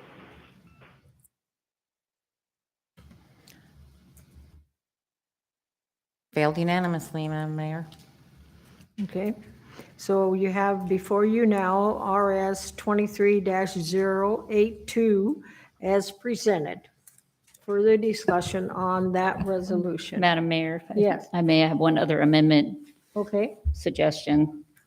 And I think I've spoken to it as much as I could, but I'd move to amend the resolution number 23082 to change the dates to May 1st through May 15th, 2024, and limit disposal to 5 cubic yards per person per day as follows. Amended the title of the resolution to read, a resolution of the Matanuska-Susitna Borough Assembly providing for waiver of landfill fees for residential customers from May 1, 2024 through May 15, 2024 for spring cleanup. Amend the resolution to read, now therefore it be resolved, the Assembly hereby approves a fee waiver of landfill fees to allow residents to clean up their properties from May 1st, 2024 through May 15th, 2024. Number 2, amend the further resolution clause to read, be it further resolved that the fee waiver is for residential and not commercial purposes limited to 5 cubic yards per day per person. And I don't want to beat this to death, but I think we need to have an upper cap on this. And I'd suggest a spring cleanup. As Mr. Yunt noted, we've had some really serious windstorms. We have given waivers at the landfills for those. So I think this honors your intent, and it keeps anybody from unfairly abusing the system. Okay. I think here everyone has a copy of that. I did text it to Rob. Okay, good. So I'll just give everybody a minute to read it. And then we can have a discussion. Did you guys see it? Have you guys seen it? Assemblymember Yant, I did text the amendment to you. Thank you.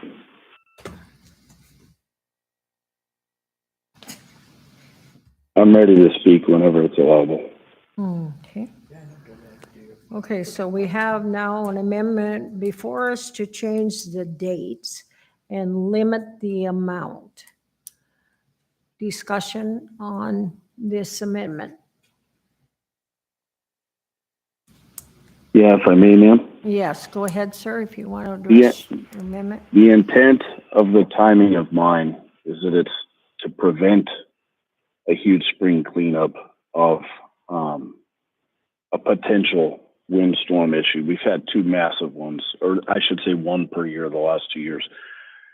I do think it meets half of my intent in that it is more fair and equitable to all 7 assembly members than the current program that is a lot more fair to 2 of them, but it does not meet the intent of the timing.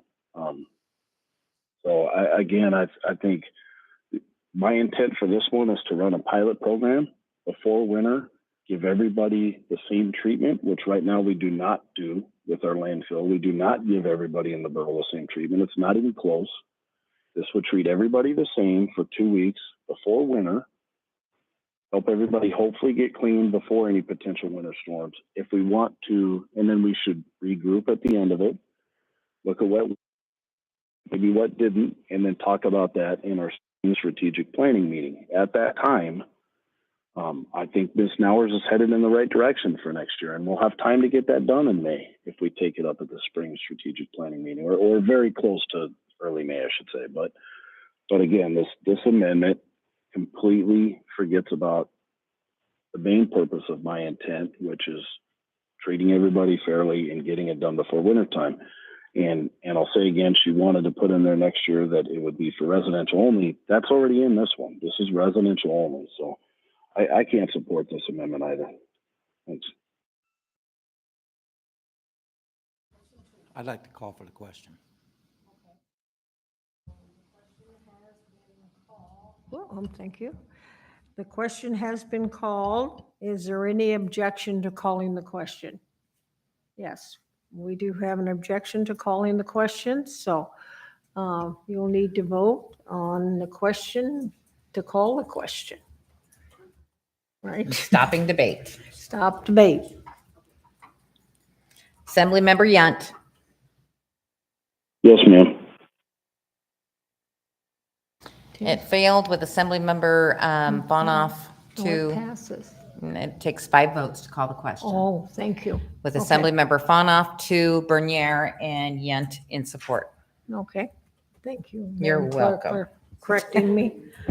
I'll keep it brief, Madam Mayor. I just, on the fairness issue, if we want to solve the transfer station issue, then we should charge at the transfer stations. Like, I don't quite understand how this makes it fair. And then I just can't overemphasize for this district, and that's why I'm maybe belaboring it a little bit. The Palmer-Wasilla Highway can be a traffic nightmare, and like giving 2 free weeks with people coming there and you got the schools there, I don't think that's a good test program when we have other ways to give people the ability to dump round the clock and in a more financially effective way for the borough to not have to gin up staffing for 2 weeks of craziness. So I won't take any more time. I don't think I have the votes, but I think this is a significantly bad decision that will really upset people in September when they've got the traffic backed up and there's nothing we can do about it.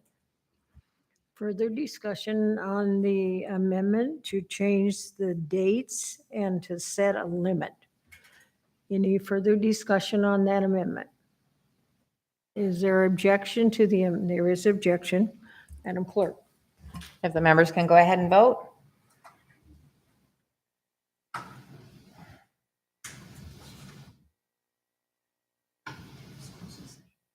Are you clicking? Oh, there you go. Sorry, Assemblymember Yunt. No, ma'am. It failed with Assemblymember Nowers in support. Okay, so now we have before us Resolution 23-082, and it is in its original form. I'd like to make an amendment. Yes, I'd like to see what's the right way of doing it, but to eliminate the paper mail out program by integrating into this one. I'm sorry. The coupon, the $15 coupon, are we able, I'd like to see it, can we structure it so that by passing this, we are eliminating that coupon, $15 coupon? I think that's a totally different piece of legislation. May I? Yeah, because the coupon for this year has already been mailed out. And I know we've used it. I don't know who else has used it, right? So I guess I'm sorry, I don't quite understand. For the future, Oh, for the future? yes. Okay, so I think as the clerk said, that would take a new separate piece of legislation. Because first, this is my understanding, the attorney and clerk can help me. We have this resolution before us, so the only thing you can do is either vote this resolution up or down or amend it. But you are asking for a new piece of legislation that is not on our agenda and has not been public notified. So you could work and bring it forth at future assembly meetings. Okay. Yes, okay, that's okay. Okay, thank you. Okay, so alrighty, objections to RS 23082, do we have? We have objections, so Madam Clerk? The members in the room can go ahead and vote on the resolution. Assemblymember Yunt. Yes, ma'am. Madam Mayor, it passed with Assemblymember Nowers opposed. Okay. I'm almost there. Okay, that's all right. Okay, we are on Resolution 23083, a resolution providing for a fee waiver for the driveway permits from October 1st, 2023 through September 30th, 2024 for driveways installed prior to 2018 and directing the manager not to issue citations during this period. It was pulled by Assemblymember Nowers. Leon did. I believe I pulled it. Sorry, I wrote I down. know I did. Sorry, I wrote down the wrong initials. Okay, Deputy Mayor, you want to move the resolution, please?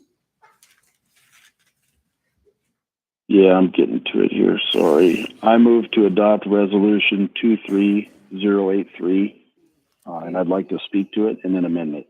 Okay, all right. Go ahead. So this came about when I got a call from a gal that works on the North Slope and is gone for long periods of time. And she had a citation for her driveway. This was last year. This was about the same time that I started this process, about the same time as the water body one, I think, which was early last year, around May or so. But anyway, I think she was upset about her citation, and I told her that it didn't really seem right to me that she had one. She was the third or fourth owner of the home. She didn't know if the builder had got one or not. She's gone for a long period of time, and so she didn't get the mail or whatever. And I said, okay, well, let me go see if I can help you with this. She lived out north. When I went back to talk to the staff, it was brought to my attention that there was a long period of time in the Matsu Borough where, let's just say that many, actually most, a large majority of driveway permits turned in over the course of 10 to 15 years were not actually processed. The year that this lady's home was built was in 2005. If you look at that graph that's in the informational memorandum, you'll see that I don't have it in front of me right now, but I believe there was 576 turned in that year, and it was like 6 or 8 that were actually processed. And what I was told by staff was that there used to be a couple of directors in the borough who could not agree on whose responsibility it was, whose staff should be spending time on that. And so I want to put a couple things out there. I think our current staff is absolutely amazing. And if you look at that graph for the last few years, you'll see that they've processed more than have came in because they're working through the ones that there was a free period of time, maybe 5-6 years ago, the assembly made it free for a certain years. This does that, but this also directs the staff to go out and actually be proactive about trying to find these and locate the ones and get that done. So anyways, that's the intent of this entire thing, is really just it's not fair to our current staff. I feel bad for them that they're probably going to be overwhelmed, but I do feel like we owe it to the residents to clean up the mess that was left to us from previous folks. So anyway, and then the amendment, I would like to, I'm scrolling over to my amendment.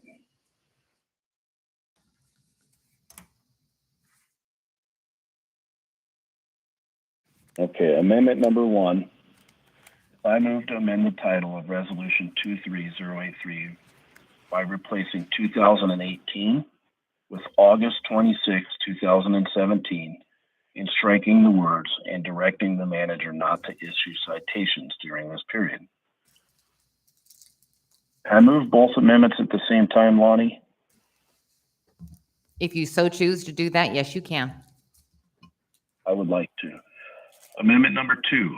I move to amend the third to last paragraph on page 2, Resolution 23083, by replacing 2018 with August 26, 2017, and striking the words "and directs the manager not to use citations for those driveways during this time frame."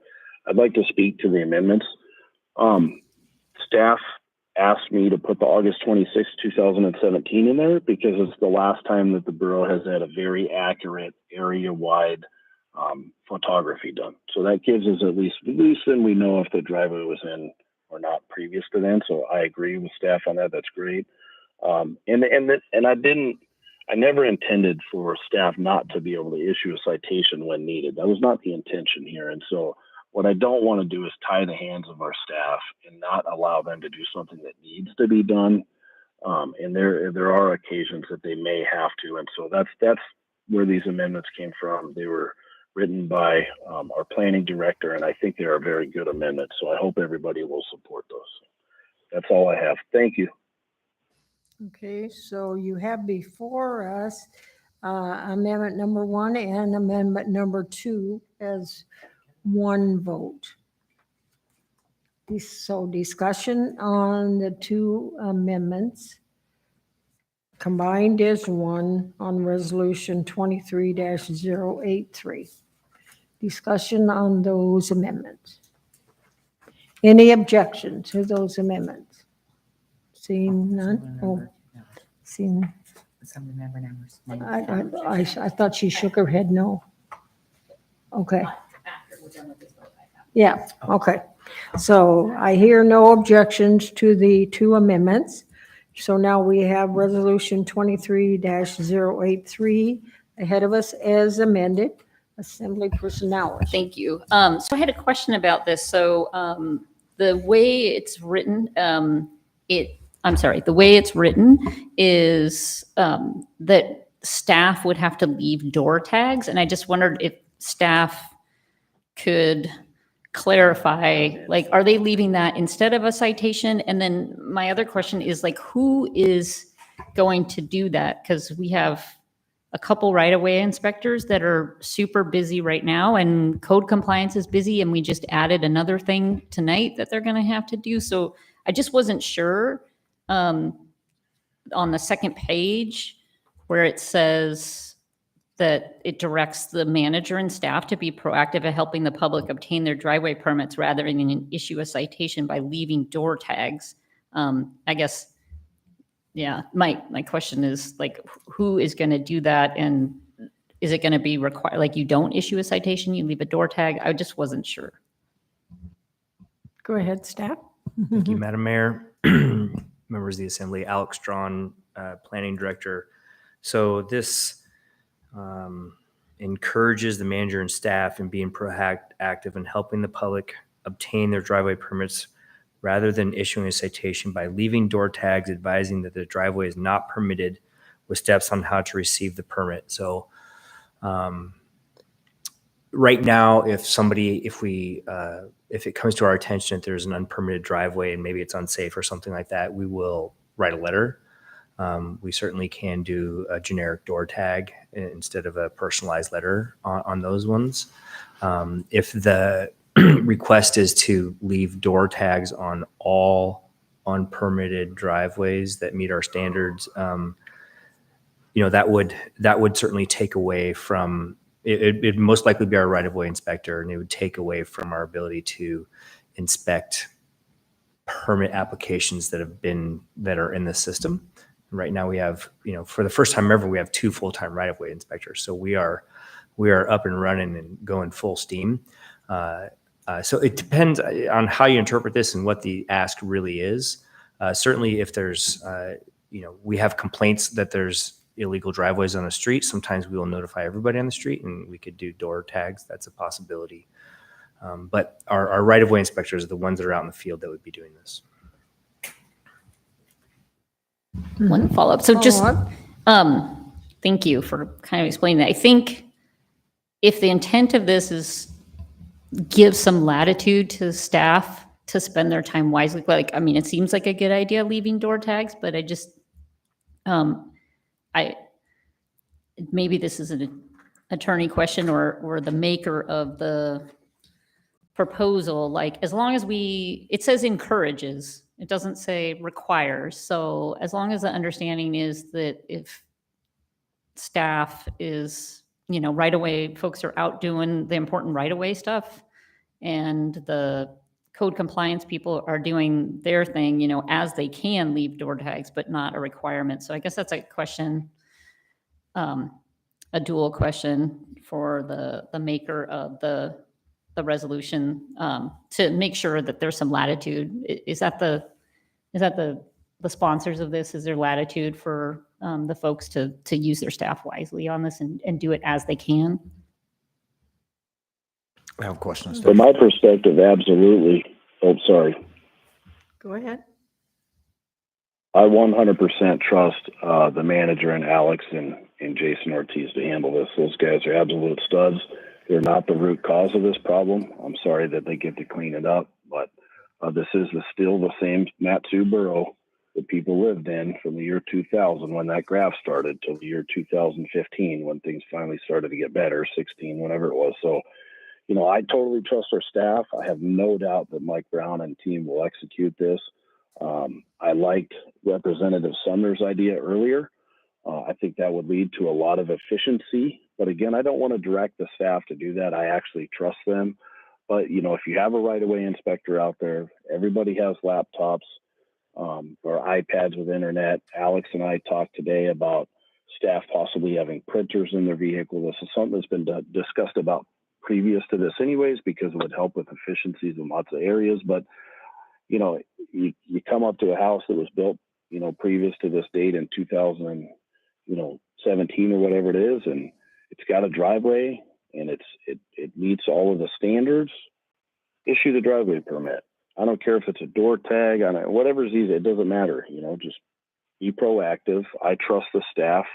I think they're amazing, and I think they'll do a great job administering this. So I'm sorry they're in the situation. It's not their fault either. I've said that before, but however we get there is fine by me. So as long as we get it done. So. Okay, further discussion? Assembly person, go ahead. Question to staff. If currently, or what can we add, or can you write a quick amendment that will give you that authority to, if inspector comes and sees and it qualifies there, to issue it? So that's done deal. So pretty much instead of making a complaint, what can we do on that? Go ahead, staff. Through the mayor. So I think we can do that right now. Right now, so we have historically a huge backlog of driveway permits. We're talking thousands of driveway permits. We've had problems with staffing right-of-way inspectors. we are fully staffed now, which is great.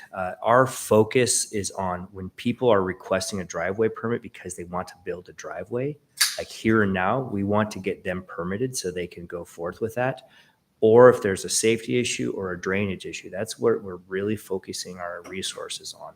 As we have, become more efficient with iPads and everything like that, we are able to tackle certain areas. And while we're in that area, we may as well. But if we, back in 2021, I think it was, when we had free driveway permits and we received 3,000 driveway permits in a very short amount of time. Most of them had no problems whatsoever. They were just people getting their free driveway permit. That was great. We ultimately want to have all the permits or all the driveways that are out there permitted.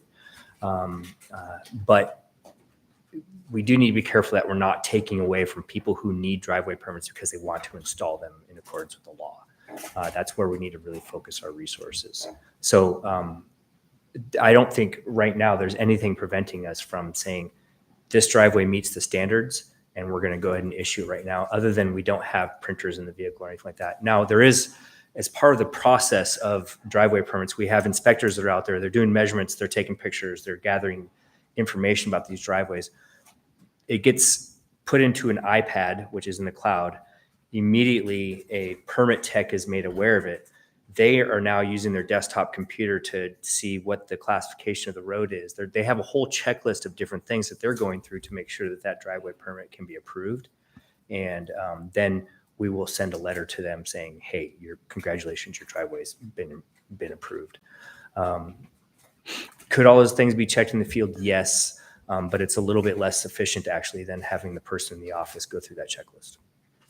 Okay, I guess my question was if there's anything else that we could add as far as amendment to untie your hand to make that process easier for specifically now for driveways that are pretty much permit ready from the arrival on site and it qualifies for the dates. Yeah, so I don't think there's anything to this resolution that would be helpful for that. Perhaps what we have been looking at getting printers in vehicles for code enforcement officers. So at the next budget season, we could look at doing that for right-of-way inspectors as well, so that we could potentially print out permits.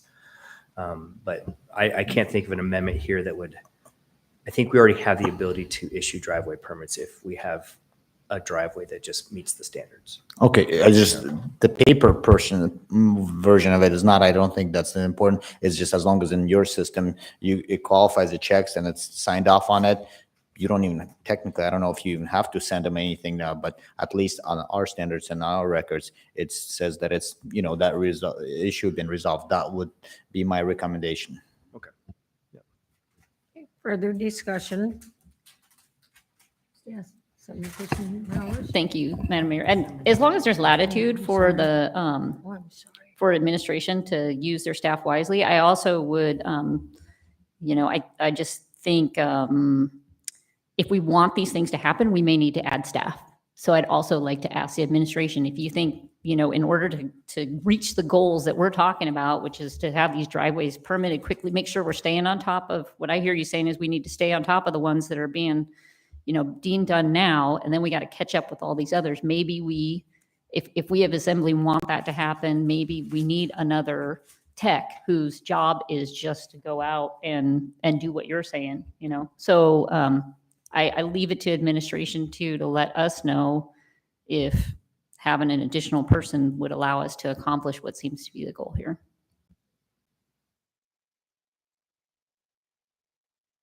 Yeah. Oh, okay. Yes, go ahead, Deputy Mayor. Did you have a comment?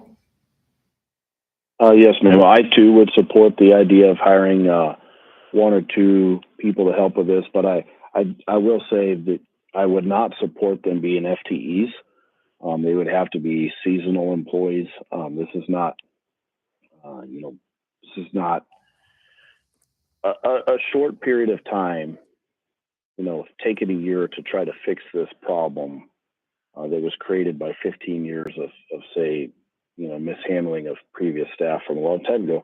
I don't think that's worthy of hiring a a 20-year FTE. I don't think we should hire a full-time employee for 20 years, but if we want to look at hiring one or two temps, I know the borough's had multiple in the past, and in fact, we probably have multiple temps working for the borough right now in various positions. I would support that, but I will not support the addition of any 20-year career-long full-time employees to address a short problem. Okay. Okay, any objection to passing resolution 23-083 as amended? Could you repeat the amendment? We're not on an amendment. I thought, or she said as amended. Oh, These two okay, got it, amendments yeah. that- yeah. Can I just ask a question, though?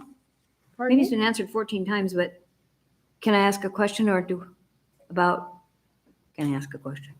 Sure, ask a question. Okay, on the last page, it says, now therefore be it resolved, the assembly hereby waives the driveway permit for fees for driveways installed prior to 2018, blah, blah, blah. That means sort of like, even if you didn't install it correctly, it's all waived. Yeah, no?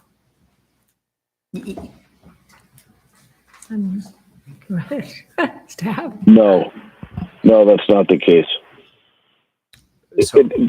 The fee for the permit would be waived, but only if they actually met the standards to get it. This would encourage, if somebody had a driveway that didn't meet the standard and they would like to get the driveway permit for free, they'll have to fix their driveway, which would be really good for our snowplow contractors and maintenance contractors. It would be really neat if this encouraged people whose driveways are not up to current standards to do so.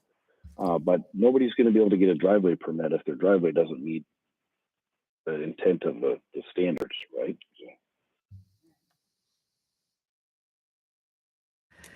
Okay, so is there any objection to passing RS 23-083 as amended?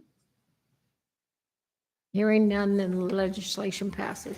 AM 23046, approval of the Big Lake Road Service Area Number 21 Road Improvement Project List 2023, pulled by Assembly Member 2. Okay, will you go ahead and move it, sir, and Yeah, I address move it? AM 23-046, and I'll speak to it. I would just like to pull, let me see, $60,000 off dust control. And I would like to pull $100,000 off of road reconstruction of gravel roads, and apply it to Jolly Creek construction to be determined over there. Get all of that. Thank you, Mr. Chair.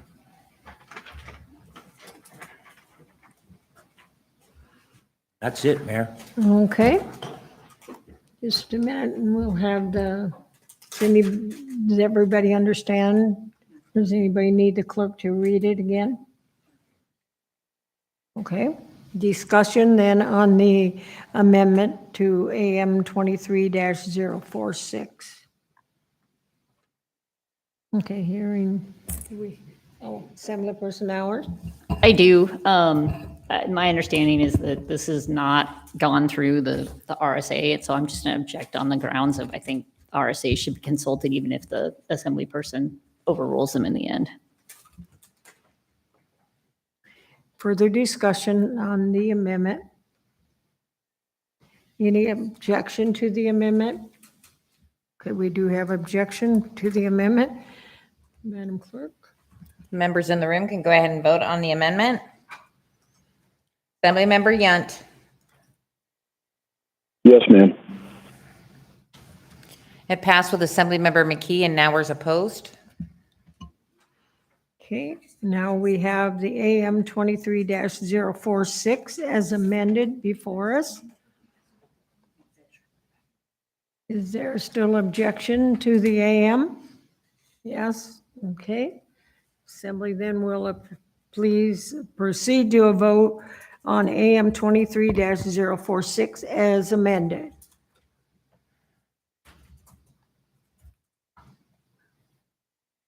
Assembly Member Yunt. Yes, ma'am. Passed with Assembly Member Nowers opposed. Okay.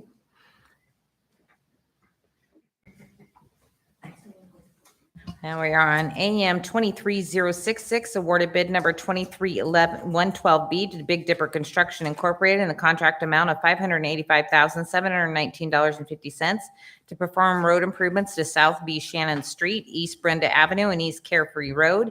Madam Mayor, this was pulled by Assemblymember Yunt, but he does have a conflict of interest, and you haven't ruled on that conflict of interest as of yet. Okay, I agree with his conflict of interest.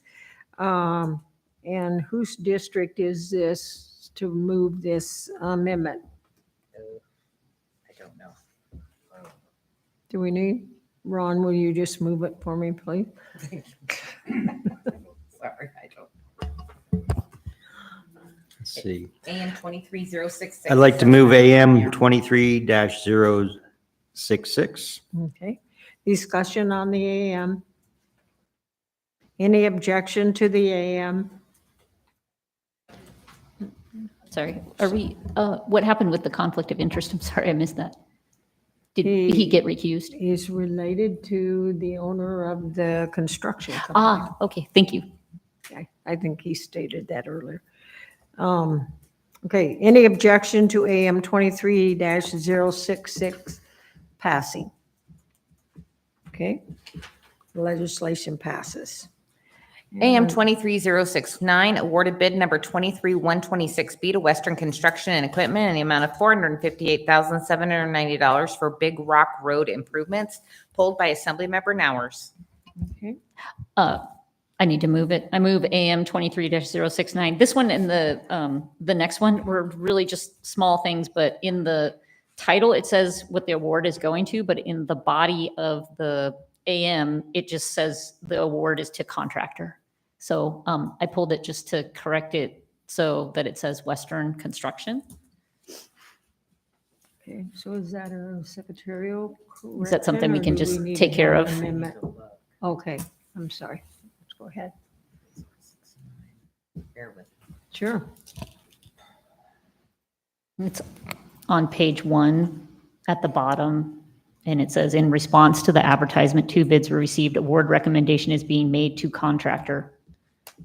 Oh. I'm sorry, maybe these are things that we don't have to pull them for, just to fix it, because it is in the title. And I didn't realize it was in the title until late. So I just went ahead and pulled it to see if I didn't want something to. Sorry, it takes me a second to get to it and open it.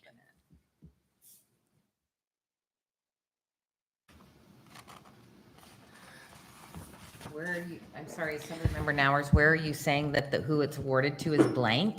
Page 1. Okay. At the bottom, if you read that last sentence, I think it's in. it says award recommendation is being made to contractor. Like it's a template and you should have filled in the contractor name. Oh, it's like there was like an insert that they didn't make. Yeah. So got it. if I can, I don't know, if that, we can just fix that Yes. on we the back can. end without We having to can. take it up. Yes, Okay. we can fix it. Okay, and the second one is the same kind of Okay. issue, so Okay. I will, Make sure we fix it. I will not, I don't know if I still need to move that one, but That needs to be deleted with Western Equipment.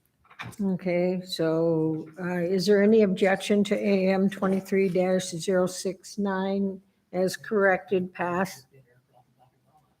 Okay, hearing no objection, then AM 23-069 as corrected has passed.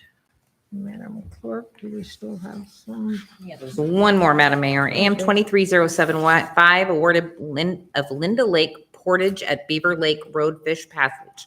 Improvement Design Services project to Stantec Consulting Services in the amount of $105,001 pulled by Assemblymember Nowers. Okay, I would go ahead and move AM 23-075 and the same thing, it says in the title, but in the body of the AM, it doesn't say, so we can get with the clerk on that and get it fixed. okay. And is that correctable by you? Yeah, we Okay. can insert the name. Okay. Because it looks like it's a form that somebody just didn't make that change within the form. Okay. Is there any objection to AM 23-075 as corrected, pass? Okay, hearing no objection. Get Ron to turn his mic off there. Okay. So is that everything that was pulled, Madam Clerk? We are at, yes, it is. And we are at introductions, Madam Mayor. Okay, so there is no unfinished business, there's no vetoes.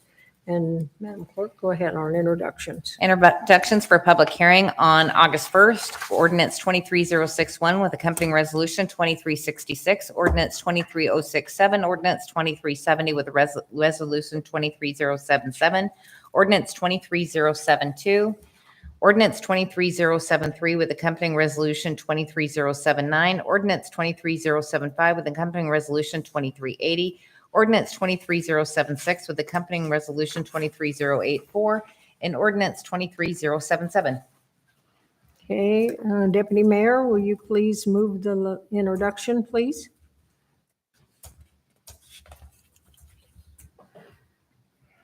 Did he come back on? Assemblymember Yunt. Did he come back on? Kayla? Okay. Sorry, I had it muted. I forgot to turn off the mute. I move to introduce the introductions, to approve the introductions as read into the record by the clerk. Okay, is there any discussion by the Assembly? Is there any objection? Hearing none, the legislation is introduced. Deputy Mayor, vacancy report, please. I move to confirm the mayor's recommendations as follows. Board of Adjustment of Appeals, Brian Swanson. Okay, is there any discussion?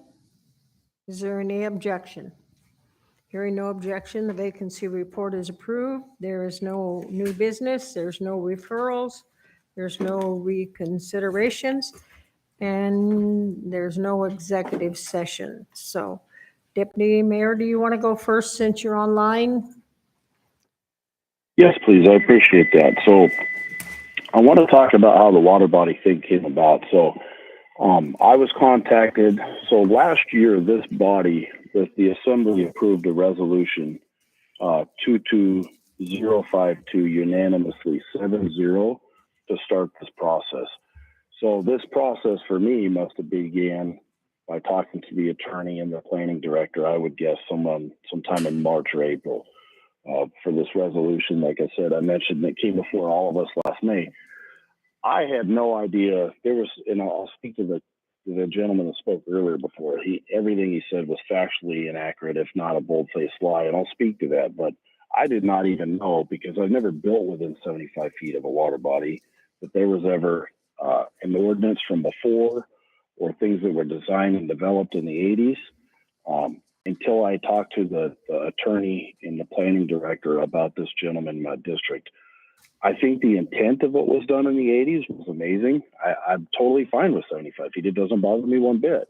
What bothers me is that 674 homes were built previous to that within 75 feet. And I do think they deserve a path forward, some way to get to the finish line on these places. I'll also say that, there's a lot of issues with how things are currently, right? So last year or earlier this year, I don't remember what it was, I think it was late last year, I fully supported a referral process to the Fish and Game. Tonight, when I asked to set up this working group, I want those guys involved, right? Like, and I stated that, and I want to make sure that those, there's seats available for those guys, the professionals that know what they're doing.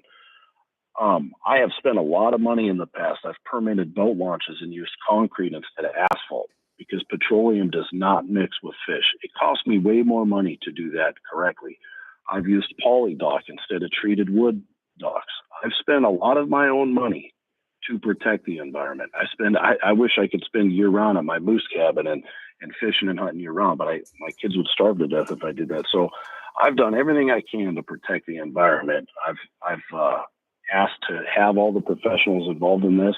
All I want to do is help get to the end and fix what's been an issue for a long time. As Mr.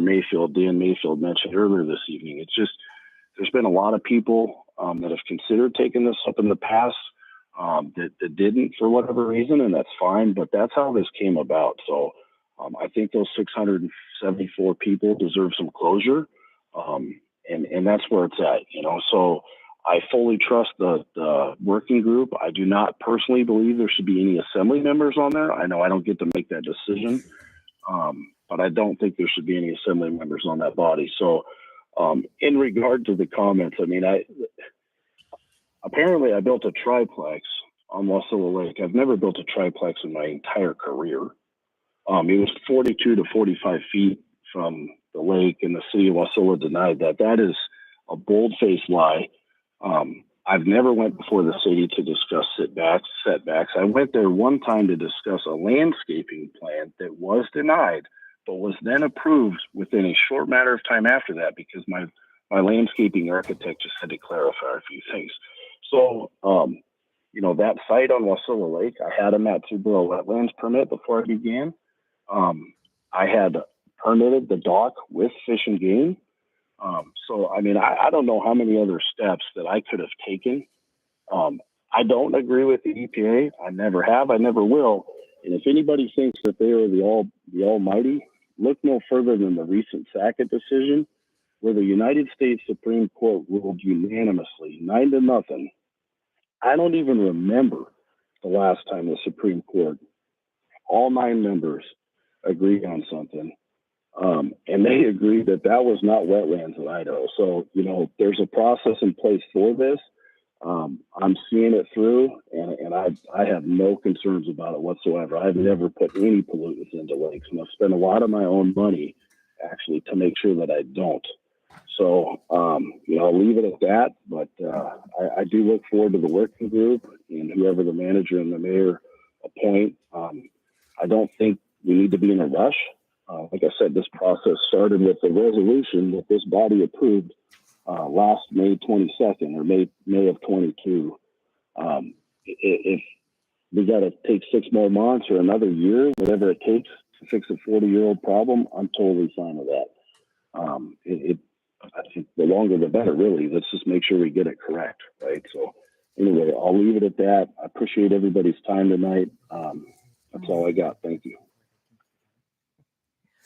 Okay, Ben, let me just remind you, we have like 6 or 7 minutes. So if you get long-winded, I'm going to have to interrupt you and we're going to have to extend the meeting, okay?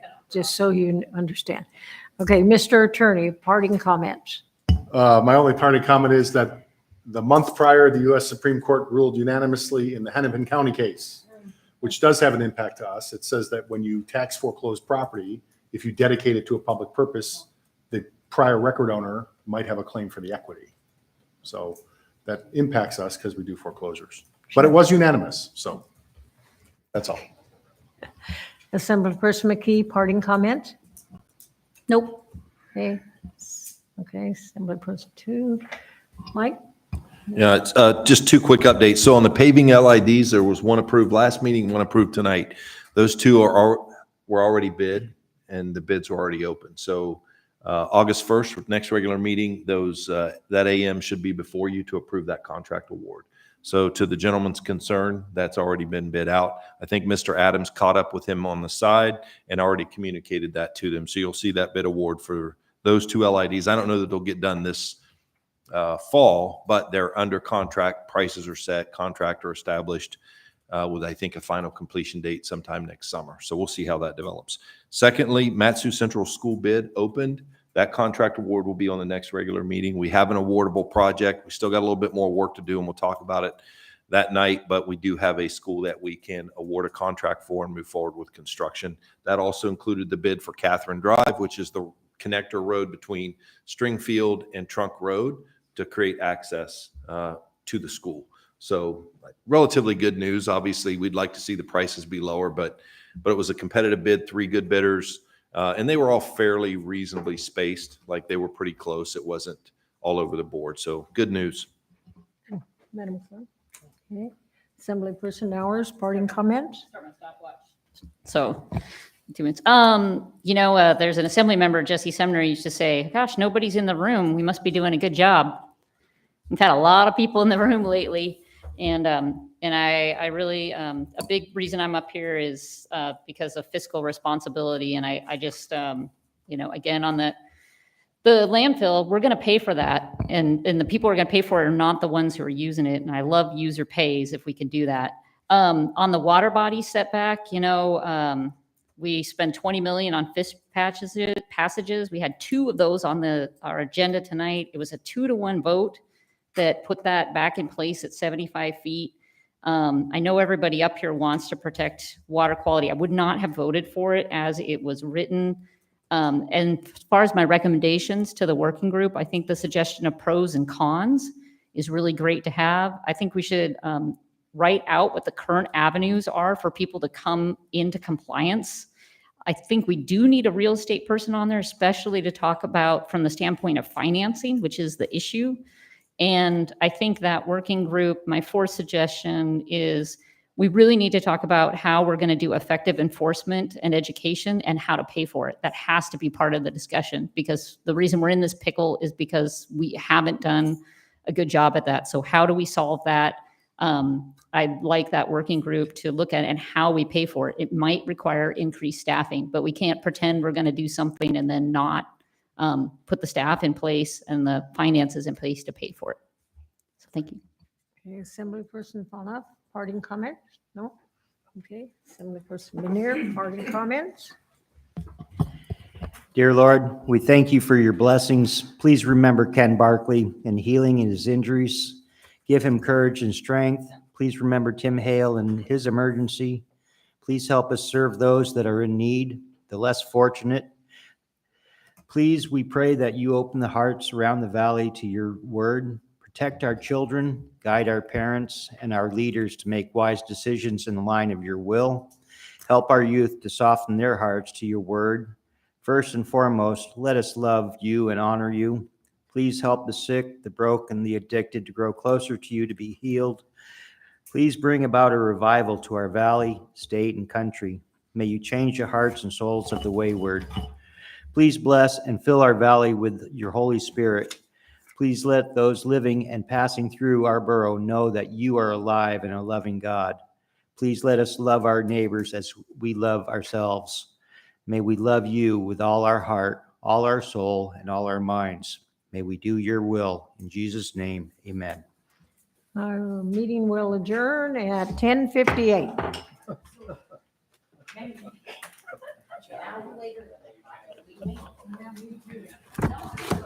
You will now be disconnected.